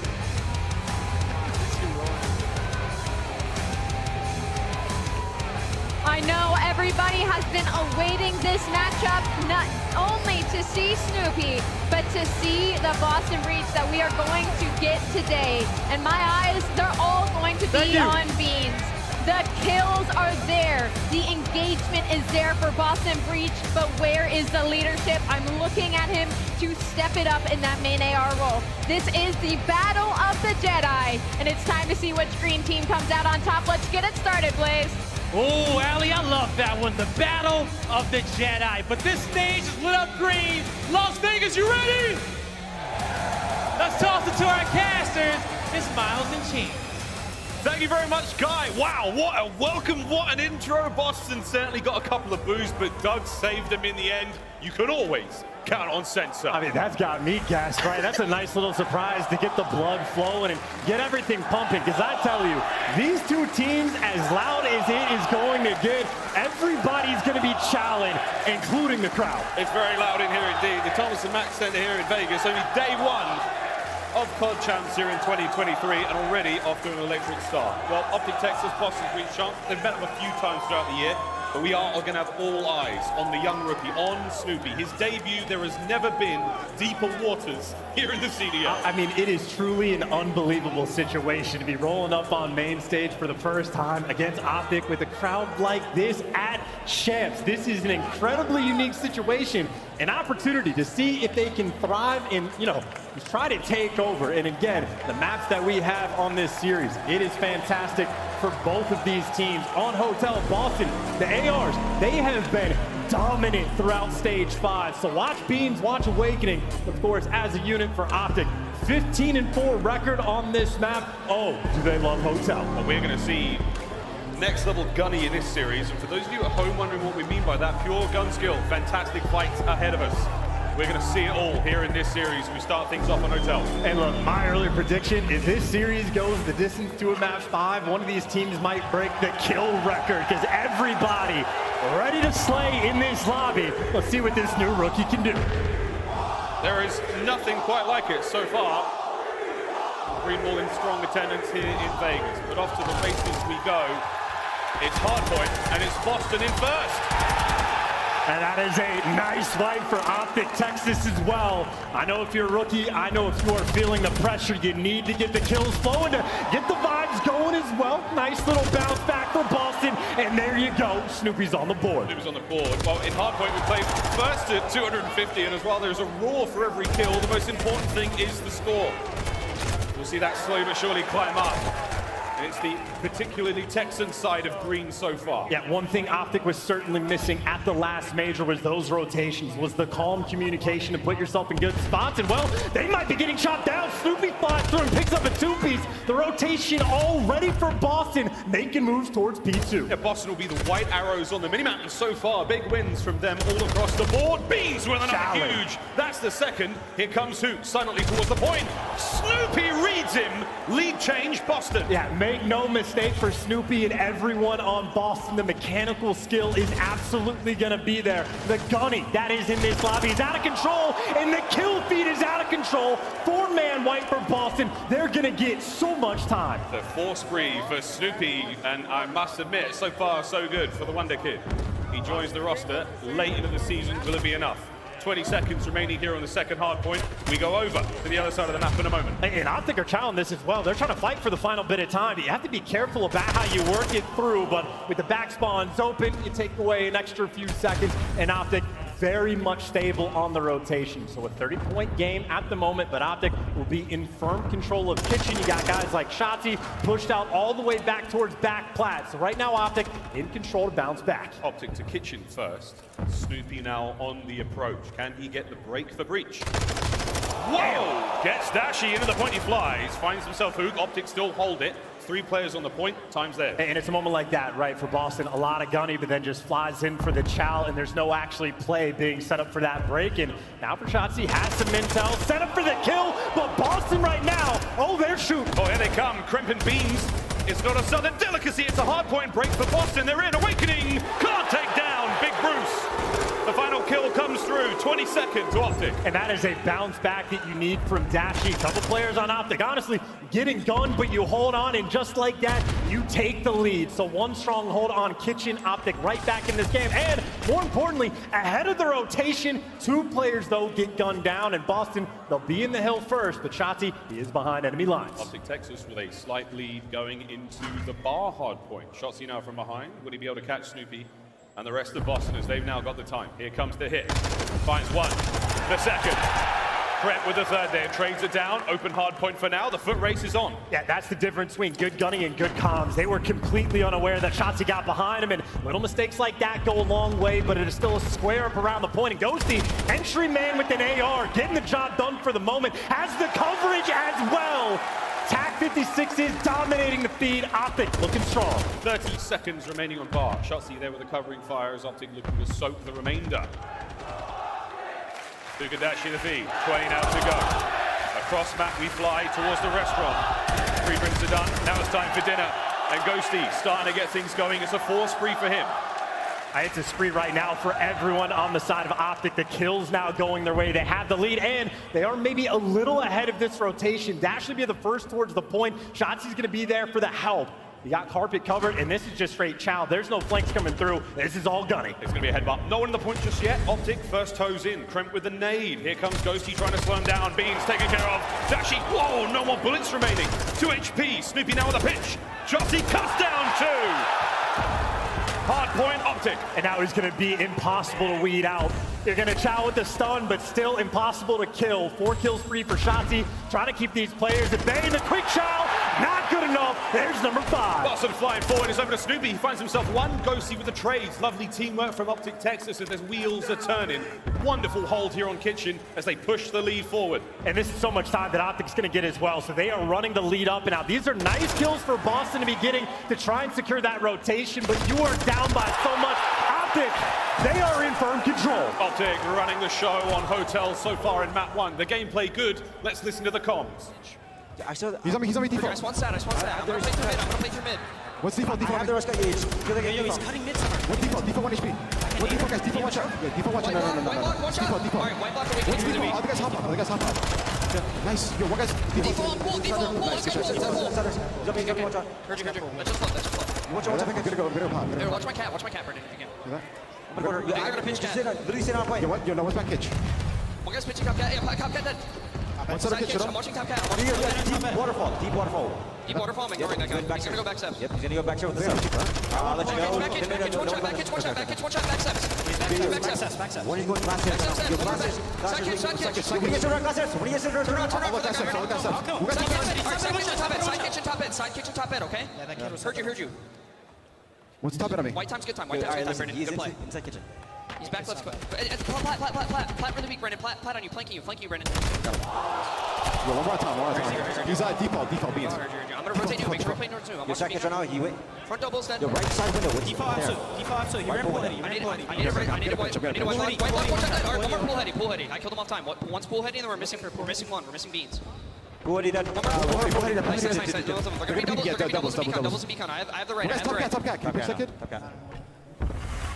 Fantastic listening to Optic Texas there. We're looking at the stats and Ghosty, 19 of 14, over a minute of hill time chance, and he's calling all the shots in game. I was about to say, main Slayer, Hill Kitten, and this guy is directing traffic. That's the player you wanted to see bounce back from the last major. Ghosty right now is on point, and Optic are loving it. Got a nice lead. Still though, Snoopy proving to be a menace on the map. We see the first set of hard points complete. Now we go back to the middle of the map. We do it all again until somebody gets to 250. Hook though, looking towards P2. Can he get any more kills out of this? No. Breach with a pinch. They've got spawns for next. They break 100 points as well. Now, can they hold on to that side of the map? Oh, these are big gunfights as well for Ghosty. One more, and he's going to break P2 for free. But Beans actually gets shot by Dashy, so there you go. Optic, full control of the rotation. They got P2 unlocked. They're in control. They've got the setup. Here comes Breach through the middle. Awakening finds his first. Over to Ghosty from the stairs. No one home just yet. Hardpoint time ticking. Here come Beans, Crimp, and Awakening on the inside. Snoopy right through middle. Still time ticking for Optic. Looking at the 200-point mark. No one on the contest yet. Here comes Hook. Finds one. Trades are in. Shotzzy trying to watch the cross, but nobody home as Breach make the break. Shotzzy keeping the play alive. How long can it last for? The last man standing.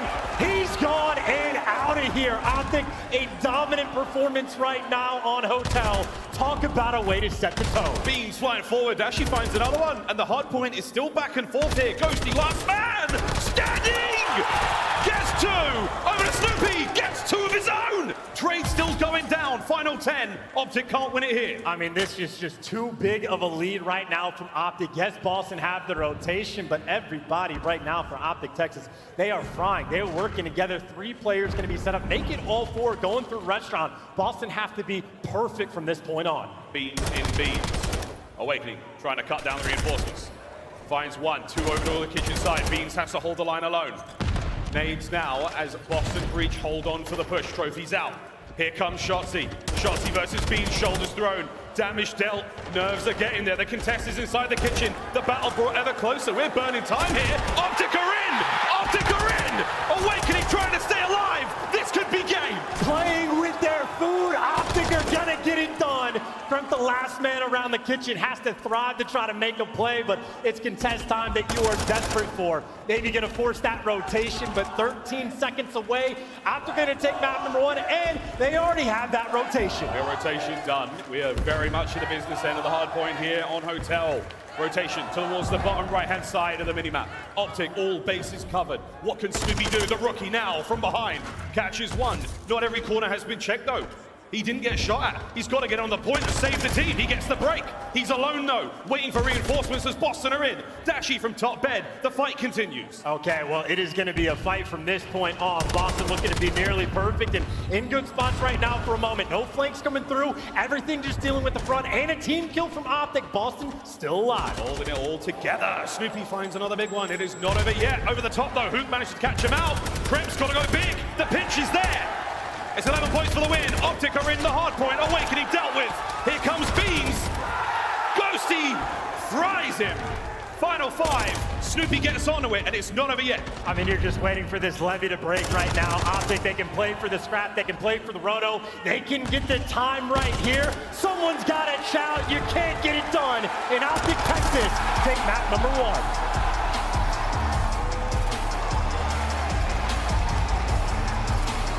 1 down, 2 to go. A strong showing off the rip there from Optic Texas. Snoopy, a very tough debut here in the CDL. I mean, this is not an easy place to start. And honestly, from the jump, you had Boston Breach playing well. Optic did not care. They were on point on the rotations. Quite literally, once they got in the kitchen the first time around, they basically never looked back. And again, Dan Ghosty, what a pickup for this team. Main Slayer, minute 45 in the hill, and even his comms are amongst the best in the game. You would expect this guy to be a veteran. It's his 4th tournament at the pro level. Well, he's got 2 second places. Dip out. Someone towards the bottom. We'll see what he can do at his very first ever CDL chat. So far, so good though. Map number 1 in the books, Optic Texas. They take the lead. As now, we take a look at the highlights. I mean, it's just completely on point like the entire way through. Honestly, one of the most impressive moments I would say from the side of Optic is like the break they had on the kitchen where you had that standoff between Beats and Shotzi. It's just not a clean setup for Boston where it's your ARs that are pushed up looking for the kills and you're leaving your SMGs at the back line. So Shotzi was able to play with the food. You saw Hoop was the guy able to pierce the setup through the middle. And it's just clean and efficient teamwork. That is Optic at their very best. One thing we expected coming into this matchup, again, the gunfights, both teams extremely strong. Individual prowess alongside that fantastic teamwork. That's what's really going to separate these squads. So far, Optic Texas, they've got it in spades. A lot more time, a lot more experience as a squad, and it certainly showed there in the opening map. And this is going to be a very dangerous and peculiar situation for Boston Breach as well. Obviously on Hotel, it's one of their stronger maps. You go to map number 1. Now we go to Mercado S&D for map number 2. That has been Boston Breach's auto veto all year long. They have only played it 3 times throughout 5 stages. And of course, Optic, they're no stranger to Mercado. It's a square-up 50-50 map, but Optic certainly have the experience. A lot of experience. See if it pays off. Mercado, a bit more of a particular map. We'll see how the strategy plays out. As we look across our maps and modes, Desk went over it, but Mercado S&D can be a coin toss. We'll see what happens again. All the tricks come out of the playbook here at Champs. You can't take any of it with you into the next game. You've got to leave it all here on the field. Already though, that has to feel so good from Optic Texas, right? You get double 3-0'd at the last major. You feel a little bit of that pressure coming in at Champs. As soon as you get one out of the way, you just fist bump and say, hey, we're back. We are right in form. There we go. S&D coming up next. And for those who are just joining us, there's a lot of Optic fans out there. 1st to 6. We take turns attacking and defending. Hey, is that Woody? Front row. Crazy. Vegas, we've seen it all. It's only day 1. Into the search we go though, Chance. Anything crazy that we're looking out for here? We've seen nade spots, we've seen some different wallbang positions. Is there anything new you're looking for? Well, I certainly know on Mercado, I'm going to be very in tune to the number of nade kills that are coming through, but obviously the B hits potentially as well. If you have no research on the side of Boston with this new team and on a map like this, a lot of opportunities to be creative. Oh, exciting to see. We'll see what happens in a moment, but first and foremost, we sat down with Snoopy at his very first ever major tournament. Let's see how it went. I mean, yeah, a lot of people have compared me to Shotzi, and I mean that's pretty crazy because I mean Shotzi a world champ, he's won a lot of things. So I mean, I'm happy about people comparing me to him, but I don't know. I mean, I just want to be the best version of myself, so I want to be the Snoopy, and I'll try to prove myself. He wants to be the Snoopy indeed. Well, tremendous pressure on the young man's shoulders coming into this series, Chance. And this was his stats and challenges. The pressure is on. Will he become that diamond? And obviously looking at those stats, and it's something that Nameless touched on the desk, search and destroy is sort of what he's known for. That is where he's looked his strongest, and obviously this is exactly the map where he needs to bounce back. And you know how it goes with the aggro Vaznevs on Mercado. Those first bloods are going to come through at a rapid fire pace all over that Cantina building, and it sets the tone. So he's got to pay attention to, he's got to square up. Unfortunately, against the world champion Shotzzy, there is no taller task. Here we go into Mercado Las Almas, search and destroy. Map number 2 here in our winners round 1 of the 2023 Call of Duty League Championship. Wow, this should be a fun one indeed, ladies and gentlemen. Looking at the stats this season again, a very different sample size, a very different look, especially for Boston, a new roster. Snoopy's in. Let's see what he brings to Search. And I just got to say, that 58% for the first bloods, especially in one round where the nades are coming through, you get access early off the map. Interesting timing, though. You see Boston delayed their nades, but not able to connect. You're vying for map control. Snoopy sent in for the kill. Gets away, but not for long enough. That's Hoop for 2. Hoop gets 2. Awakening manages to slow him down just a moment. It's now a 2v3. Optic Texas, man advantage, and the bomb down. I mean, hey, you like the aggressive strat, but Optic just there to pick it apart. You got the man advantage bomb down. This is incredibly difficult to try and retake, especially with 2 TAC 56 players. Beans and Awakening need some magic. Yeah, we're not going to see trophy systems anytime soon. Less than 30 seconds to go. Oh, Beans has a snipe. This might turn things around. We'll find out, though. He's got to do a little bit more than just take heads. He's got to absolutely run these players through. 20 seconds to go. Beans making his way forward. Awakening backing him up. Ghosty takes care of 1. All down to Awakening. Finds 1 kill. The clock ticking. Optic now will play it safe. No way this round gets away from them. Even with Demon Joe shooting like that. I mean, hey, he'll take the extra kill, but can't even go for the streaks. Gets shut down at the end, and that is a beautiful round 1 strat. Both teams waiting out the nades. I like the aggression from Boston. Snoopy trying to get in through the tunnel. He just gets sniffed out, and Hoop sent in for the kill. So Optic, no stranger to pushing the pace. Happy for the first round. Strong shots either side. Didn't see anything with a snipe there from Beans. We have seen a lot of fantastic snipe play throughout the year here on Mercado. Beans, one of the players indeed that certainly wields the boomstick better than most. Let's find out what happens in round number 2. We swap sides. Breach now attacking. I want to see if any of these nade kills actually come through. You got trophies out on one side and plenty of trophies out on the other. One player made it in Cantina from Optic. Snoopy's got the square up, and that is a lot of protection. There's an Optic player just above him. Popping Hoop, though. That Optic player finds his first blood. Massive advantage now going to Optic Texas. Dead he popped. Crimp, though, heard him coming a mile away. Hey, you'll take that trade. Now you just know all guns forward, and for the 3v3, tough angles to deal with, but plenty of time for Boston to work with. Ghosty not letting anyone get into that bomb site. Oh, bad timing. Beans flies in, gets 2. Shotzzy gets 1 on the cross. Now it's a 1v2. And you know he's going to be looking through this wall as well, potentially. Or he just wants to play it quick. He's popped the dead silence. He's moving around, and 2 players there from Boston to gun him down. Great reads out of Beans. Great reads for the 2v1, making sure to stick together. Talk about that kill up top. When Hoop gets in your top Cantina, if you don't trade him out, that is a dire situation. But Kremp delivers there and for the final kill. Nice little bounce back round. Kremp does use his dead silence. He won't have that in the next round. But either way, you step into the wrong back alleyway there, Shotzzy. They took more than your wallet and your keys. They took the round.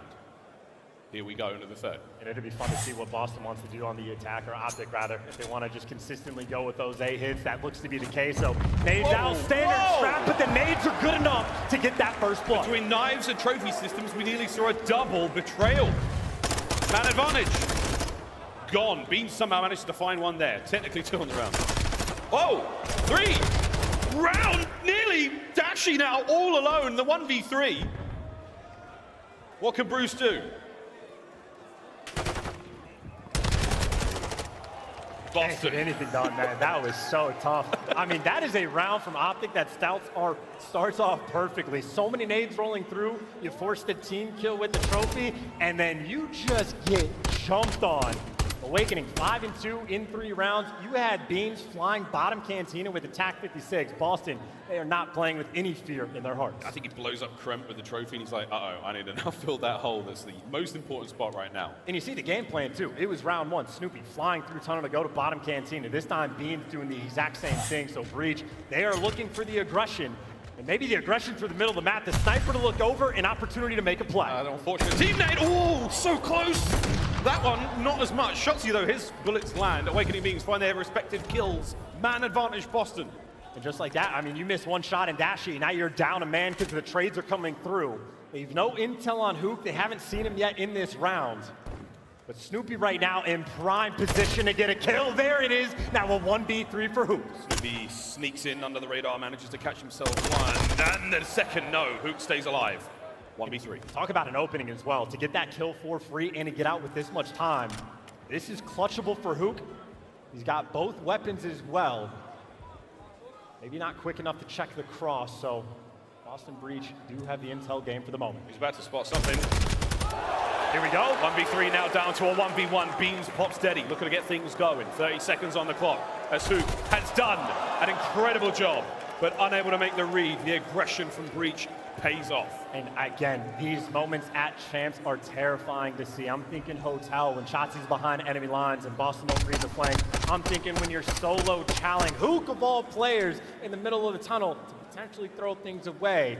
They clutch up that round, but you got to make sure that you stay nearly perfect against Optic. But either way, another round on board. A lot of defenses have been rolling through.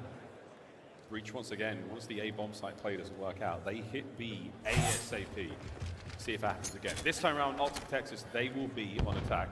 Sniper in hand, the Beans once again. Beans not going to find a lot. All four members of Optic now flying towards A. And they have not changed the game plan at all from Optic. Get all the nades out, go and dominate this A site. So they're trying once again, and pulling out the tack for this moment as well. Doesn't have a massive amount of support for the moment. Teammates starting to wrap back, get position as Kremp is going on the flank. It's very slow and quiet here. Bit of a standoff. Kremp. The play is on. No dead silence. Wait for it. Runs into serious trouble. Shotzzy first blood. I mean, they're just playing with them. Still have to clutch up in the 4v3. Look at everybody challenge at the same time. There to drop them a 2 versus 4. You just dominate that A site. The classic 1-2-3 go. Optic Texas pull it off magnificently. 4v2. Strong advantage here in the round. As Beans nearly catches out Dashy as he wildly throws himself towards that top side. Bomb planted. Here comes the attempted retake. Awakening finds one. Here's the challenge. The head's gone. Now it's a 2v1. Dashy with a reposition. Tags are in. 35 on the clock. And Dashy shot, so you know that's the guy top cantina. Actually, Beans might not make the read. Wasn't sure who it was going to be. It's both players to his right side. The setup too clean. And Optic Texas clutch up in the round. Strong patience, strong teamwork. Communication had to be very crisp there. They trusted one another to get the play done. One more round, we're all tied up. And I love the play from Optic as well. They get control of the A side, but they don't make any moves. They don't get over aggressive. They read the flank, and they had 2 or 3 players ready for the chow. As soon as they take Kremp down, they hit the go button. Everybody flies out looking for the trades, and honestly, nothing to trade if you win your one. So Optic, again, it is an aggressive map right now that we are having. Happy for the square up. 3-2. It's first to 6 here in Search and Destroy. And this time we're going to B with the bomb. And if you're going on the B hit right now, the question is, what can Shotzzy do in this situation? Oh! Gets away with his life. Well, for starters, and he's playing aggressive. Shotzzy, he's looking to jump and make the play. You're never going to read this, and he's playing so smart. High IQ from Shotzzy. Incredibly high IQ. 1-2 players now identified. There's one. The second, Anthony Cuevas Castro, one of the greatest to do it right now in the league with plays like that. And this is just looking free. Ghosty finds the pick as well, and it'll be a 1v4 attempt from Beans. Able to pick up a Vaznev, but not a lot of things to work with. He is surrounded. 40 seconds on the clock as Beans does have Deddy to work with, but Ghosty will patience pay off?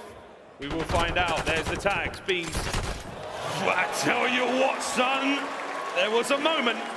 That was the equalizer, 3-3. Well, the real moment is when Beans is looking down the alley with the snipe and doesn't connect on the shot from Shotzzy. And I love that from Shotzzy. Most players will back up, reposition, get with their teammates. Shotzzy runs straight at you, gets in the corner, in position, and just picks you apart. It's not just the gunny, it's not just the movement. Shotzzy's got a big brain on him. He gets the positive ID on 2 separate players. The only one unaccounted for was the player with the snipe, and he would have seen the glint.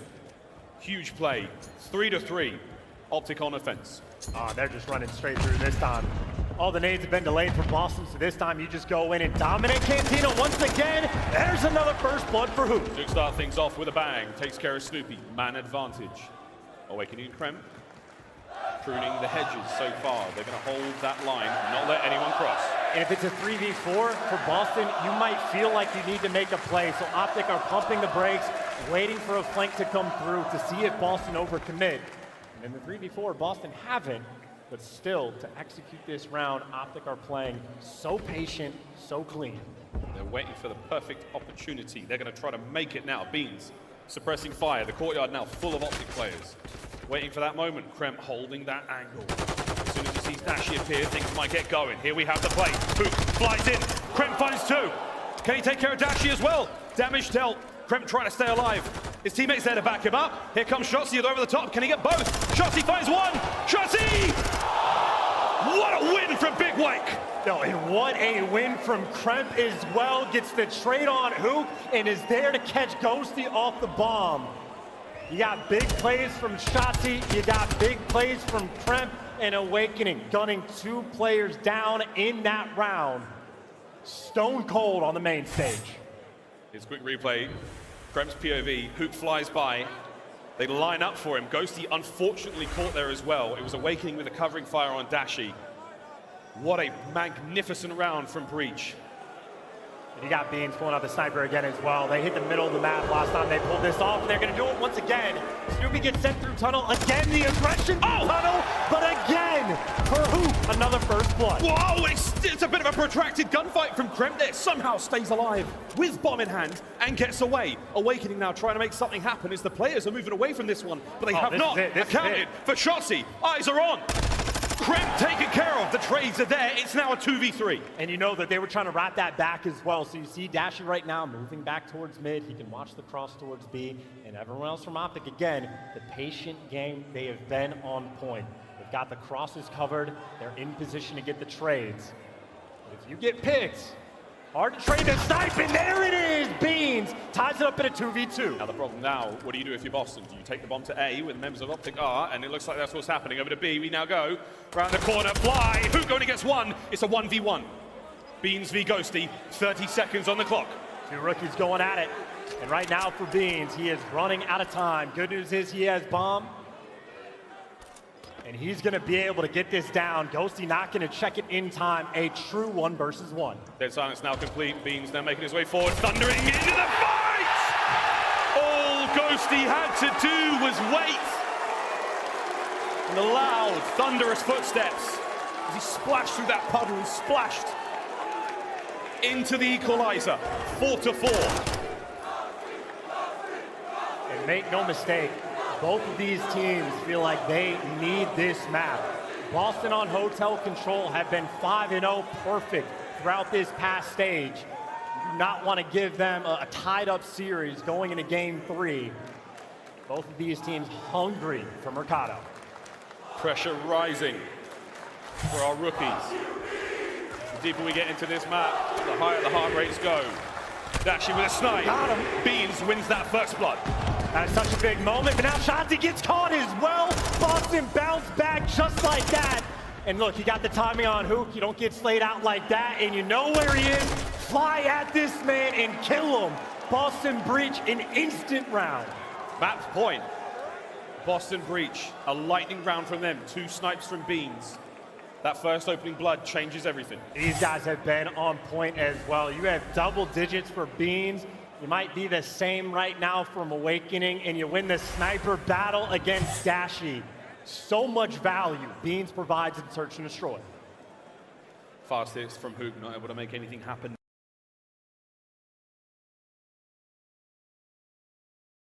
Now we go to a dire moment, Optic Texas.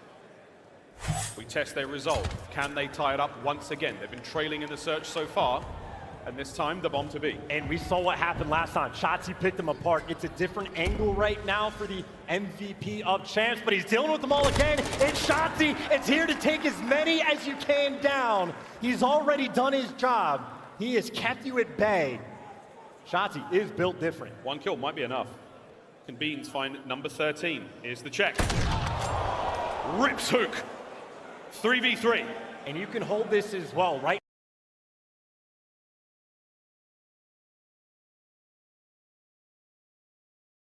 Now you have Awakening just looking out for Shotzzy on the Chow, but eventually they just want to double back, reposition.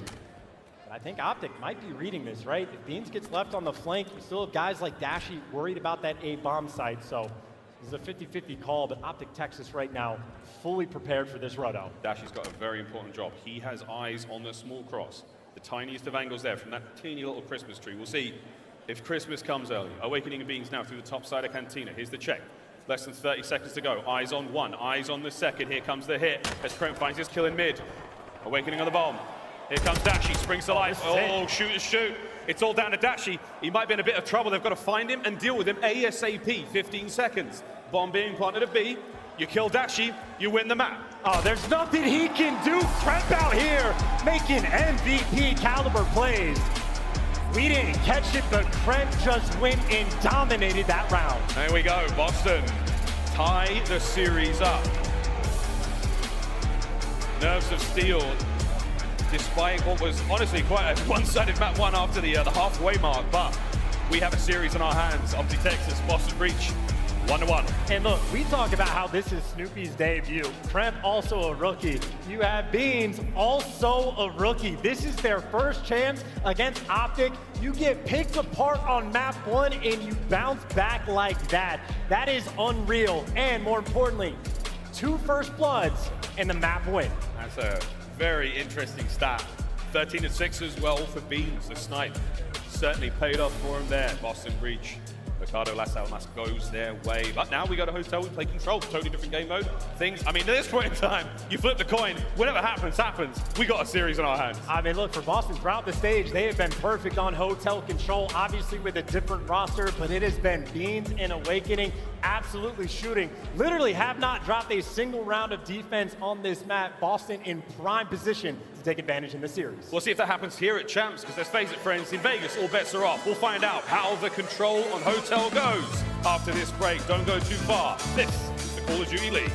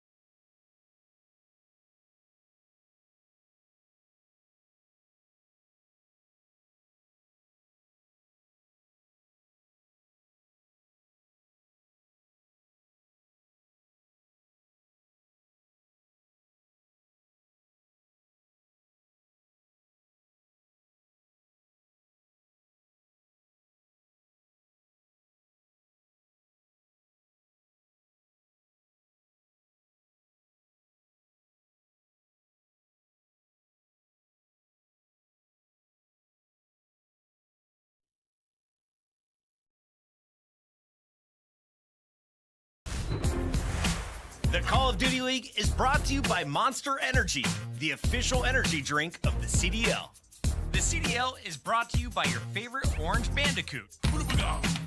Pre-order Crash Team Rumble today. Available June 20th. We are back, tied up 1-1 here in our Winners Bracket 1 matchup. Optic Texas taking on Boston Breach. Woo! Las Vegas has been a delight so far. We've got some fun plays ahead of us. We've got a big replay there of a massive two-piece from Kremp that won in the round. I mean, Kremp is picking up two pieces all over the place, but this is in the middle of the map. Shotzzy, who is a menace over towards the B site, just gets caught, and then no trades to come through. Ghosty thinking about the snake, Kremp thinking about the gunny. 28 HP, and that kill wins them the round. 20 seconds on the clock as well. You certainly change things after a play like that.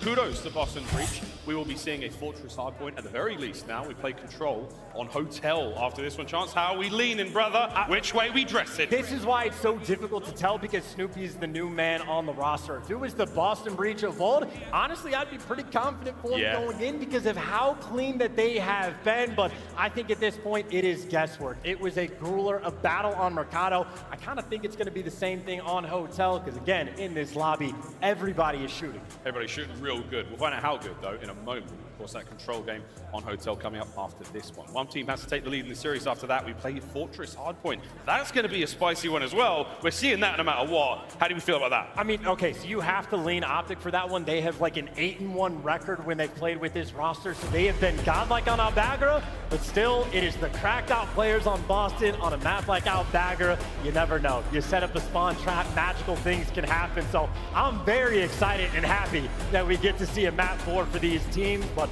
gotta get there first, gotta get through this Hotel Control. And on the record front, kind of 50-50, but it is the defense where Boston have set themselves apart. Again, perfect on defense. All throughout the stage, they get it through round 1. Here we go.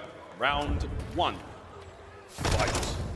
As Kremp and Snoopy find their kills, Optic Texas will be attacking these two zones first. Here in Control, 30 lives either side. Get rid of the lives or get rid of the zones. Your pick on offense. And good luck with this, right? If you're trying to deal with two players on the Godheady for Optic, they're already forced to pump the brakes. 30 seconds have gone by in this round. There's only been 2 gunfights, and it looks like gunfight number 3, maybe not gonna go their way. Shotzzy actually finds it. So much damage being done right now, and Optic somehow might turn this into an opening. Oh, that's 3 down. Over to B we go. Looking for the stack. Only Ghosty for now. Shotzzy finds another kill. Space to work with. 3 members of Optic on B. That zone is going to vanish. Wait a minute, Beans with the nade. Awakening now making his way forward. 2 segments gone. It's not over yet. Here comes the hit. Ghosty stays alive. And there's it. Awakening gets in. Stops the capture. B remains. Oh, they catch Hookah as well. I'll say, though, from Optic, they will take that situation, get 2 ticks, and still applying the pressure. Shotzzy at least has an opportunity to be annoying, and right now played for the kills or force him back on time, but for Boston, nobody's in position. Shotzzy wins 1 gunfight. He got this B zone. Gets the B zone captured. An additional minute to play. 21 lives either side and 140 on the clock. Over to A we go. Yeah, talk about the test on defense as well. Shotzzy just forces the action out over towards A. Much more difficult to defend. Seems though that is a nice start to get the 2-piece. This is going to be a grueler of a round. Shotzzy gets in. What was that kill, son? Snoopy flying forward. Kremp cleans kitchen. Dashy at the back door, trying to make sure he keeps in position here for his boys. Nades are in. Lovely damage there. Delta Snoopy takes care of business. 16 lives now for Optic Texas on attack, and they are not giving up kitchen without a fight. And as soon as you get kitchen on the attack, you feel so much better about your chances. Win a couple of these gunfights, and Boston will spawn so far away. Hold the line though, Dashy finds a second. Snoopy with the trades, he pushes forward now. That makes things tough for Optic. Can they get onto the point and stop the clock? I mean, they're just setting up for the tails again. Another wipe. That player is going to spawn so far out of the action. Beans, a massive trade for the moment, but Optic right now, they can pour it on. Flying on, 1 life difference. Keeping the capture alive. Numbers still good. Here comes Snoopy once again. Can he take care of Ghosty? No, he cannot. Over to Awakening, next man here for Boston Breach, and again, nobody on this point. We're still playing for kills here, either side. Optic trail by 2. Oh, staying alive right on those stairs. Ghosty doesn't care. It is Champ's time. He is ready for these kills. Here they come. Reinforcements on their way. The stack is there. 3 members of Optic in. It's going to go real quick. 29 on the clock. Get them off, and you feel real good about your chances. Second segment gone. Here come Breach, flying forward. Shotzzy holding it down. Hook finds another. That's the round. First round of defense, Boston have lost in about a month. They have been so clean, but right there, especially on that B zone, Shotzzy picks them apart. Literally, off the jump, the first 2 kills go for Boston. They get the perfect setup on the map. Shotzzy's one shot as he's descending from the top catwalk somehow finds a kill in consistent big plays over towards B. So much more difficult to defend that A zone. That is a hell of a way for Optic to start this map. Lovely start. A little bit of discourse there on stage between Boss and Breach. Attacking round for them now. Forward, they will fly towards A and B. It's first to 3 here in control. First one. Whoa! Lordy, Hook nearly getting them both. Nice opening. Ghosty on a 5 spree. 1 more kill, and he gets a cruise missile to play with. I mean, yeah, trades all over the place right now, but for Boston, it's not going to work with that B hit off of the rib. Forced to reposition and start to work this A zone, and they're taking their time to make this happen. And if you give Shotzzy a little bit of time to work with, this is where he starts to dance. Oh, Ghosty did get kill number 6. He has the cruise. Oh, who can't get any more? Flying out of kitchen. Shotzzy finds 1. Shotzzy can't get the second. Snoopy now manages to get onto A. Stops the clock at 48. Wow. That's a 7 spree as well. So Ghosty gun is hot. This man loves himself from steps. And right now for Boston, again, forced to go towards this A zone. They are not having a good time when they're trying to get there. 8 spree from Ghosty. Still capturing A. Boston Breach slow and steady. Shotzzy stops it. He's going to be able to drain the segment as well and keep the defensive play alive. There's only 30 seconds remaining on the round. I mean, this is just suffocating. Optic right now, even sending 2 players over towards B just as a safety net because they've been so dominant on this side of the map. Boston, they cannot create anything right now. We're in the red now. 15 seconds to go. Shotzzy on a 3. Flying forward. Needing the players off the point. Damage dealt. A lot of information passed over. Final 10. This is a last-ditch attempt here in the round for Boston Breach. And if you're Optic, though, you absolutely chow. You set up and try to get them off this time because the clock is that low. Obviously, you have the positioning right now, but here's the hit coming through. Here we go. 2 to the front. Hook finds 1. Trades are done. Boston still holding it together. The play not finished just yet, though. At Shotzzy will call it. He'll run. Take care of that later. A captured. 1 minute to go. You give it the attempt. If the kills don't go your way, you make sure you play safe over towards that B zone. So Optic, again, they just delve back into the perfect setup. 2 players pushed out towards bed. 2 players worried about the flank. Looks like Boston, everybody's going to be going around on this flank to try to break it down. Scary moment for both teams. 1 clean wave of kills. Boston Breach, and they'll be able to get the capture. Trade's done. 3v3 on the play alive right now. Slow on the approach. And if you're slow on the approach, you got to be worried about the guys coming off spawn as well. So reading the spawners never easy. Going through for gunfights like this, but you got Snoopy and Kremp rolling through. They get the first 2. Now you jump on the zone. That's 2. Time to fly on the zone. Clear out the bed side of the map. Awakening's going to do what he can over there. It's Hook and Shotzzy on that side. Reinforcements from Optic far away. Here comes the cruise from Ghosty, trying to clear the point. Will there be a trophy there? No need. There's the third. 25 to go. And now the question from Optic, it is only Snoopy behind enemy lines, the only guy right now that can try to find the opening and make the play. And 2 players right now from Optic turn, actually 3 turn to rat back. Hook's winning gunfights in the meantime. Trades all over the place. Optic still with the advantage, but here comes Snoopy. Snoopy's still here. Can he keep the capture going? No, can't account for Hook. Final 5 seconds, and there's only 6 lives to Breach. No one that close as Kremp taken care of. Optic, another strong round.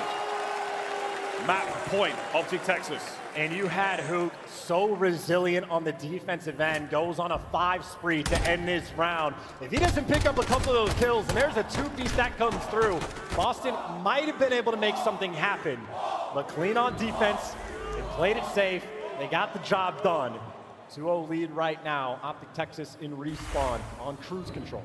See how strong and how capable they are to close out a Control 3-0. We don't see too many of those throughout the season. We haven't yet.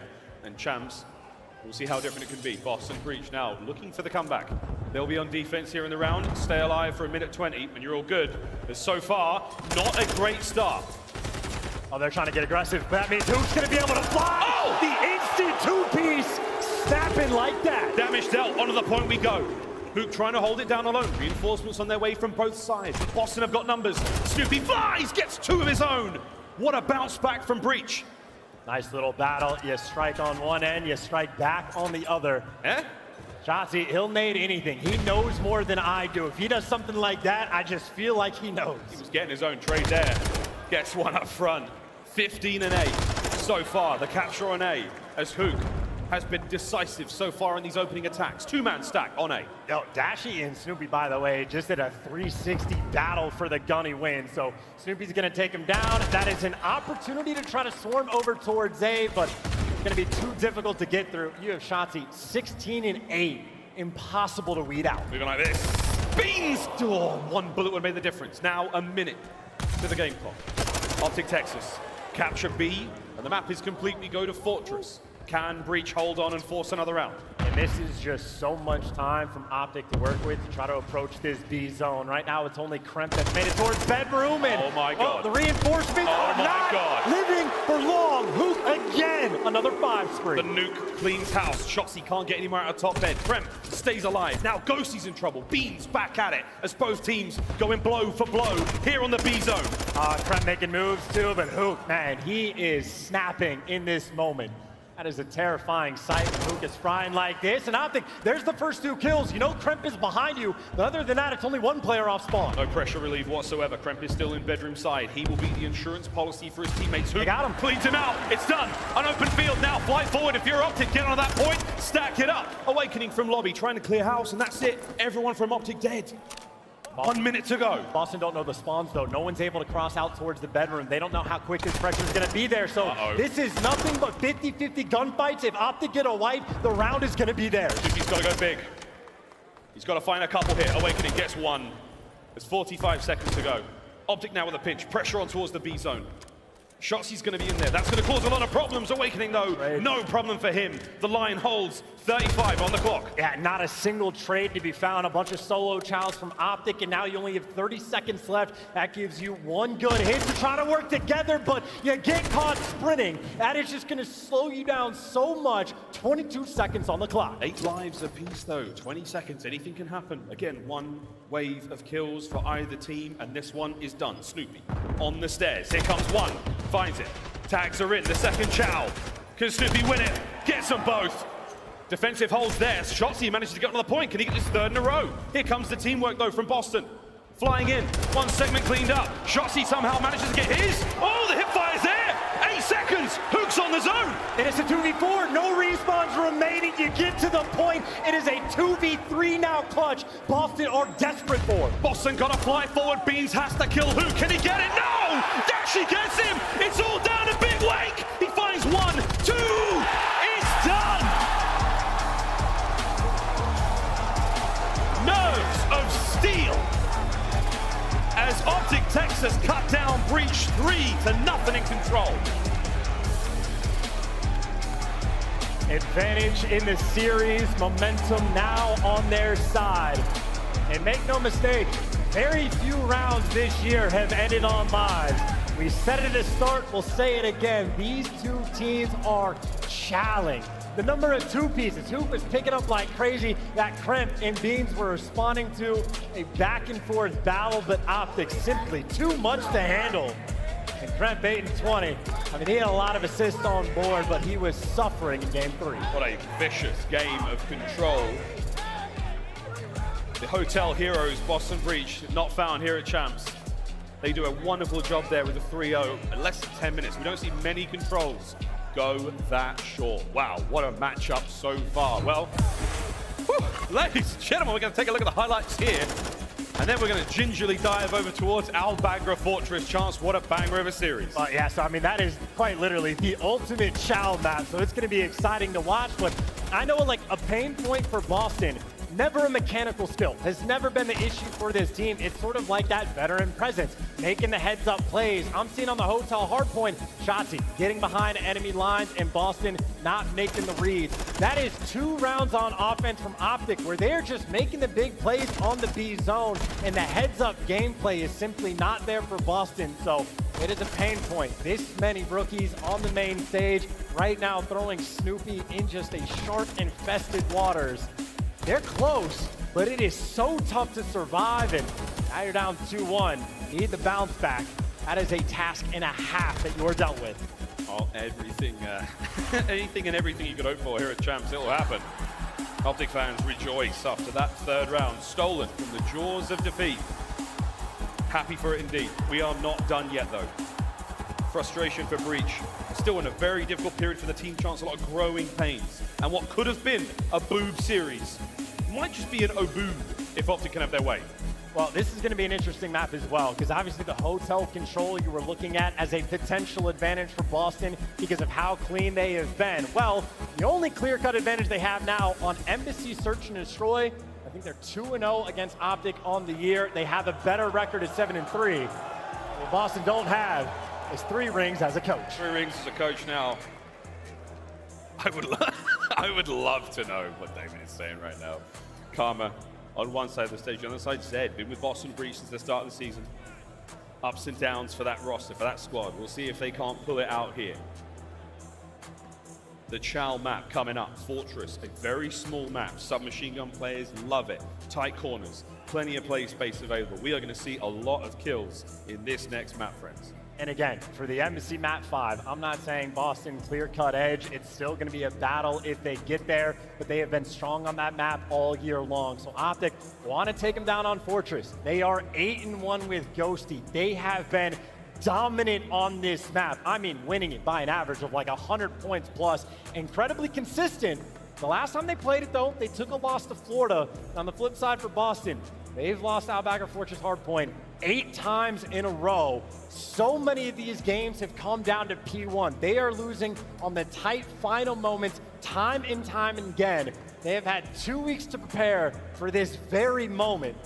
Does not make it easy, but it is going to be such a fun map to watch. You've seen the first hardpoint, P1, behind the sort of white truck, has been the bane of Boston Breach here on Albagra. Will it be the case here? You've had plenty of time, as you said, Chance, all the video in the world. Match point. Optic Texas, we roll now into Fortress Hardpoint. Let's get it. How we doing, Vegas? We good? I love to hear it. Let's see how this one goes. Should be an absolute treat. Yeah, again, first on the hold percent rank from Optic, the 8-3. A couple of those losses were very early on. The plus minus is completely absurd for Optic Texas. How much they love to see this map in a situation like this. Optic, it has been their bread and butter, but again for Boston, they knew what map they were going to see. They have had 2 weeks to prepare. And more good news from Optic, they start on the good side. Good side, bad side, it may not matter anymore. Snoopy, you trade it out. As the game plan now for Optic Texas, keep that position that Shotzi's in here. Top left-hand side of the mini-map, hold on to it with an iron grip. Get what you can from the trucks here by Hook.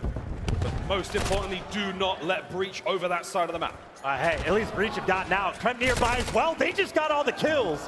It looks like Optic, at least a couple of these players should still be spawning on the deep left side, so they'll have a pinch for the moment. And right now, that is the important player on the back line. Ghosty needs to stay alive. Crucial moment for Ghosty here. Dashy finding his fights across the map. Spawn's getting a little bit crazy. Optic are spawning with top A side. A lot of pressure on towards this P1. Nice start for both teams, good time. But Optic are about to run that scoreline up over top left. Yeah, and you have Optic again. Ghosty gets the kill. He does his job. He blocks the spawns, and he keeps his team in prime position. So long-term, Optic in a good spot. Short-term, you got Awakening on a 5. That is not a player you want to get hot. Starting to get going, Demon Joe. Will they be able to exercise here? Dashy can't get anything. Snoopy cuts his way forward. Now the pinch on towards the point. It's all on the Dan Ghosty alone here. 3 members of Breach from the back line. Fly forward. Who gets one? Reinforcements are there. Demon Joe, he's nearly left all alone, fighting for everything here. Can he get the streaks? Can he get the point? So far, Optic have denied it all. I mean, he wants this kill so bad, but now you got players rotating. This is so much time that Optic's gotten on B2. You got it, Chow. I know you want the cruise, but you need this time. Still, they haven't made it actually to the point. Optic are still collecting. You wait so long to take the gunny. He might have gotten the streak, but Optic are going to be secure on their rotation. Snoopy gets caught, and Optic have a nice lead going into new. Fly to the other side of the map now, over towards the Fountain Hardpoint. P3, as the players call it. We call it a pain in the arse to try to break. So far, Optic have got themselves in first. That is a great spot to be in. Can Beans find his way forward now on the break. And look, it's only Beans across enemy lines. You have Hook being the cutoff man, and hey, Beans at least deals with him. You open up the pressure and you call in the Cruz, but if I had to guess, I bet there's a trophy. Should be a trophy system there. I saw nades. No! The trophy gone! The Cruz lands. Kremp makes his way forward. Snoopy from up high. It's the break is on. Can Shotzi get them both? Shotzi! Hard point break Optic. The bailout mechanic, your trophies were not on point, and well, the trophies continue to haunt you. And it's just nades. It is nades and cruise missiles right now, keeping Boston on this hill. Throw him if you got him. Dashi brings a fresh trophy to the party. Ghosty on the front line. What a hard point there from Optic. Nearly done though, as we go across map once again towards Cannons. What a hard point so far. I mean, honestly, I'd say for Boston, you'll take it just to cut your losses. That could have been so much more time. You're still down by 40. You're not in a good spot, but at least you have that rotation. Again, Beans right now, that cutoff man, getting all the intel for the team. He can set up the orchestration on the map. Shotzi going for the toes, doesn't get it. Beans is going to be there to cut him down. Brand new hard point open for business. It's Cannons, and we're going to be firing in a moment. Can Beans get any more out of this life? No. Hook opens up an avenue of attack. Dead silence active now. He won't make a noise. He's able to move freely across the map and try to soften up the defenders. The rest of the team now through the front. This is a big moment for Optic Texas. Well, I think he got spotted on the cross, so a player's cornered up in the back, and Awakening, well, might not have known, but still there to gun him down. Boston right back in this game. This has been such a strong hold, and 15-3 out of Awakening. He might be playing for the kills, but he is making damn sure that he's getting them. Makes himself untradeable in that corner. The trophy system's working overtime. Gets kill number 6. Another Cruz. Kremp there in the feed as well. Final 10 on Cannons gone. And Boston Breach, it was damn near perfect. Now though, over towards the Blacksmith we go. Open field, look out for that cruise missile. Yeah, possibly going to use it actually. If he's putting himself in that deep of a corner, the investment going to be coming in straight away. Get the nades and tacks out on the point. Make sure the trophy can't have full effect, but not clean that time. Optic still in the hill. Missile defeated, Optic still on the hill. Over to Awakening to find it. The job done with his gun this time. Lead change, Optic Texas. They start to push forward. But so far, an incredibly close hard point. I mean, you're just looking for the kills. You have Optic that have been soaking around. Ghosty in his happy place, and Shotzi for the cover, but a couple kills go your way, and it's a contest for the moment. Ghosty finally gets rooted out. Boston finally able to break towards this hill, but this has been a rotation, a nearly tied up game. This is the battle we were expecting. Maybe he gets himself a firing spree, and all of a sudden things look a little different. Optic, final 15. They're going to be able to soak up left of that Blacksmith hill. And look towards Nuke. Beans in a tough fight against Hook. Can't win it. Strong work from both squads. We take a sort of slight lull. Back to P1 we go. Quick reset. And this is an opportunity. I know we had Optic Texas earlier on, and now it is Boston turns going to a listen in.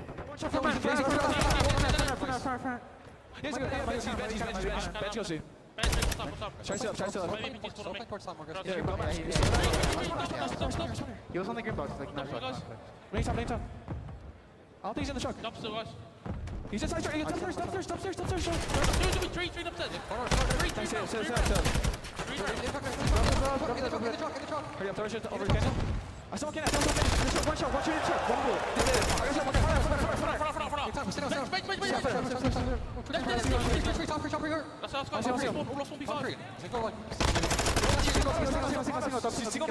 Single. Hold it if you can. They're all build. They might one in the door. Building guys. Yeah, three weak. Hold me out down the tree. You guys. Last stage. One street. Three. Stop rails. Yo, slow the game down. Nice, I'm coming. We coming. Front there. Nice. There's one. Get up. I'm here. Come on. One people get it. They can be back 3-3. Oh, no, yeah, one shot. I wish I didn't play. Gonna go front. Yeah. Help.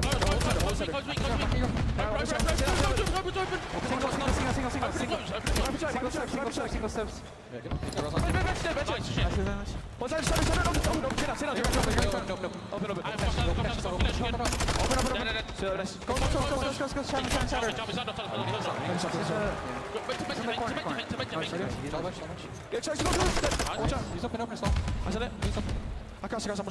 Look close, he's dashy. We have pressure. Yeah, you can be close corners. Shake your corners.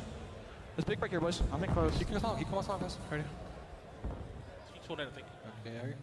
Go gate, guys. Go gate. Yeah, I'm still going front. Still a close game, but very different sounds there from Boston Breach. Quite frantic. Things are getting a little bit dicey, and with good reason. Shotzzy in the gate. Finds one. Finds two. Shotzzy can't get all three, but that's enough damage dealt over to Ghosty now. An easy win from him from that position. Hook now on the reinforcements, soaking the fountain. Optic Texas. Yeah, look at that spawn from Shotzzy, by the way. Spawns right up in maps and is ready to get back in the action. So Boston desperate to try to break through, but they are getting shot in the front, shot in the back, a clean 4 in the feed, and Optic Texas have dominated this hill. Shotzzy starting to wind up, starting to get styling. Damage dealt. Snoopy was a big one. Couple kills go the way of Boston Breach, and once again over to Cannon. But this is 20 seconds. A perfect fountain hill out of Optic Texas. Huge time from them. Boston will have full map control on the left-hand side, but here comes the hit. Optic fly forward. And this is looking insurmountable, right? Again, you're trying to keep everybody cut off. You got all the crosses covered, and right now Boston have a good setup towards New. That's the good news. The bad news, you're down by 80, and Shotzzy already trying to break you down. Trying to dance. Now you have to pick a corner, any corner. He could be anywhere right now. They've got no idea where Shotzzy is. I don't think he knows where they are either. He's shooting ghosts. Damage dealt. Beams is there. Can't get two. Trade's done. Once again, Breach. Solid cannon hold so far. For how long? Yeah, light speed for the SMGs, and Dashi on the slow approach looking for these kills. So a standoff battle between him and Awakening. Damage being done, but Awakening not really challenged us yet. There to take him down. Kremp for 2. Ghosty gets wiped as well. You call on the Fountain Hill from Optic. You respond right now for Boston. Fighting right now in this game. Terrifying prospect right now. Boston Breach, next 20 seconds, likely to go their way. Snoopy has managed to once again infiltrate the lines of Optic Texas. Finding kills all over the place. The contest there. We will not see the perfect 60, but Beans with the immediate bounce back into the time. Final 10. Rotation goes to Optic though. And that is a man right there that knows his spawns. You spawn up into death. Ghosty not happy for that one. And you're still set up towards New. The damage is being done, but still it is Optic that's going to be in the hill first. This is great time for them to get. Snoopy, though, jumps in the hill, picks up a 2-piece. Boston, they are working this comeback. The war on two fronts, so the pinch is there. You're never going to read this, are you, Kremp? Guns up, not enough. Shotzzy and Hook find the kills. Hard point break, Optic Texas. Once again in control. It's over to Beans. A final break now to stay alive for Boston Breach here in the series. Gotta get him out of the hill, and there he goes. You get the 2s, you get the man out, and you get yourself back inside. Ghosty, though, cleaning them all up. Can't get Kremp, but you got the time. Optic in prime position for the win. This could be game. One more break from Boston. Can they pull it out once more? 20 now to go. 10 for the win. The contest as Demon Joe can't get any more. Final few moments. Snoopy, the last man alive for Breach, has to get these players off the point. Now looks for the contest. Snoopy's there. Will he be able to stay alive? The contest still, but it's Ghosty. Still keeping the play going. Hook from behind, and that will be game.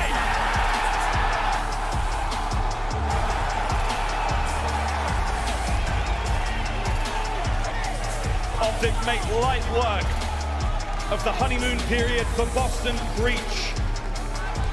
Despite the shenanigans in the Search and Destroy, they do look strong.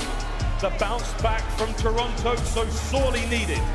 If you're an Optic fan, you're feeling much better about that. Boston Breach, they will now move to the lower bracket. Absolutely the biggest question we had from Optic Texas just got answered. Optic and Albagger of Fortune's Hardpoint. Name a better duo. So dominant, so clean, and right back in form on those respawns. Loser Mercado, S&D, that's all right. That's a 50-50 map. You'll take it. 3-0 in the control. Domination in the hardpoints. Optic Texas, free that big sigh of relief. What a sigh of relief as well. I mean, a lot of questions. Many folks worried about the performance we saw in Toronto. Questions about the players' health. Everything now looking a little squeaky clean. Aside from that Surge, a 3-1 that they can be happy with the control performance as well. You don't see many 3-0s, and it really was a strong one. The final look at the stats there on Albagra, it was a square up. Not a huge amount of work either side, but strong spawn play as well. A scoreline like that, without the kills, kudos to Optic. And I know at the major as well, Shotzzy and Hoop were struggling to find their action on the map. Now right there, those two players absolutely flying. There we go, a look at the series. If not for that Surge, it would have been a very strong look from the boys of Optic, but hey, a wonderful outing for them to start things off here at Champs 2023, a banger of a season. Will it be a banger of a closeout indeed? Well, so far, so good for the boys in green. For the other green team, for Boston, lower bracket awaits. For now, though, Chance, I mean, Who knows? What a crazy first day we've had. We've still got more COD to play today, more teams coming out. It's been incredible. We've got a very fun interview on stage. Guy Blaze is ready with Shotzzy. Thank you so much, Miles and Chance. Las Vegas, give it up to Optic Texas as they take their first series.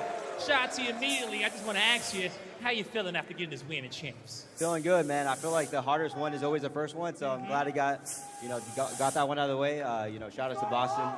But yeah, we won. What? We won? Yeah, you win 3-1. You send them down to the losers bracket, all right? Now, the next question I got to ask you is that after that, the loss there in Major 5, okay, coming here, what was one of the biggest things you guys wanted to change here getting the Champs?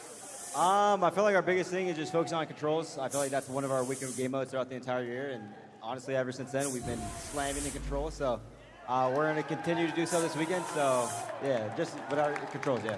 Yeah, you look good right there. Talk to me about your teammates, man. They play well, okay? Gas them up a little bit, okay? What you so happy about with the squad? We're a unit, man, and I feel like it's hard to find that in a team. These guys want to win. We do whatever it takes to win. We don't care about stats or anything like that. So yeah, we just want to win. All right, man, I'm going to let you get back to winning. Any last-minute shout-outs you want to get to these guys who've been standing up cheering all day? Shout out to the Green Wall, man. You guys go crazy. I love you guys. That does it for me and Shotzzy on the stage. Chris, take it away. You gotta love the young man rocking the shades. Clayster, you won a ring alongside him a few years back. Now he's here with Optic Texas. Shotzzy and the crew bouncing back after a terrible Toronto. What'd they show you in this win?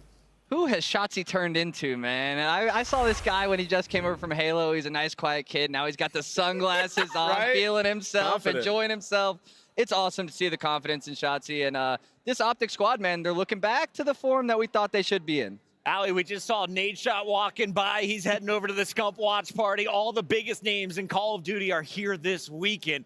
Who has shined the brightest on this stage, though, out of our first 3 matches? Who did you like in this series? Whoa, we're going back to all 3 matches. Well, you know what? I said it was going to be down to the Jedis. It was the 2 green teams going at it, and we saw Hook Skywalker. We saw the SMGs for Optic Texas seriously turn up when they needed to. I'm glad that we saw the head side of the coin of Optic Texas is not the tails. All right, Nameless, let's take a look at some of the highlights and talk me through this performance because Boston bringing in a rookie. They take 1 map, but it's Optic moving forward with a 3-1 victory. Yeah, this is the Optic that we thought we would see at Major 5. I was very impressed, honestly, by Optic, especially in those hard points. The money hills, the focus that they had. You think about that hotel map 1. Kitchen, both times, played absolutely phenomenal. We went to the listen, we heard Ghosty making the fantastic comms. And then also when you talk about Al Bagra, P3 rotation, locked it down.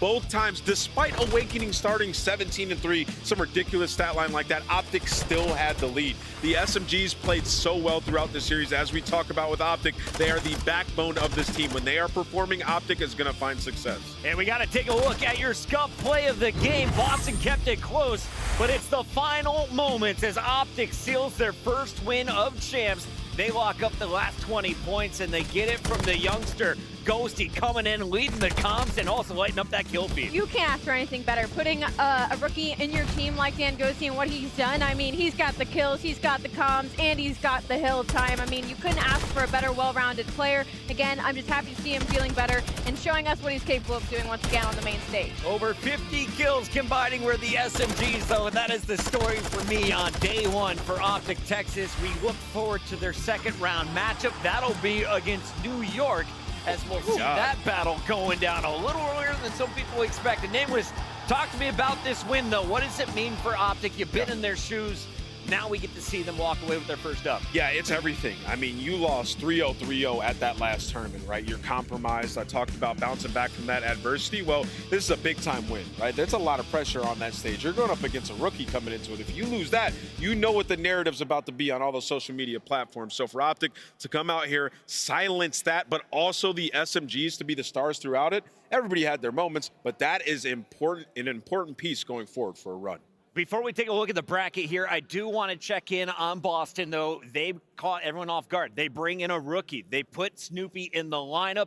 They wanted to see something different. Did they get what they wanted, Clayster? Did you like enough from the rookie today? He dropped over 1.0. That's all you can really ask from somebody making their debut on a stage like Champs. He really popped off that first hard point when as soon as he started moving, I was like, oh, wow, this guy is going. Like, he honestly played how he has online, which I was very, very surprised about because normally people slow down a little bit when they get to land when they're playing in these matches at Champs. He was going, and hey, you need to do that. You need to play to your strengths. Well, he's going to have everyone from the Challengers community cheering him on as Boston continues in our elimination bracket. Let's take a look at where we're at right now in this tournament. 3 teams moving on into our winners round 2. FaZe waiting for the last victor of Toronto or LA. And you can see down at the bottom, our elimination bracket already shaping up. Breach taking on Rocker to kick things off. Yeah, the desk is 3 for 3 on the day. Maybe we can go 4 for 4. And what that says is that the teams that, you know, a lot of us expected to do well are actually performing. So we're following the script a little too well, and I'm hoping for maybe a little bit more upset potential heading into the rest of this weekend. This, of course, is our Call of Duty League Championship weekend, but it's not the only competition. World Series of Warzone is back. It's bigger, it's badder than ever, Nameless, and it all starts June 23rd. So head on over to WorldSeriesOfWarzone.com to sign up today.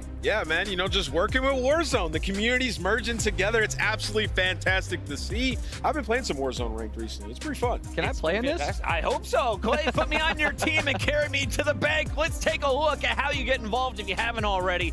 Follow COD Esports. It's your one-stop shop for all things World Series of Warzone and Challengers. Follow along on Twitter at COD_Esports right now. We're heading to a break. When we come back, we got your 4th battle. Make some noise, Vegas, because when we come back, it's going to be the epic showdown you've all been waiting for.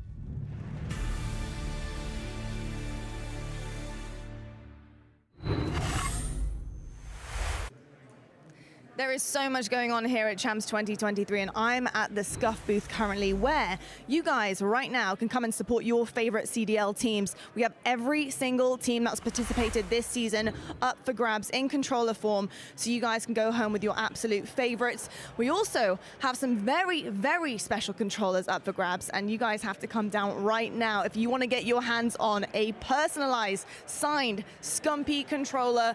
They are going like hotcakes, so make sure you guys are coming on down and grabbing those at the Scuff booth. I need to find out where my duo is, and I think he's over here playing Shift. How's it going with the Scuff controller? Well, the Scuff is helping, but I'm still getting pooped on a little bit, I'm not gonna lie. Oh, it happens to the best of us. Puckett, over to you. Thank you, Lottie, and best of luck, Shift.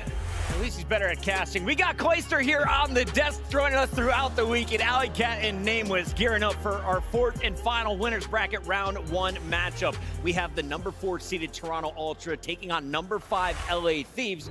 But if you've been tuning in, you know these are 2 championship caliber squads. Nameless, how has this showdown been throughout the year? Yeah, I mean, it's not been great for LA Thieves. It's 4-1 on the season if you're Toronto. And in this series, the ARs have fried. I mean, Insight and Scrap, 1.4 and 1.5 in S&D. Same thing when it comes to the control, which they are 8-2 map count in those 2 game modes combined in this series on the season. So if you're Toronto, you are super confident, especially after that 3-0 beatdown you gave them at the last event. Yeah, so Toronto getting the last victory. Clayster, is that a big deal, though, or do you just wipe the slate clean if you're LA Thieves? You're the returning champs taking on this team up north. Tell me about the squad, though, that'll be wearing purple. Honestly, this Toronto team, you look at guys like Cleanex, who I think have elevated their game this year. They brought in Scrap, they brought in Hixie. I think they have a well-rounded team, and I also think the support system behind them is really good. I think they have awesome support staff over there at Toronto, help elevate them to the next level, and you know, you gotta put it all together for champs, so like a goldfish. As we take a look at our Monster Energy pregame, if Toronto wants the win again, need a strong slaying performance. All players negative at Major 5, Scrap a .96, Cleanex a .85, and show why you're the best control team in the game. A 33-12 record in season. That is number 1 across the board. I almost kind of disagree with that first point, only because we've seen Toronto Ultra win by even though they were getting outslayed in many series before. Thanks, Charlie. I think kind of my personal opinion when it comes to this series is that Toronto just needs to play their strengths. You know, we saw them go up against Atlanta over at Major 5, and they put Expo in the series. I disagreed with that heavily, and they sort of beat themselves when it came to that hotel hardpoint, that map number 4. So I think they need to play their own game against the LA Thieves. Let's focus on the Thieves, though, because this is the squad that they won this trophy last year. The 2022 World Champions are coming in as the underdog in this battle statistically. So Nameless, Clayster, walk me through this squad. Why are there people still doubting LA? I have no idea why people are still doubting LA. I guess they just, you know, you're only as good as your last game, so everybody kind of judges you off that, but they did just win Major 4, you know? So these guys right here, I'm honestly thinking Thieves. I think that they're a different beast when it comes to champs. I think they're well prepped. I think they've been practicing nerd spots. I think they're ready to go. All right, Nameless, walk me through. If you're pulling out the dub tonight in LA, how are we getting it done? Yeah, I mean, it's a combination of everything. This is a very solid squad that you're going up against in Toronto Ultra. They're good at every game mode. You have to be absolutely on point. And let's just set the stage a little bit with this LA Thieves team, right? They win Major 4, and then they have a bad online stage. It starts in losers bracket round 1. They beat Optic Texas. They have a decent run, and they run up against their hard counter throughout this entire season, which has been the Toronto Ultra. So when you look at it and like, if we need to win a tournament, this is the team we need to game plan for. They've had 2 weeks to prepare for this match. To Clay's point, they have a fantastic coaching staff and management team over there in the Thieves camp. I think they could absolutely come out on top. A win here guarantees you top 6, 80,000 plus, and of course, a chance to play Atlanta FaZe in the winners round 2. Let's take a look though at the 5 games we're gonna be seeing throughout this series. We're starting it off with Hardpoint on Hydro. That's right, Fortress is in the mix for game 4, and we'll see El Asilo and Embassy for S&Ds. What do you think about that game 3 though? Who has the edge when it comes to control, Allie? I mean, I don't know if I can give that edge to either team. These are 2 both very strong respawn teams. I think the biggest flag here in this overall layout is there's not a single hotel for Toronto Ultra. So LA Thieves are clearly coming in with a game plan. If you've been tuning in all day, we have all chose the same team every match. I'm going to kick things off so you can't copy me, Clay. So I'm going with Toronto Ultra. Where are you going? Oh, switching it up, baby. I'm thinking Thieves. Going Thieves? I'm going Toronto Ultra. Man, we didn't have the maps when I made this pick, but I got to commit because I already did it. I got Toronto. He's got Toronto in his bracket. It's time to find out who's right as we send it to the stage with Blaze. All right, Vegas, one more match today. Let me feel it. Are you ready for this one? Coming to the stage is one of my favorite battles of fire and ice. But first, here come those boys from the north. Get ready, because Toronto is here.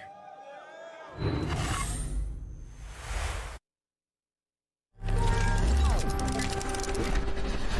make a promise, but I do my best. 25 sitting on 25 racks. Just got started, no, we ain't done yet. But a new crib, that's a goddamn flex. Sign that check. Told them last year that I've been up next. Can't take calls, but I send that text. From way downtown, but it's still wet. Yeah, that's a guarantee. King of the city, man, they knowing that it's me. Hey, damn, you're still doing it with ease, cause it ain't that hard when I'm talking about me. Me and my funds. Told them I get what I want. I need my money up front. I do not do this for fun. So I've been here my whole life, I ain't seen them here once.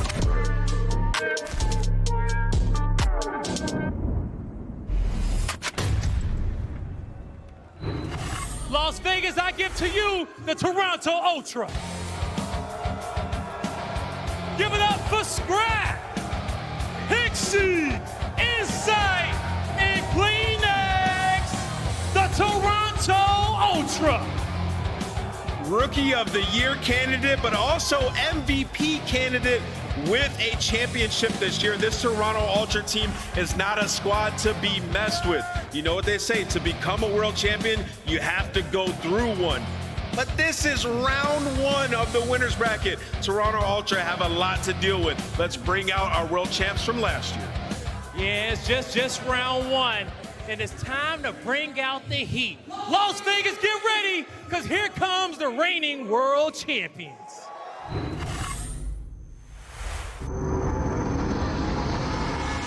Bro, again, Ken? My bad, bro. Is it time? Oh, yeah? We have a problem. See for yourself. It's me, Shane. Dylan turned me into a dog, mate. No way. What the f? No way. Whoa. So what do we do? How do we fix it? I don't know. We gotta win champs. Okay, then. Let's go. Yeah, I need a thrill. I gotta feel all for the game I'm living in. What in a milli, make it a billy. I can be tame, not giving in. Knocking back on your feet. When I bring the heat, I conquer them all. Then rinse and repeat. Opponent get reckless. I am the best. I'm about to get reckless. I am a legend.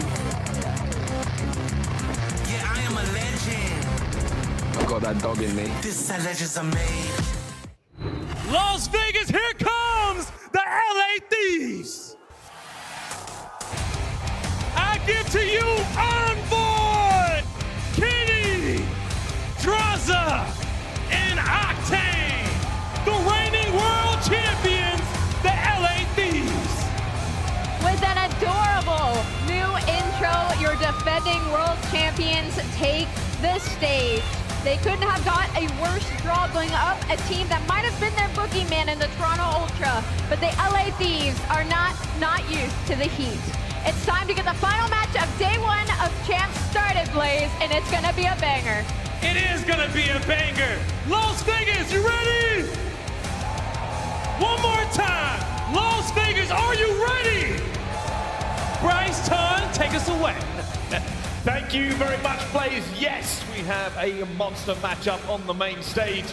These two teams could end up walking away with the champions, but first they must get over the hurdle that is this game. They matched up recently, Toronto come away the better team. Yeah, 3-0 in what was a very close game, but both these teams winning events over the year, they will be feeling supremely confident coming into champs, and I think everybody in here will be sort of thinking either one of these two teams could win this weekend, so it just makes an absolute banger to kick off the week. It's going to be a really, really good game. But as I said, Toronto Ultra looking probably more confident in this one after that result in Toronto. The LA Thieves got something to prove. It's champs, it's Thieves, you never know. It certainly is, of course. Toronto, they have the two rookies looking to make a run that could etch their name amongst the legends that we've seen do it before in their rookie years. On the other side of the stage, LA Thieves want to do the impossible, something no actual full team has ever done. There have been individuals, but no team has ever won back-to-back championships with the same roster.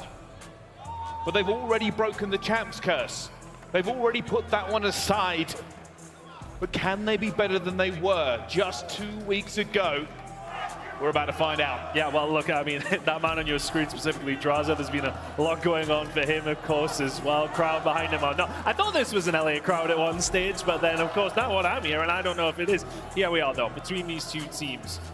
LA Thieves, very right, coming in champs, the champs curses, Bergen, yada, yada, yada. But they won't be thinking about that right now. They'll be thinking about what they can do against Ultra. Think about what their deficiencies were last time. It was very close games. They struggled to close them out.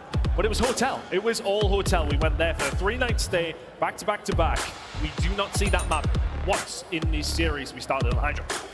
Yeah, a little bit better in the statistics here for the LA Thieves. But it is a weird rotation and hold rank ton. Yeah, one I really want to point out that's not on the screen, that break-in percentage. Toronto sitting at the very top against teams who are typically a really good breaking team who are lying towards the bottom side of things. So LA Thieves, their typical strengths, I want to say, when it comes down to hardpoint, haven't really transpired over towards Hydra. So they're going to have to bring something there. But Toronto Ultra, keep an eye. P1 and P2 is where they make most of their money. And Envoy was looking to go fishing there for a few seconds. Couldn't find it in the end, but LA Thieves on the slightly preferable side. It does make this easier to get P2 if you want it in the end, but Ultra will soak a bit of time on P1, and now looking to make some moves. I really let this play from inside, really patient, finds Kenny, and will now start to try and make some moves over towards the P2 side. CleanX big win onto Draza as well. Octane kind of caught off guard here. Nicely done from Ultra to get some sort of inroads over towards the P2 side. Octane will be dealt with. Ultra now only have to look one direction, but it was mostly the kill feed they fell into. Spawns are split though. Ultra did find a way through. Draza, the key here in this entire attack, has to wait, has to be patient. They know the spawns are coming out as well. You can tell this, Ultra looking to make their way here for reinforcements at the same time. Draza must strike. He's waiting for the best moment, but the rest of his team haven't found a way through. Ultra spraying everything in the middle of the map nice and easily. Envoy though can't find two, but will get shut down. Nice from Ultra. They managed to just find one player to find a way through. Starts to split the spawns. It's then about the gunfights in the middle, but Ultra won. LA Thieves now on the aggression though. And more pressure coming through. They do not want to give all this time away. They found a couple of kills to begin with inside. Now going to start feeling the squeeze as players from LA Thieves come towards him and doesn't get that gunfight. Scrap will be the last one here. He falls as well. A recovery from the LA Thieves as now we are off to the races. The far side, the fights do not stop. Big win there from Draza. He's all on his own. The rest of the LA Thieves now still spawning over towards the P2 side. Draza will inevitably probably die here, but needs to stay alive as long as he can. Now Ultra have got a pretty easy setup. 4 seconds to go over towards P2. LA Thieves can be very far away. And again, it falls onto LA Thieves. A hard break. A map they have to move through to get near this point as well. And that back will stay resolute. Inside has not fallen yet. Be very rotational heavy. Whoever's been in there first, which has been Ultra 2 out of 2 times, has pretty much picked up nearly every single point. It's about a 20-point lead for them, but a couple of kills on the inroads over towards the middle of the map. Starting to come through for Thieves. Only a big kill coming through from Hixie. Envoy will deal with him, and it will be a break coming in from the LA Thieves. He'll try it again, like CleanX has been seen. He's going to find Envoy. He's going to find him first. Scrap gets his back in. Well, that's 2 kills for him. The pressure now going on to LA Thieves, but they're going to try and pin them here. Ultra no. The rotation is what they need more than anything, but Hixie will get the final few points. He just has to keep fighting the respawning LA Thieves. Hey, it's more than a final few. That's like 20 seconds or so that Ultra have been able to play for. And the important thing, as you mentioned, LA Thieves now spawning over towards the backside of P3. P4 rotation is already there for Ultra. You just seem to be a step ahead in every single angle so far. They were there first on P2. They were there first on P3. An ever so slender lead because of it. Kills coming in on the mid-map transition. No, CleanX must stay alive. And down he falls already. Draza will get it this time, LA Thieves. They don't wait. They break straight back into this point. And you can see Ultra just cannot find anything. Kenny will find 2 through ruins. And for now, the LA Thieves will have control. They will have the points accumulating. And that feels like the first time we've seen Thieves get themselves dug in. But keep an eye on Hixie. Seems to have slipped the net. He needs the rest of the team to find the kills in towards the mid-map. Hixie will be there to strike, but he's the only one who can survive from Ultra. Small amount of respite from them on this hill specifically. 25 seconds to play for. Spawns are kind of split. Can Envoy cause problems? Yes, he can. Ultra just about rebuilt. They get the back spawn. It's not the greatest thing for them in the end, but Ultra will say, all right, we'll kill you, we'll take the points, we'll get this rotation as well. They have the bodies. Draza will fall as well. Ultra will go behind, but should be able to get the lead back here on the rotation. Yeah, and as mentioned, the first time that we've really seen Thieves find a breakthrough, find some sort of control. Been fighting very, very hard to try and keep this one close, and well, have kept themselves into the lead. But again, it's another rotation for Ultra. Inside, sitting at 11-5. He'll be a big reason for those rotations going towards the Toronto side. 2 kills falling away. Good hold so far. Oh boy, huge kill towards the back. The pressure now mounts on Ultra. You can see Envoy finds a second as well, and now they're looking for it. They smell the blood. Envoy will be stunned, but he has his friends around him. His teammates are there in numbers, and they have broken this point wide open. And finds the kill at just the perfect moments there for this side. Gets smoked by Kleenex though. And for all the hard work that was done by Thieves, is it going to be undone by Kleenex and Co? Scrapco managed to find a way through. It's a gunfight he shouldn't win, and you see in the player cam, he's letting them know. Octane and Co still spawning towards the backside. It's an ever so slight lead for Toronto Ultra, but they managed to break through what looked like a good setup from Thieves. Thieves, though, no, they have to make at least one more push, but they will spawn P2, so they'll be happy about that. As we go into this second set of rotations, you can see they are behind, but realistically, it's nothing. Keeping an eye on these spawns over towards the P2. Big fight's going to start coming in, and as mentioned, Toronto Ultra have been really strong. P1, P2. Players like Insight, players like Hixie are always going to be trying to find that route through. Insight's the one to hold it down. Hixie's the one to try and make those sneaky little plays.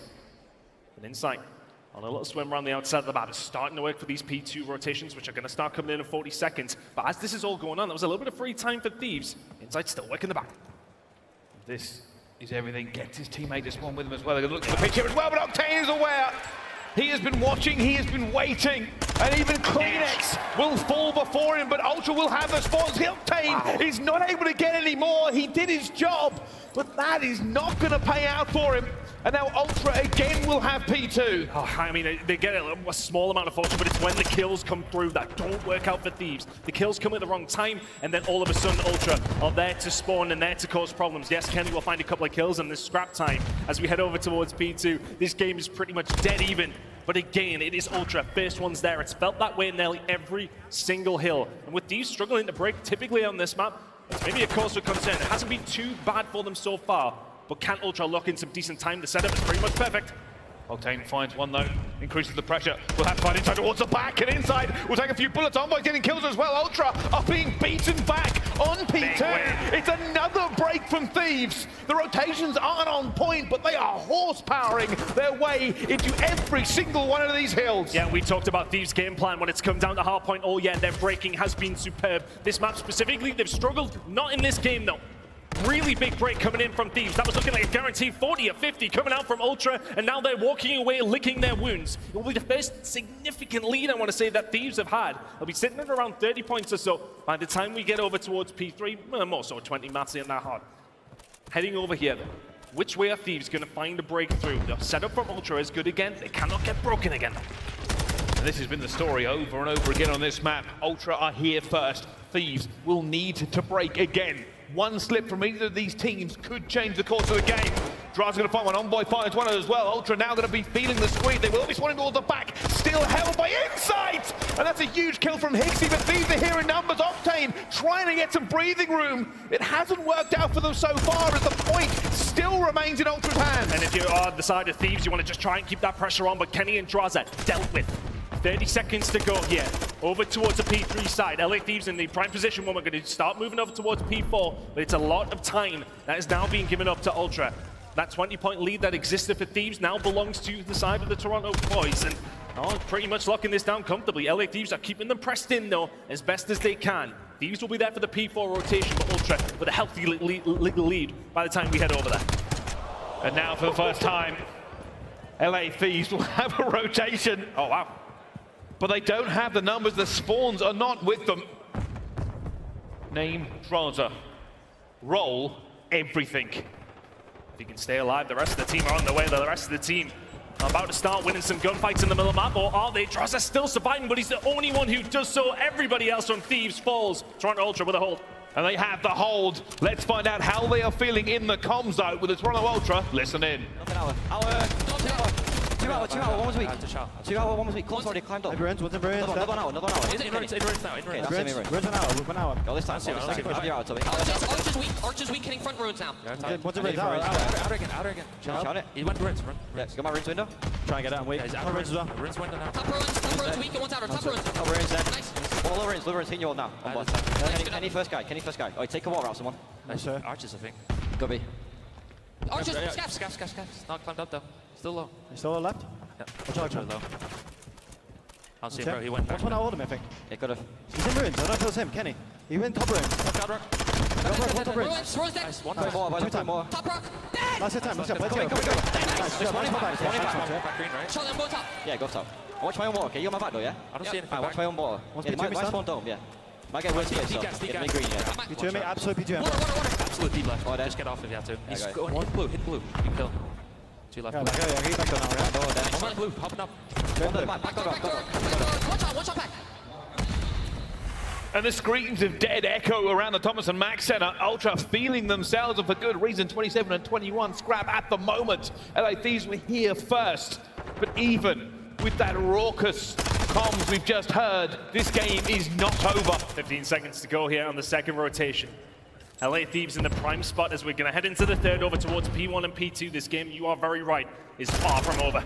Insight and Code did really well to find a break, but it was only a small one.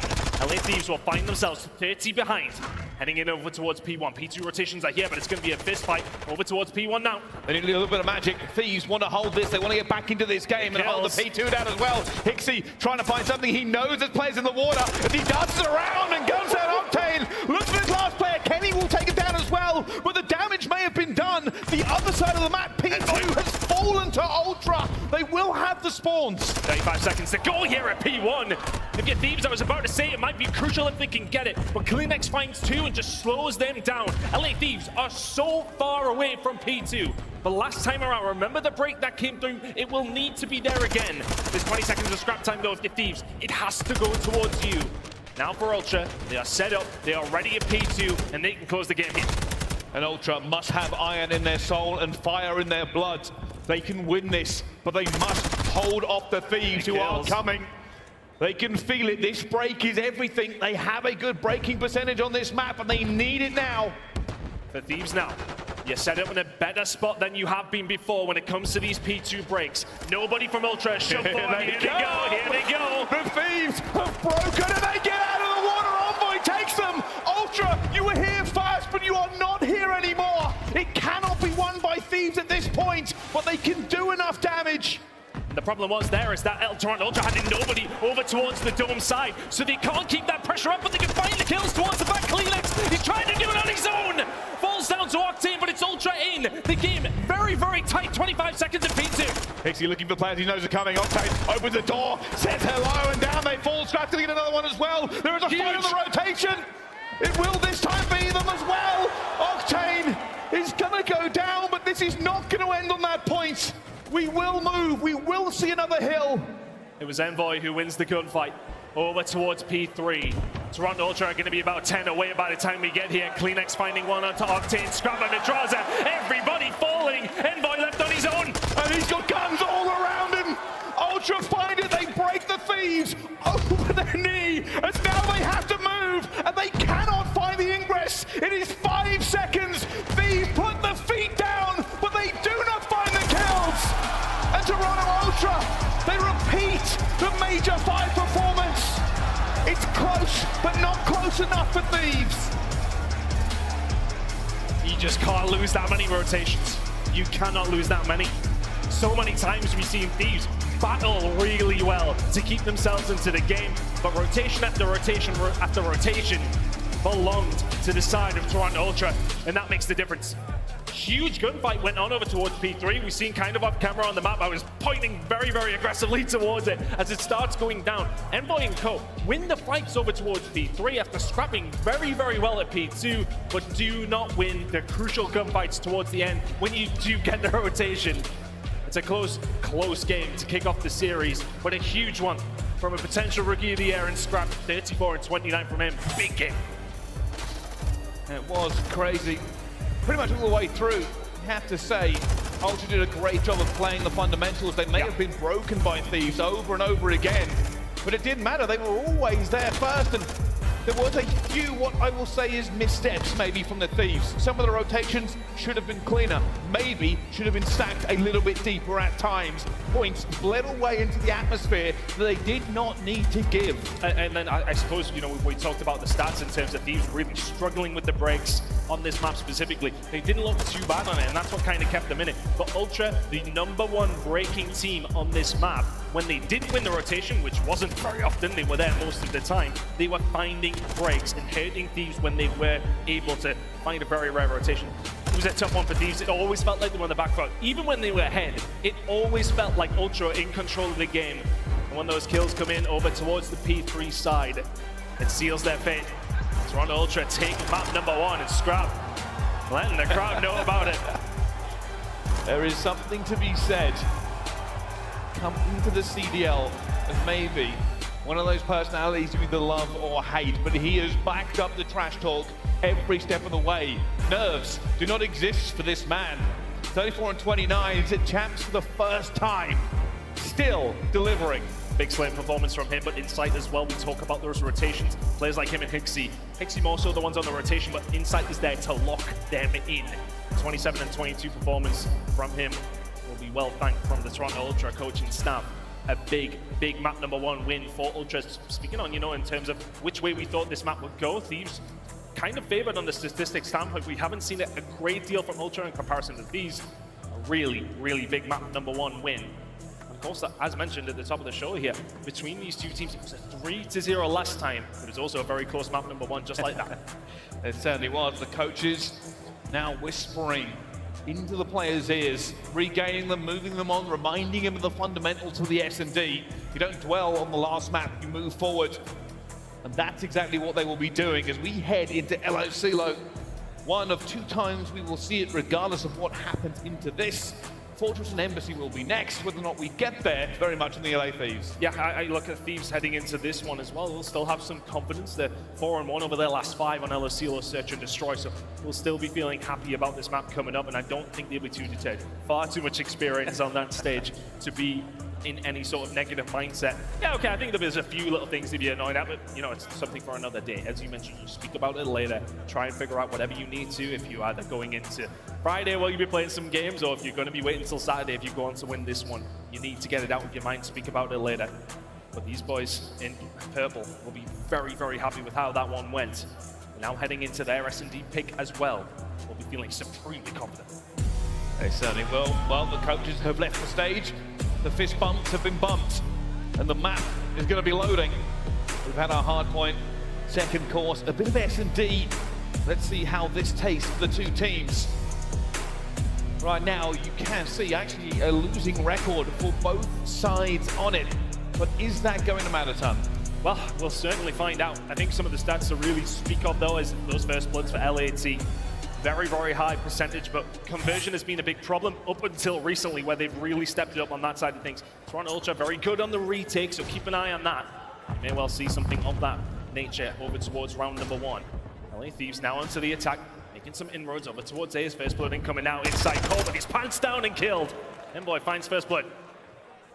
Now, Clinics is trying to play his life. He's got to shoulder there a little bit of information. Tries to get away, Kenny at the top as well, and he gets that one. Threads the needle, brings it back to a 3 versus 3. But there is an elephant in the room, Ton. And Toronto are going to have to make this move. It is all on them now. What's the play? What's the movement? As Draza will find one, onto Scrap, and there you go. That was somebody defend over towards the mountainside. Octane with another. And what a perfect way to answer back to what will feel like a disappointing hardpoint performance. Hixie though, in a 1 versus 3. No dead silence to his name, may well get it shortly. Not in the prime position against 3 members of Thieves. Hixie just checking this now, and now he knows. The problem is he will have to run the gauntlet. Heavily outnumbered. Bomb going to be down, and he goes for the chow as well. There's nothing more he can do. And it's first blood to LA Thieves. Yeah, and first blood really did help them over towards that A control side, over towards the courtyard, start to make some inroads from there, but played very patient as well. Didn't try to make any silly plays, didn't try to get over aggressive. They took their time. They know, like somebody like Kleenex, you've given up the middle of the map, he'll be running straight through that and, well, into your jaws. Very well played from the LA Thieves side. Nice and patient. I think it's very easy to do. Come on, Search and Destroy. You want to try and prove a point after you lost map number 1. A really methodical play from the Thieves. We'll find them in the lead after 1 round. And that's what they're going to continue. That's what they want. Clinics haven't played with a kill so far, but it doesn't really matter as we go into round 2. Here come the first moves. Already Scrap's going to chase off Octane, but Envoy will get that first blood on the Hixie as he falls. Straza gets one on the inside as well, and Scrap's like, where are my teammates gone? And down he goes, and Clinics now under pressure. LA Thieves have swept them off the board. No respite, no rest, no room to breathe. LA Thieves took them out. And just to kind of go back into that first blood and conversion percentage from Thieves, it's been pretty high all year long. It's been 57% or so from stages 1 to 3. But in terms of their conversion, it was in the low 50s as well. They're still getting a lot of those first bloods, but they're now converting 80% of those first bloods into round wins. It's a big change in the statistics. They've been working those numbers a lot better. 2 prime examples of that in rounds 1 and number 2. 2 first bloods, 2 rounds. Well, let's see. What can Ultra do? Because they have the defense this time around. Only 1 kill in 2 rounds, and Kleenex, he catches a couple of bullets, but stays alive. Still 4v4. Envoy still playing aggressively, even though he's on a 5-4 spree. Bomb going down over towards the side, but in terms of retaking Toronto Ultra, one of the best teams in the game. Envoy, though, is going to be in a prime position to help out the bomb when it does go down. Oh, Nelly gets smoked up. Kleenex, but will find first blood again for Thieves. Bomb now going down, 5-3 for Envoy. Traza continues as well. It is completely unanswered. There's nothing they can do. Envoy gets 6, gets the cruise. Only Scrap left alive. And Ultra have failed so far on this map. They have found nothing. Yet to really arrive on El Asilo. Scrap needs a 1 versus 4 to keep this from getting a little bit embarrassing. Thieves running away with a search and destroy so far. And again, it's a first blood, and again, it's a round from it. Ultra unable to answer so far. 7-0 from Envoy. Everywhere he goes, Ultra tears in his wake. And just one thing, it just feels like Envoy is running down the middle of the map every single time. He seems pretty much uncontested through mid, pushes through barrels, gets himself into secret. No problem whatsoever. Ultra, no clue. Well, this is where you have to make adjustments. You have to figure out what's going wrong, what can we do better. Only Kleenex has a kill in 3 rounds for them. 7-0 for Envoy, 4-0 for Traza. Octane's got a kill. Kenny hasn't found anything, but this time the tables have turned. Scrap and Hixie opening it up. Eventually, Grandelow goes to work and finds 2, stays alive at the door. Not quite. Not the dream. A 1v1 now for the round. And he just does so well to find 2, and Nelly finds the 3rd. Octane, what's the play from his point of view now? Information, there it is. Bomb down over towards BB against Kleenex, Vaz in hand. Octane with the AR, it's gonna be a hard gunfight to win. Both players engaging on each other, but getting away. Oh my goodness, he hasn't seen it as he's turned, and Kleenex will win it. A round they so desperately needed. And just a little bit of timing, a little bit of a play. Neither going for the re-chow, by the way. It's a little nervy at Champs, I don't know if you've noticed. No, and that's always a really difficult one for Octane. When that bomb is down, and then at that stage, when you're up against a Vaz player like Kleenex, and the bomb is in that position, it's always going to be very difficult. Is he hiding on the site? Has he pushed into mid? So much info that is not really at your hands that you really need if you want to find Kleenex in that one. So Ultra have stopped the bleeding. 2 spree for Kleenex, but bearing in mind Envoy with that cruise missile, Traza with 1 alongside. And now we find out if Ultra reverse their fate. Traza says no, calls him this to be info more than anything else. Just opens up the B side of the map though for them, doesn't it? Yeah, it goes through the window, but they find very, very little. Now it's all about Octane kind of looking over towards that B side. Has anyone from Ultra leaked out there thinking the aggression would come in? Doesn't spot anything, but now Ultra not in a too bad of a position to hold this one down. Scrap with the snipe out, things weren't working over the first 3 rounds. Found a kill in that previous round to get Ultra on the ball and rolling. But the map in a weird place. Big kill from Traza on the Hixie though. That gets rid of the man behind the enemy lines. Octane with another, now a 4 versus 2. A little bit chaotic. Scrap finds it with a quick scope. Gives a sign of life here, but it will still have to be a retake. Scrap and Insight still outnumbered. The Dead Silence active.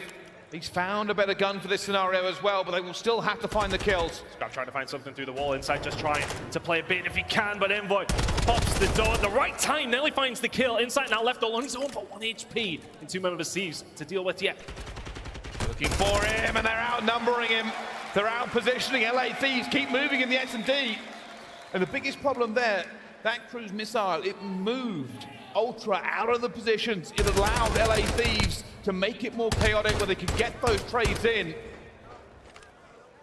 And now, They are having a very, very good time, as well as the fans in the arena. Yeah, that Ultra guy could have picked probably a better position to be sitting in the crowd, especially in this Search and Destroy. Not looking good, but LA Thieves will be very, very happy with their performance so far. Envoy, Drazah running the show. Envoy's just really had the middle of this map all to his own. And he is reveling in every single moment that Ultra push him and just push him blindly. Finds one, Drazah with another, CleanX with two though, 2v2. Octane finds Insight. CleanX alone, he's found two. He will have to get the ace for this to work out, but the stun check comes in.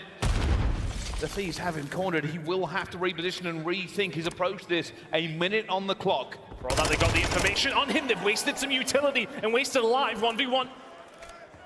Tobias looking for the ace, looking for the clutch, looking for the chance for his team to stay alive in this S&D. And Octane! Positioning pays. And he cannot check every corner. He cannot fire every direction. And in the end, it's a quick and simple kill. Simple kill through that fence. I don't know if that exists, but either way, CleanX caught off guard on that one. The transition over towards B starts to come through. And that was 3 kills from CleanX before he gets cut down by Sam. Thieves still in a commanding position here in this Search and Destroy. And they need this map. They need this map. They don't want to be heading into a control against Ultra. Both teams very good control teams. We're now 5-1 to the good. You put a lot of money on Thieves winning this one at this moment in time, but now Ultra, can they find a way back? There's been a couple of rounds that have been close, but these cruise missiles are not going to help. Oh, there's first blood, and a cruise is coming in as well. Ultra, they're going to be known. They're going to have to try and stay alive. And what this has done is just completely open field up for Drazah. Scrap will find one of the Kenny, but Drazah is there to trade it back with a kill onto Insight. 3v2 in favor of Thieves. And now Ultra are going to have to figure this out. Already Hicks coming into trouble, and now it all falls down to the scrap. He's been the star player for Ultra, but he will have to go for the clutch, and he's been found. He's been seen. And the Thieves will not allow him to get a clean kill at any point. And they try and get him. He gets away. Still flying about. No hells, and down he falls. And LA Thieves will answer back. Didn't miss a beat. Did not miss a beat. LA Thieves, simply far too much for Ultra in that Search and Destroy. Many a first blood and many a round followed. Ultra never really arrived on El Asilo and get punished for it. Series very much on our hands now. Ultra cannot answer with another map. And LA Thieves will tie this one up. But let's just have a look at what we talked about. The first blood, King in Envoy in this one. 4 for him. And 1 apiece for Kenny and Drazah. Then 6 rounds and 6 first bloods that LA Thieves managed to find. That conversion rate looking very, very nice. Yeah, complete dominance from start to end. Drazah 10-2 as well. They had 2 cruise missiles to play with, and it was, you are right, every step of the way they were in control. There was very little that basically Ultra brought to this S&D. Yeah, not much to speak of. Yeah, people are like, what's going on here? You know, no, what's yeah, I get, just keep the discussions nice and civil, I think it's fine. Look, they're friends. No bad words exchanged there. No, they're very good series on our hands, and I think everybody in the crowd will be happy about that one. But yeah, Thieves, that's a dominant win in comparison. What was a close game 1? I wonder if it gives them some momentum heading into the country. Yeah, it certainly might do as well, and that might be the key. A little bit of a regain there for them as well. And to me, I'm looking forward to see how this one goes. But before we go anywhere so far, make sure you get your pre-order in. Warzone Mobile is coming. Hit the QR code, get it downloaded. Let's have some fun on that Warzone Mobile as well. But we'll see you for Call of Duty after this one. More to come up. LA Thieves versus Toronto Ultra, map 3, right after this.